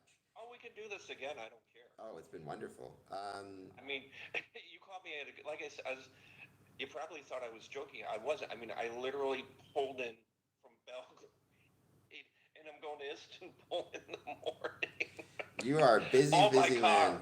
Oh, I would hoping maybe if you can send me by messenger some contact information for the Grand Lodge of Russia. I'm hoping to maybe get them on the podcast if they'd be interested, or if not, You even know maybe. what? Let's do me a. If I don't do it tonight or tomorrow morning, because I mean I'm literally packing. As soon as I'm getting offline, send me a reminder on Messenger, and your phone number will hook up on. The Russians don't have all full social media. Telegram. I'll need a Telegram phone number for you. I'll see what I can do. I get in touch with you, and maybe you mentioned their next communications in June. Maybe I'll see if I can go. I'd Yeah, like that's the big one. That's the biggie. not crazy expensive. I was surprised to fly to Moscow from Toronto. I thought it'd be more. So Yeah, no, here, I mean, Belgrade, it was a couple $100. I mean, so but from there I'll be more. But yeah, I was shocked how cheap it was from here. I'll try to prepare myself for a grilling from the KGB. What are you doing here? I'm in a wheelchair that usually tends to they tend to be more trusting of me. Um, y- Well, no, I mean to be in all fairness, they were nice. And when they were going through my phone, they found my meme stash. I thought the one guy was going to lose it. I mean, I would be He said, nervous. "Oh, They'd find all my porn. To be honest, that'd be an issue. They might like it though, so who knows? hey, long date at the office, It could right?" create a whole No, but separate set of problems. they were going through. They were asking me about conversations. Who's this? Who's that? Who's the? Why'd you say this? I'm like, there's a meme stash in there. Yeah, we'll get to that. And I just saw this go. Part of me wonders if I should just erase all my phone, but that might make it more suspicious if I came in with a. No, no, no. You got to be careful because they wrote down my IMEI You're and what? everything else. What? The the the the identification number for the phone. Okay. They wrote down everything. So no, they don't play games. No, They're it's they're very nice. I mean, they'll sit there. It's just like having a normal conversation, and then, well, what's this? Yeah, but you said that. Yeah, I said that. And it's also midnight, so I'm not going to be thinking straight. Yeah, yeah. No, You know. it sounds like I'll see. Perhaps I can get there in June. Who knows? We'll see. Well, but the other thing is you're Canadian. It's easier. Knock on wood. Right now, it's the Americans that are having a hard time. There was another guy. He was there on a work visa, and they held him even longer. It sounds like though it was well worth it though. It sounds like it was well worth it. You know what? In all honesty, it's Moscow's a wonderful city. The people are good. There's some fun places. There's some fun places. I'll have to see if maybe June. Maybe June I'll make my first Yeah, I'll appearance tell in. you. There's. I have my favorite hangout there, I'll see what I can find. and yeah, but it's no Moscow is worth seeing. The art museum was phenomenal. The St. Basil's looks exactly as it does in the pictures. It's perfect, literally. Red Square. Now, Red Square, if you're going to see that you want to see in December when they have the Christmas carnival set up. I mean, it was all lights and everything, and the brother's like, "You see all this?" I said, "Yeah." He's like, "That's only here for a month. That's not permanent." I'm like, "Are you serious?" No. Wow. Let me know. I'll send you off that information for sure. Yeah, we'll hook up, and I'll ask the one brother that I'm close with. They're good guys. They're I'm not sure. going to give Yeah. you any guff. So it's just out of politeness I ask. No, it makes sense. I appreciate that very much. Here's something because we were having trouble with the YouTube live, so I don't think you saw it. Just out of curiosity, let's see if you know the answer to this. This is my YouTube poll question up right now. I did have a question Yeah. before about has anybody visited a Masonic Lodge or Grand Lodge in Russia? Everybody said no, so I'm happy that we're doing this to spread information about Russia. But here's another thing, and this is just because I love music, so I'm curious if you know the answer. Do you know the connection between Fleetwood Mac and Freemasonry? And I give I four. would say my guess would Oh, probably it's be Lindsey Buckingham is probably a Mason or something. well, it's multiple choice. So I'll give you the four answers to Yeah. see if you can guess. The first one, member, a member or members are Freemasons. The second one is an album was recorded in a Masonic space. The third one is performed a concert for Freemasons, and the fourth one I said was other. So out of those four, Probably a member's a Mason is my guess. no, What it, was it? second one. Really? They're I always think of it as their second album, though it wasn't. It was like their 12th. But Tusk was recorded. Really? Tusk was recorded in the Village Studios, which was a 1920s Masonic temple that became a recording studio in the 1920s. Or There sorry, in the was 1970s. I used to run an underground music podcast years ago when I was a officer in Des Plaines, and the quietest area I had was the secretary's office. I And believe so, it. I'd always take the bands through show because they were interested. And I remember there was one guy. Think I think it was Fierce Atmospheres. And the one guy walked into the lodge room, and we were talking. He went right between the altar and the master, as you see in the American lodge. And we're talking, and he heard our voices echo, and he just stopped, clapped. He's like, "How much to rent this to record? No, Masonic This buildings is make. perfect." I don't think we let him record there, but he's like, "This is perfect." Well, the funny thing is, for a couple of years there, I used to run a death metal benefit show for the Grotto. Death metal for dentistry. Well, You dentistry is know? important. Yeah, no, and I mean, I think we got one or two petitions out of that. And so, yeah, no, music and masonry, there is a strange happenstantial relationship there. Yeah, no, I did an interview with Jeff Greenberg. He was the owner Village Studios, and he talked Yeah. about kind of the process of how it went from a Masonic temple to a recording studio, and having Fleetwood Mac there, and having Yeah. Dr. Dre there, and like having all of these amazing artists there, and he talked about like the challenges of the retrofit, but also the acoustic quality Yeah. of the room, and how he said it had to be built at a time you in the 1920s you weren't using like microphones or anything, so you had to build acoustically kind of sound Yeah. rooms to carry. So And a lot of the purpose-built Masonic lodges just have walls, no windows. yeah, yeah. So I thought that was really cool. So I figured I'd share that because I just kind of rediscovered my love of Fleetwood Mac. So they, Funny thing is, I have a brand new CD sitting on my desk, the greatest hits. I bought it put on my thumb drive for the drive up to Belgrade, and I forgot to. I just bought the Fleetwood Mac last week. nice. Well, if you listen to, so it wasn't Rumors. I wish it was because that's such an amazing album. But the next one, Tusk. So any Yeah, songs you hear on there from Tusk, I think Tusk is on the greatest hits. That was recorded. it is. It is. So It is. that was recorded in a Masonic temple in Los Angeles. Nice. So that is They're fun. they. Fleetwood Mac is fun. I just watched their 1997 performance of Silver Springs. Boy, there were some feelings in that song. I don't know if you ever saw it Yeah. on YouTube, but Oh no, I've seen Fleetwood Mac in concert. I don't know what they, but and then they were performing Silver Springs, and obviously that was what Stevie Nicks wrote about Lindsey Buckingham Yeah. when they broke up. Oh, And, the two of them were writing songs about each other. well, like "Go Your Own Way" was Yeah.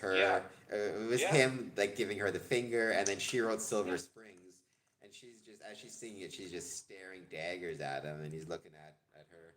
Meanwhile, in the back, the drummer, Lee, whatever it is just like drumming all happy. While Yeah, these he two, doesn't care about a whole lot. Him and that bassist, I mean, they don't care. It's the two of them up front, and then that Christy McVeigh would get into it periodically with Stevie Nicks. it was quite the yeah, but yeah. So I thought that was really cool. I mean, if you get the chance to go on Google, anybody watching this, Google Village Studios. Well, first check out the YouTube performance of Silver Springs because it's a great song and a great performance. And then, not that they need my hyping up or anything. And then, No, it's Fleetwood Mac. Come on. yeah, check out Google Village Studios because it's really a cool spot, Masonically and otherwise. Oh, Peter Kuzmov, Cameron, I'm stealing this explanation just to let you know. I think he's stealing the explanation about what does Freemasonry give you? The opportunity to make the world a better place. Plus, maybe 10 extra years of life. There's Yeah. there's some studies that show Freemasons, live Live longer. live Except for longer. the secretaries. We well, I mean, they don't report our death. They just stuff us and put us on the chair. So, you know, Yeah, they should have a new lodge officer, the lodge taxidermist. you need it for the secretary and the treasurer. I think those chairs Yeah. get sticky. All right, well, I will let you get back to actually like packing and going to Istanbul. Thank you for tolerating the technical difficulties we had early on. No, I'm sorry. That was on my end. That stupid phone. I've been thinking about giving it a proper Christian burial some point soon. Oh, sorry, Peter Kuzma. No, the football team won. So there you go. The idea of being on a team and football. Yes, that is how I view Freemasonry. Friday Night Lights, one of my favorite movies. To be perfect, great speech. Enjoy Istanbul. Let's keep in touch. And also, maybe I'll ask you. I know I'm Canadian, so the process is different, but maybe I think I need a visa to go to Russia too. So I'm sure I can get one by I June. think you do, but they're not. The Americans are the ones in the hot seat right now. So I'm sure getting to I'm sure I could get it by June. So we're only in December still. Now, what I heard is, if you fly into Moscow, you need the visa, but I heard St. Petersburg, for whatever reason, doesn't. Hmm. But that was by way. I don't know if that's true or not. But what's the? I mean, I guess it'd be flying to St. Petersburg, then train to Moscow, or Yeah, I mean, okay, this is what happened. I mean, they let me out of the airport. They let me out of the questioning room through the border. It's 2:30 in the morning. I'm like, okay. I just caught a cab, went to my hotel, never saw another cop. Came time to come home, and I went home. What's You know, I mean, I often wonder because they took down my IMEI, my phone. Did they put my phone under surveillance? That I wonder. That I seriously question. But there wasn't two guys in trench coats and fedoras following me. I mean, by all means, let them surveil my phone. They're just gonna see some stuff, but so be it. They saw some pretty skunky stuff on mine too, but they thought it was funny. There you go. They're sure they must. Yeah, of all the jobs you would need a sense of humor for, I feel like Russian customs agent would be near the top of the list. Yeah, I mean, like I said, they weren't mean, they Yeah, weren't yeah. jerks, but you knew they were asking information, and you knew it was for a reason. They'll work if they have to, right? That's Yeah. No, I mean they just sit down. There's a couch, and the one room there's a couch and a chair here. Sit down. Okay, this boom, boom, boom, boom, boom, boom, boom, and then get serious real quick. And if they thought something looked wrong, then they zero in on it. yeah. I used to work with a bunch of correctional officers. I used to work in a jail, and that's what the COs Yeah. used to say. It's like we can work if they make us work, we'll work. We used to tell the Yeah. inmates like if you don't want me to work, then Make my just life easy. yeah, yeah. So yeah, no, it sounds like something worth checking out for sure. But thank you so much. Safe travels to Istanbul, and Thank you. we will keep in touch. All right. Thank you, brothers, for joining us. All right, I'm going to end this one. I'm still going to be on the live stream for maybe a couple more minutes. If anybody else wants to jump on my YouTube live stream and ask any questions, maybe go for another 5 minutes or so. But thank Yeah. you so much. All right, talk to you later. No. Thank you, brother, for having me on. Yeah. Sorry about the phone thing. This thing, I don't know what's. It happens. It's no worries. Yeah. All right. And the funny thing, this is my main phone. I have a secondary phone. I have like three phones. One for here, one for Serbia, and one for England. So, and this is actually my main phone, and this is the one that gives me the most problems. That's usually how it goes. That's usually how it goes. So, no worries. It happens. We got it done in the end, and people seem to enjoy it. And obviously, we've been doing this live, but what I'll do is I'll try to edit some of this, and we'll definitely post a version of this on YouTube as well. And I'll link you to it, and we'll share it, and we'll go from there. All right, wonderful. And did you get that? We're live, but is this being recorded, this section? Well, I mean, it's been recorded live on YouTube, but after this, I'm going to put it to private, and then Ah, I'll edit it and see if we can fix some of the technical stuff early on. So. oh, yeah, no, just cut that whole part out. Yeah, Because yeah. I don't know if you noticed me doing this. I could barely hear you, and there was reverb when I was speaking, and it was just. It was definitely kind of funky. I wasn't getting a lot of reverb on my end, but people were saying they were getting it. So, oh, Yeah, I don't know what it was. At first, I had the phone open and the computer open, and then when it got really bad, I closed the computer. That's when you could hear me better, but I still couldn't hear you. Peter Kuzmov just said, John, that was probably what the Russians got the IMEI right. So maybe the Russians caused the problems with your phone. And Well, I had both phones because don't forget I had to drive up into Serbia, so I had both phones and I didn't have a problem with my Serb phone. well, if any of the No, Russians they saw me. I had guys with Plovdiv on my phone. That's what they saw. whatever they saw, maybe He's from Plovdiv. we'll blame the So Russians for the technical difficulties because no, but it was no. Seriously, jokes aside, there's a little bar that was across from my hotel. Good time. They had all kinds of just weird craft Russian beers, really good food. I would have thought vodka. But all right, so let's No, well, no, you want vodka? That was two doors down. There was a restaurant. There was a local restaurant. It was like a local chain, and they had all the flavored vodkas, the typical food. Because the part I was in Moscow itself, and it was cold. I mean, not Canada cold. I mean, it was like -10 degrees any given day, at night, and it went up to like -2. And so, like half a block away was this mall. Across the street was the bar, and kitty corner was this restaurant. So that's like the first day I got there. I realized I left my hat in the airport, so I went to the mall. A three-story going. It's 100% underground. It's like you go. There's like a canopy, like a steel and glass canopy, and an escalator going down one story, and then you go in through one set of doors that opens, and then when you walk in, it closes, and then the next one to keep the heat in, and then you walk in a huge three-story mall, and I'm talking big, and you had Western technology, Western designers, Eastern designers. Like if I think I saw it like an Arab brand or something there. And it was just Russia, Moscow. They're at least Moscow's doing really well. It could run pretty good competition to the richer Western countries. Very cool. And Awesome. that's what people don't realize. This is why I tell them, look, go, go and see it. You don't have to like it, but go and see it. Well, I mean, people, I would say certainly Masonically, go and visit your Masonic brothers and do that everywhere. Well, that for Yeah. sure, but I'm talking also the culture. That art museum, that's second to none. I Nice. mean, it truly is. And I mean, as Masons, it's. I mean, my attitude are all the Grand Lodges are the same. Brothers are brothers, but that's one that's worth seeing.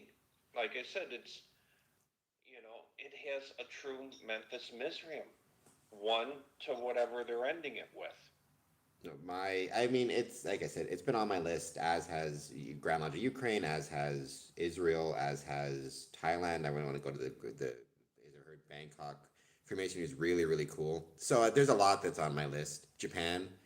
Um, One place that isn't on my list because I've been there so many times. I'll just give a quick shout out. I'm a huge fan of Illinois Freemasons and Illinois Freemasonry. Well, I've then come on down.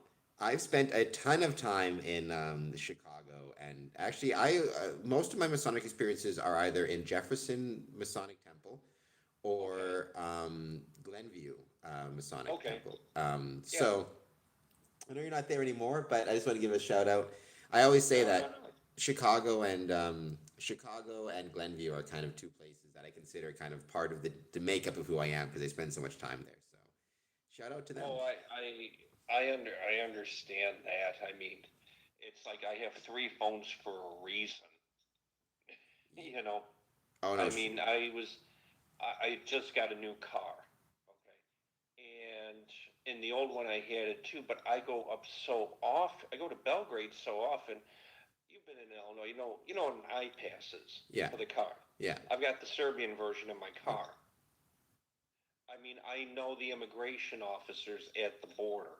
I mean, I was talking to them, hey, how you doing? What brings you up this week? England's the same way. I mean, I've got a London phone. I've got a London branch to my business. You no, know. yeah, I think that's one of those things, right? You start to especially if you're a Masonic traveler, you start to kind of go to certain places and kind of fall in love with them, and then you try to get there as much as you can. So Yeah. Well, the thing is, it's these are like my second homes.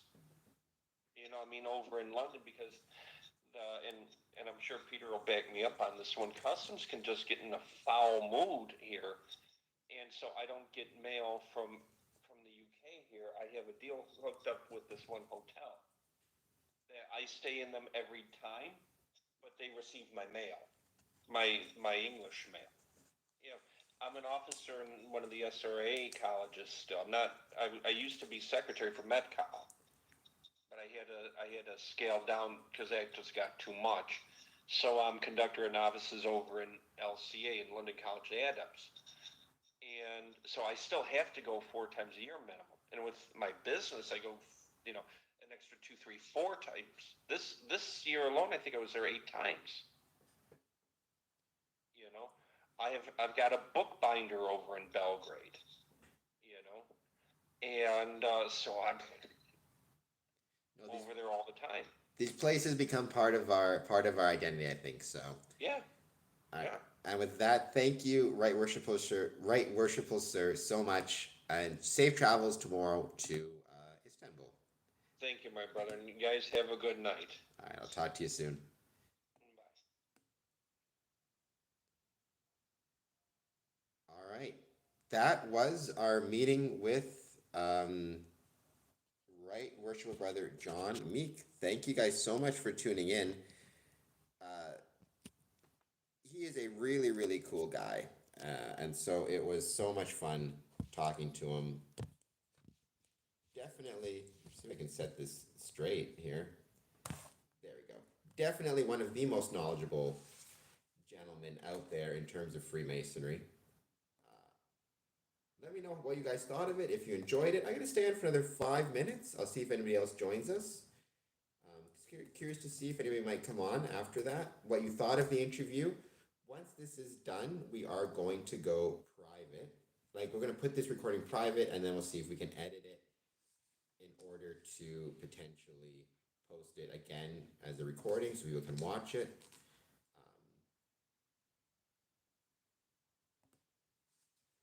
But let me know what you thought of it. If you're just joining us, hit the like button and the subscribe button. All that stuff helps out big time.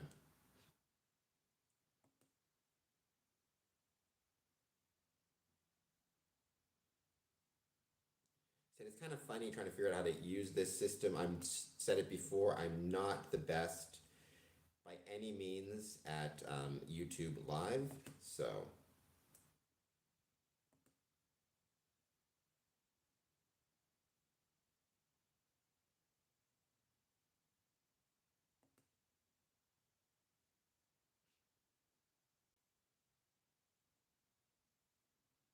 maybe give it.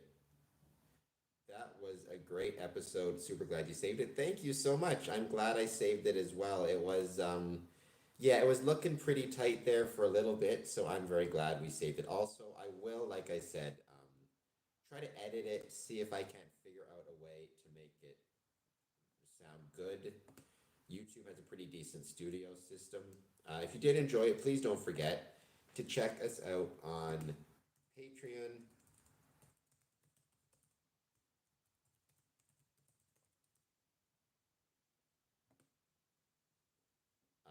You can become a free member, or you can pay, but become a free member and support us that way. That would be great.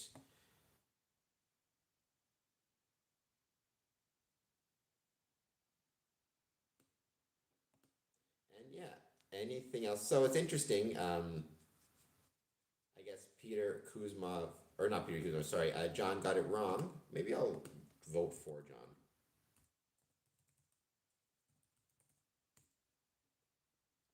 But the whole thing about Fleetwood Mac.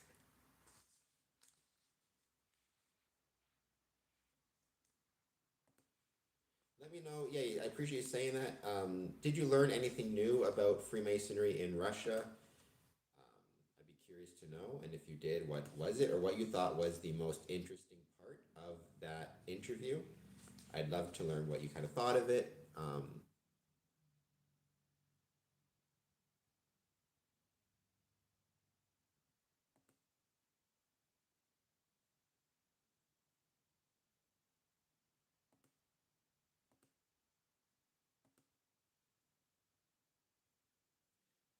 The I've found fascinating the discussion on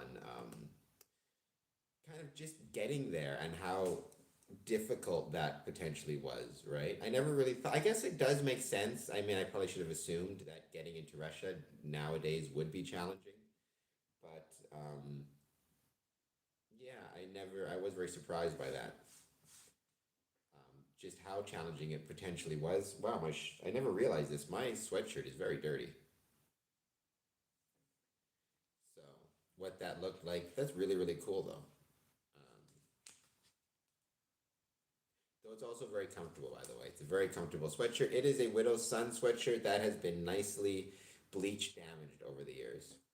Let's give it 10 more minutes, see if anybody else jumps on and wants to chat, and then we will call it a day, I think.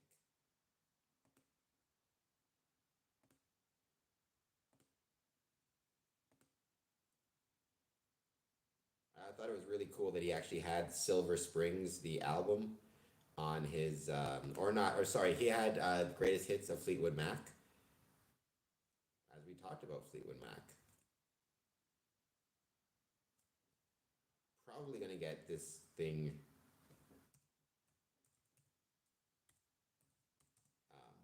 What's the word? Copyrighted, but that's okay because I feel like everybody should hear this song at least once.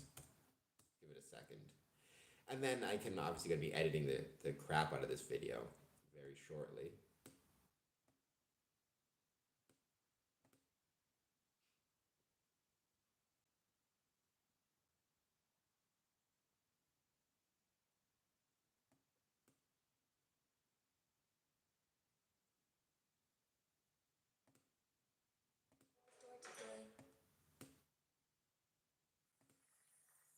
All right, I know we kind of cut that off a little bit, but I'm sharing it because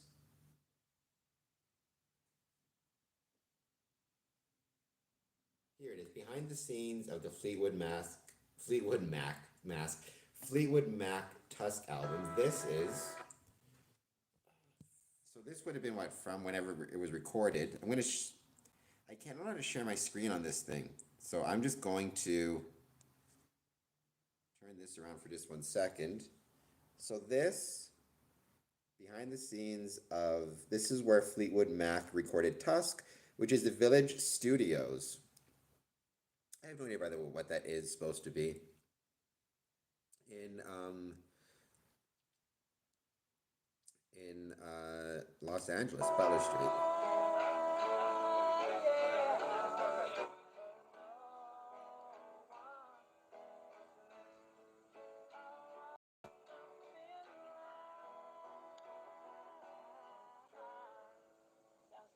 So this is all being recorded in a Masonic temple that was repurposed into a recording studio. How cool is that?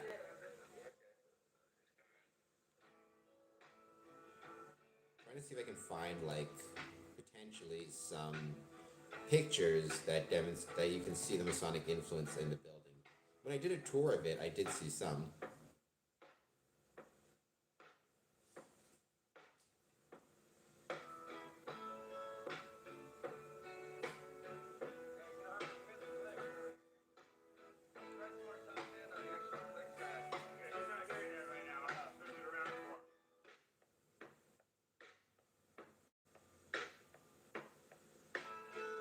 Oh, I think.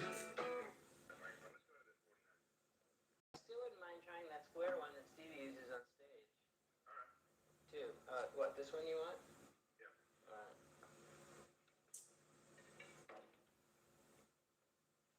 What I'm doing in the studio takes up so much of my energy, really. More so that's probably the main thing that I contribute to the band. You see some pictures of just Los Angeles Necessarily as a writer. in general. Yeah.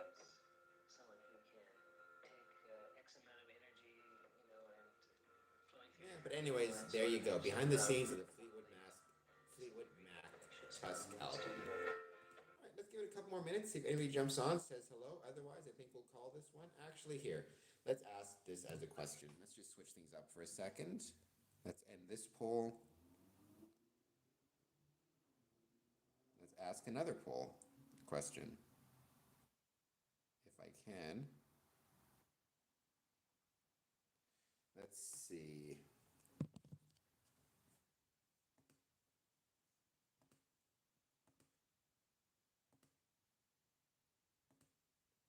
Got a couple more subscribers on here as well. Thank you so much for that.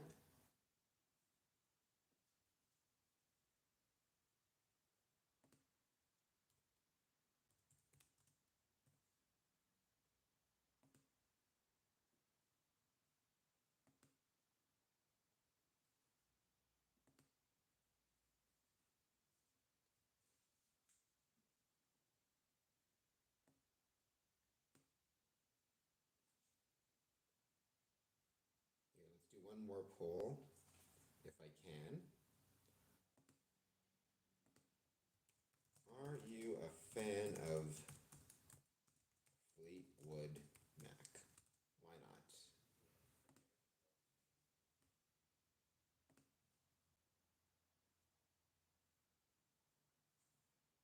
gonna give it exactly 2 minutes, see if any answers, and then I think we're gonna call this one off. This has been a very fun but very, very, very long live stream. I still got some work I gotta do tonight, so.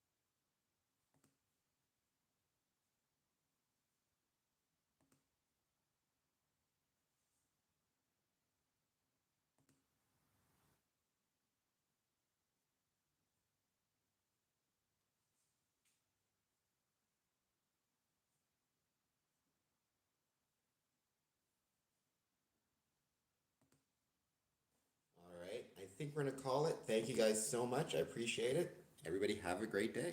Thank you to our guest, John Meek.